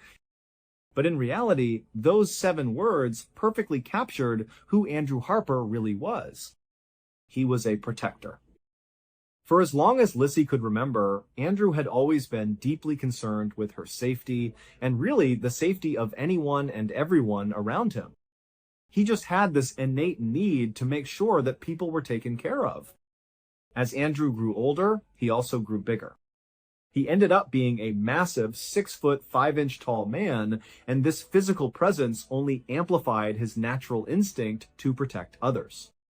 He was known for being incredibly charming, friendly, and easy to talk to, but everyone who knew him also knew that in an instant he could flip a switch. He could use his big frame to step in and defend anybody who needed it, no questions asked. It was just who he was. So it came as no surprise to Lissy, or anyone else for that matter, when Andrew decided at the age of 19 to become a special constable. A special constable is basically a volunteer police officer. He joined the Thames Valley Police Department, which was the same department that looked after his and Lissy's hometown of Wallingford and all the surrounding areas. He was so good at it, so dedicated, that just 1 year later, the department hired him on full-time as a regular police constable. He was now a full-fledged police officer.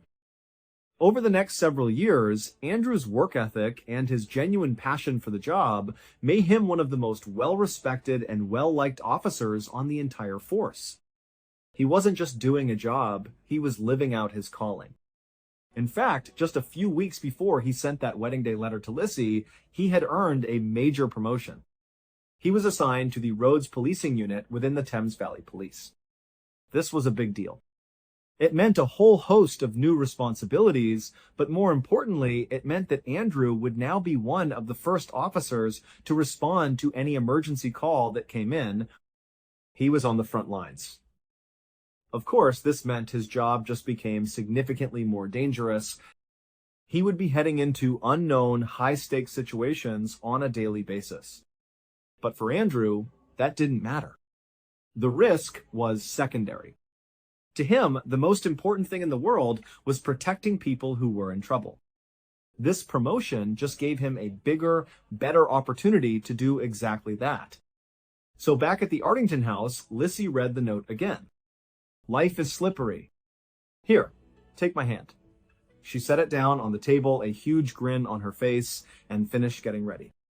A little while later that afternoon, she and Andrew walked down the aisle.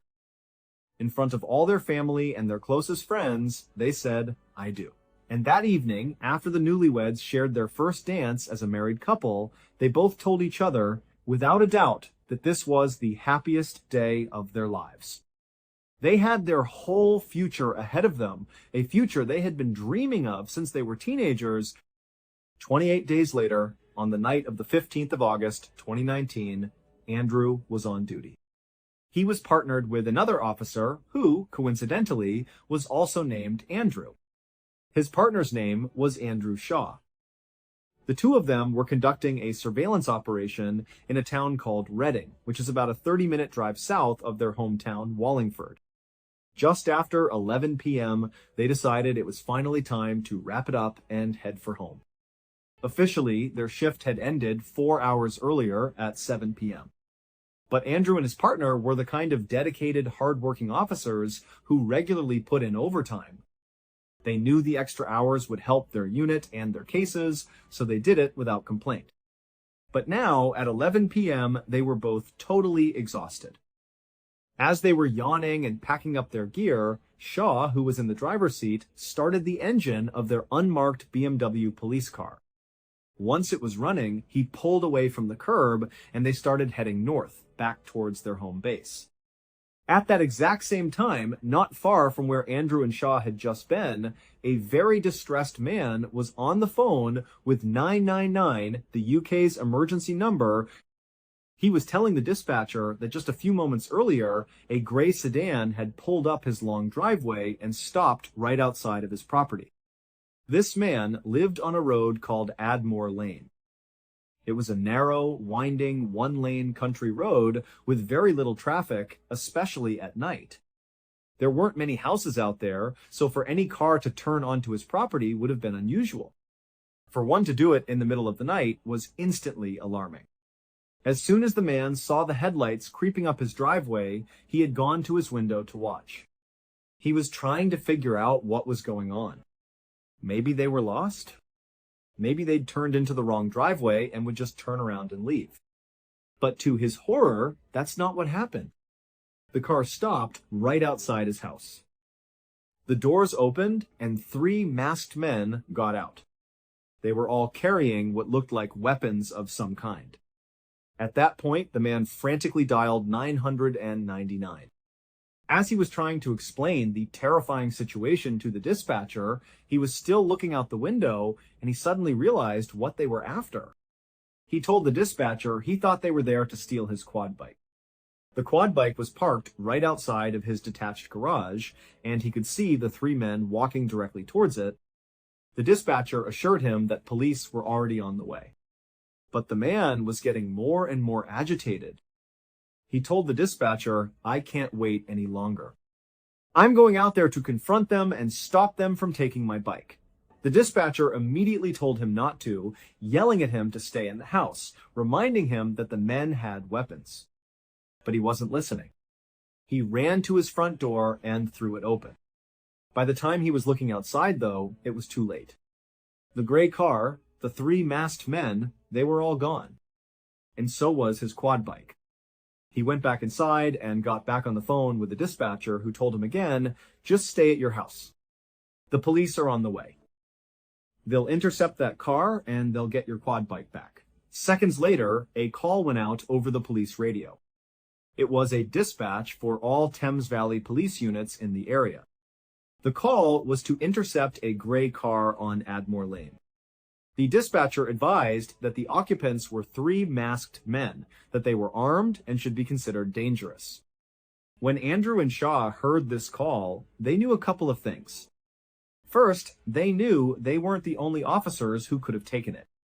There were other units closer, other units on duty. Second, they knew they had been off the clock for 4.5 hours. There was absolutely no expectation for them to respond. They could have, and probably should have, just continued driving home. But they didn't hesitate for a second. When that call came over the radio, the only thing they thought about was doing their job. So, Shaw whipped the unmarked BMW around and sped towards Admore Lane. He turned off the main road, called the A4, and onto the narrow country lane heading north. As soon as they turned onto that road, their car effectively blocked the entire lane. There was no room for anyone to pass. At this point, they were fully expecting the gray car with the masked men to come driving towards them at any second. They were now the roadblock. Andrew and Shaw knew as soon as they turned onto that road that a close quarters confrontation was almost guaranteed. But if you listen to the dash cam footage from the front of their car, which picked up their voices, there's no hint of nerves. There's no fear, no hesitation in their conversation. They are calm, professional, and focused. This is what they had trained for. This is what they did. They were ready. So, Shaw is driving up this winding road. It's pitch black out. The trees on either side hang over the road, creating this dark tunnel effect. They're driving along, scanning the darkness ahead, and then all of a sudden, you can see it on the dashcam footage. A pair of headlights appears way off in the distance. And then, in a flash, that car comes bombing down the road right at them. Both cars slam on their brakes, and you can hear the loud screeching of tires on the pavement in the dashcam audio. The car in front of them comes to a full stop. Shaw stops too, but then he inches the BMW forward just a little bit more before stopping completely. Now the two cars are facing each other, maybe only 10 or 15 feet apart. It's important to remember that Shaw and Andrew's car was unmarked, and they had intentionally kept their blue police lights off as they drove up Admore Lane. They didn't want the suspects to see the flashing lights from a distance and have time to turn around and escape. So now, here they are, face to face in the dark. Andrew and Shaw are looking at the vehicle. They can see that it's a gray sedan, which matches the description of the car they're looking for. And behind the gray sedan, they can see what looks like a quad bike being towed. This is it. This is the car. There's no doubt in their minds. Shaw immediately flips on the blue emergency lights. Andrew, who's in the passenger seat, throws his door open and starts yelling at the occupants of the other car, ordering them to stay where they are. But the men in the gray car don't listen. They know they've been caught. There's a police car blocking their only way out. Their reaction is pure panic. Suddenly, one of the masked men in the back seat of the gray car leaps out of his door.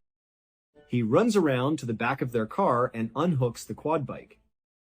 At the same time, the driver of the gray car, without even waiting for the third man to get back inside, just floors it. He tries to drive forward, going onto the left side of Shaw and Andrew's car, basically trying to squeeze past them even though there's nowhere to go but a deep ditch on the side of the road. But these guys are desperate. They're willing to do anything to get away. So the gray car lurches down into this ditch. It happens so fast that Andrew and Shaw can't do anything to stop it. At the same time, the third masked man, realizing he's about to be left behind, starts running around the right side of the police car, trying to circle around it the other way. And then, amazingly, just as this third man makes it around to the back of the police car, the gray car somehow manages to claw its way out of the ditch and get back onto the paved road. It starts speeding away from Shaw and Andrew. As it's driving away, the third man is just running down the road on foot, chasing after his own getaway car. Andrew sees this as an opportunity. He might be able to grab this third suspect who's out on foot, so he jumps out of the police car, turns, and starts sprinting down the road after them. Shaw is stuck. The road is too narrow for him to do a U-turn and drive after them. The only thing he can do is put the car in reverse, look over his shoulder, and start driving backwards down the road, trying to keep up. As Shaw is reversing, he can see the whole scene playing out through his rear window. He sees Andrew chasing the third masked man, who is in turn chasing the gray car. He's watching all of this unfold, and then something totally strange, something that seems to defy logic, happens. The third masked man suddenly leaps, as if he's trying to jump into the open window of the moving car. At the exact same moment, Andrew, who has closed the distance, kind of lunges forward to try and grab the man. And then, just as suddenly as it all happened, both men just vanish. They're gone. And the gray car just keeps driving and disappears into the darkness. Shaw is watching this, and he has no idea what he's just witnessed. He's thinking, where did Andrew go? Where did the third guy go? What just happened? But he's still in reverse, he can't stop, so he just keeps driving backwards, his eyes scanning the empty road behind him. Finally, he reaches a spot in the road that's just wide enough for him to turn the car around. As he's maneuvering the vehicle, you can hear a call come over the dispatch radio. Someone is asking Shaw for a status update, asking what's going on. All Shaw can say is, my partner Andrew has gotten out of the vehicle and I've lost him. I don't know where he is. After Shaw finally gets the car turned around, he starts driving forward back down the same creepy dark road. But now, there's nothing. It's eerily quiet. Andrew is nowhere to be found. The suspect's car is gone. The third masked man is gone. There's no one. Shaw is just driving down the road, hoping that around the next bend, he's going to see his partner running on the side of the road, or maybe find him walking back towards him. But he doesn't see anything. As he was driving, what Shaw didn't realize at first was that there were things on the road, small things that belonged to Andrew. He didn't see them in the dark, but the dashcam footage would later reveal an awful trail. First, there was his wallet, lying on the asphalt. Then, a little further down, his police badge. Then, his driver's license and other ID cards. Then, one of his gloves. Then, a piece of black plastic that looked like it had been ripped off of Andrew's tactical vest. A little farther down the road, as Shaw is still driving and scanning the darkness, he does notice something in his headlights. He stops the vehicle and gets out. The air is still and silent on this pitch-black road. He walks up to the object and sees that it's Andrew's stab vest, the protective vest he wore over his chest. He picks it up, walks back to his car, and puts it in the passenger seat where Andrew had just been sitting. At this point, you can hear over the radio, people are still asking Shaw, what's going on? And you can hear the panic rising in Shaw's voice as he reports back, I've found Andrew's stab vest. It was on the side of the road. He can't make any sense of it. He has no idea why it would be there. And dispatch doesn't know what to make of it either. So Shaw just gets back in the car and continues driving down that dark road, his mind racing, trying to figure out what was happening. Meanwhile, less than a mile away, at the end of Admore Lane, where it connects back with the main road, the A4, two other Thames Valley police cars had arrived. They had gone to that intersection specifically to cut off the gray car as it fled. They were sitting there, waiting and looking up Admore Lane when they saw headlights bombing towards them. It was the gray car. It came speeding out onto the A4, made a hard, screeching turn, and took off. One of the two police cars immediately took off in pursuit, chasing the gray car down the A4. But the other police car stayed right where it was. Because, unbelievably, they had just spotted Andrew. It turns out, when Shaw had first put the BMW in reverse and was watching the scene through his back window, what he saw was real. The third masked man had jumped towards the moving car, and he had successfully gotten inside. As for Andrew, the reason he suddenly vanished is truly horrific. The three masked men were 18-year-old Henry Long and two 17-year-olds, Albert Bowers and Jesse Cole. All three of them had extensive criminal records, even at their young age. They proudly called themselves career thieves, which basically just meant they spent their days and nights stealing from other people. That night, they had gone out with the specific intention of stealing that man's quad bike. It's not clear how they knew he had one, but they definitely came prepared. They knew they would have to get onto his property and tow the bike away very quickly before the homeowner had a chance to react. To do this, they had attached a long, very thick rope to the back of their gray car. It was basically a big loop of rope, almost like a lasso. When they pulled onto the man's property, they had backed their car up to the quad bike, looped that strap of rope over its handlebars, and then all three of them piled back into the car and sped off, dragging the bike behind them. But when they came face to face with Andrew and Shaw on Admore Lane, they panicked. The third man, Jesse Cole, was the one who hopped out of the car. He ran around to the back and unhooked the loop of rope from the quad bike, ditching it on the side of the road. This would make it easier for the gray car to make its getaway. Once the rope was free, the driver, Henry Long, took off without waiting for Jesse. So Jesse ran around the police car, caught up to the side of their now moving car, and leaped through the window. As soon as he was inside and Henry knew his friends were all back in the car, Henry hit the gas and accelerated hard. And standing there in the middle of all that chaos with both of his feet planted squarely inside of that loop of rope that was now dangling off the back of the gray car was Police Constable Andrew Harper. When the car suddenly accelerated, Andrew was violently swept off his feet. The rope cinched around his ankles and his legs. His head came back and smashed hard against the ground. And then he was dragged. He was dragged for 91 seconds at an average speed of 42.5 miles per hour down the entire length of Admore Lane. He was dragged for over a mile, whipping violently from side to side. He wasn't just being dragged along the ground, he was smashing into trees, into fence posts, into shrubs, anything and everything that lined that narrow country road. His body was being destroyed. It was only after they had dragged him for that entire mile that they finally reached the end of the road.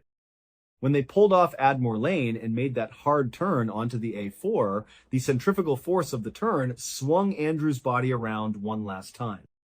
He smashed into a curb, which finally dislodged him from the rope and sent him careening into the middle of the road into oncoming traffic. At that exact moment, one of the two police cars that had been waiting there took off after the gray car in pursuit. But the officers in the other car, they saw Andrew. They saw him as he was thrown from the back of the speeding car and launched onto the A4. Initially, they actually thought the suspects were dragging a dead deer behind them. That's what it looked like from a distance, just a bloody, mangled carcass dangling behind the car. But when they ran up to see what it was, they realized with absolute horror that it was their colleague. It was Andrew. They immediately tried to save his life, performing CPR, doing everything they could. But Andrew's injuries were catastrophic. He had been torn apart. Andrew Harper died at 11:45 p.m. on the side of the A4, about 20 minutes after he and his partner had so selflessly decided to respond to that call, despite the fact they didn't have to. The three killers were arrested about an hour after Andrew died. A police helicopter had spotted their car hidden amongst some buildings about 4 miles away from where Andrew's body was found. During their trial, the three teenagers claimed that they had no idea that Andrew was attached to their tow rope as they sped down Admore Lane. They insisted it was a tragic accident. But the prosecution didn't buy it. They went out and meticulously recreated the exact scene that had played out. They used the same model of car, the same kind of tow rope, and a lifelike crash test dummy that was the same size and weight as Andrew Harper, 6'5" and around 200 pounds. They strapped the dummy to the back of the car in the same way Andrew had been caught, and they drove that same 1-mile stretch of road.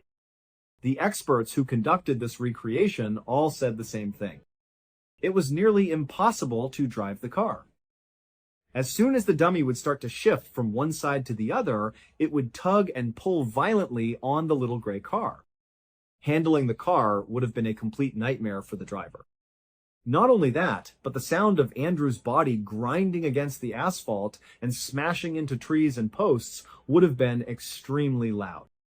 The prosecution argued that there was absolutely no way that the three teens inside that car would not have known that a person was being dragged behind them. The prosecution also presented evidence that all along Admore Lane, they had found Andrew's blood on both sides of the road, high up in bushes and on trees. This indicated that the driver, Henry Long, must have been swerving violently from side to side as he drove. And according to the prosecution, the most likely reason for that was that he was trying to dislodge the person that was stuck on the back of his car. But the three teens never changed their story. They also never once said they were sorry for what happened. They showed absolutely no remorse. When the final verdict was read in court, they were found not guilty of murder. They were, however, found guilty of the lesser charge of manslaughter. For them, this was a huge victory because the sentences for manslaughter were so much shorter. When that verdict came back, the three teens were seen punching the air, cheering, and laughing in the courtroom. They were making a complete spectacle of themselves. After being led out of the courthouse with Andrew Harper's devastated family watching them, they were smirking and smiling for the news cameras, waving, and just treating the entire tragedy like it was one big joke. To this day, none of them have ever apologized or expressed any regret for what they did. In fact, two of the killers, Jesse and Albert, have since come out publicly and said they plan to write a book about the crime, about killing Andrew Harper. And there's no indication that this book is being written because they feel bad. It seems it's being written as an opportunity to make money from their crime. Following the verdict, Andrew's wife, Lissy, was completely devastated. She was shattered not only by the loss of her husband of just 4 weeks, but also by what she saw as a total injustice. The fact that these three had not been convicted of murder was something she could not accept. She channeled her grief into action. She went on to lobby for years to pass a brand new law in the UK, which she called Harper's Law. This law would mandate an automatic life sentence for any criminal who killed an emergency worker while in the process of committing a crime. The law would not differentiate between manslaughter or murder. If you killed an emergency worker during a crime, you would go to jail for life. And this year, Harper's Law was officially passed. However, the new law will have no effect on the sentences of Andrew Harper's killers, as laws cannot be applied retroactively. Henry Long was sentenced to 16 years in prison. The other two, Albert Bowers and Jesse Cole, were each sentenced to 13 years. All three of them will be eligible for parole by the time they are 28 years old, which is the exact same age that Andrew was when they took his life. Thank you so much for watching. Let me know what you thought of today's episode in the comments. And remember, we have a whole playlist of true crime episodes ready for you to binge right now. Until next time. See ya.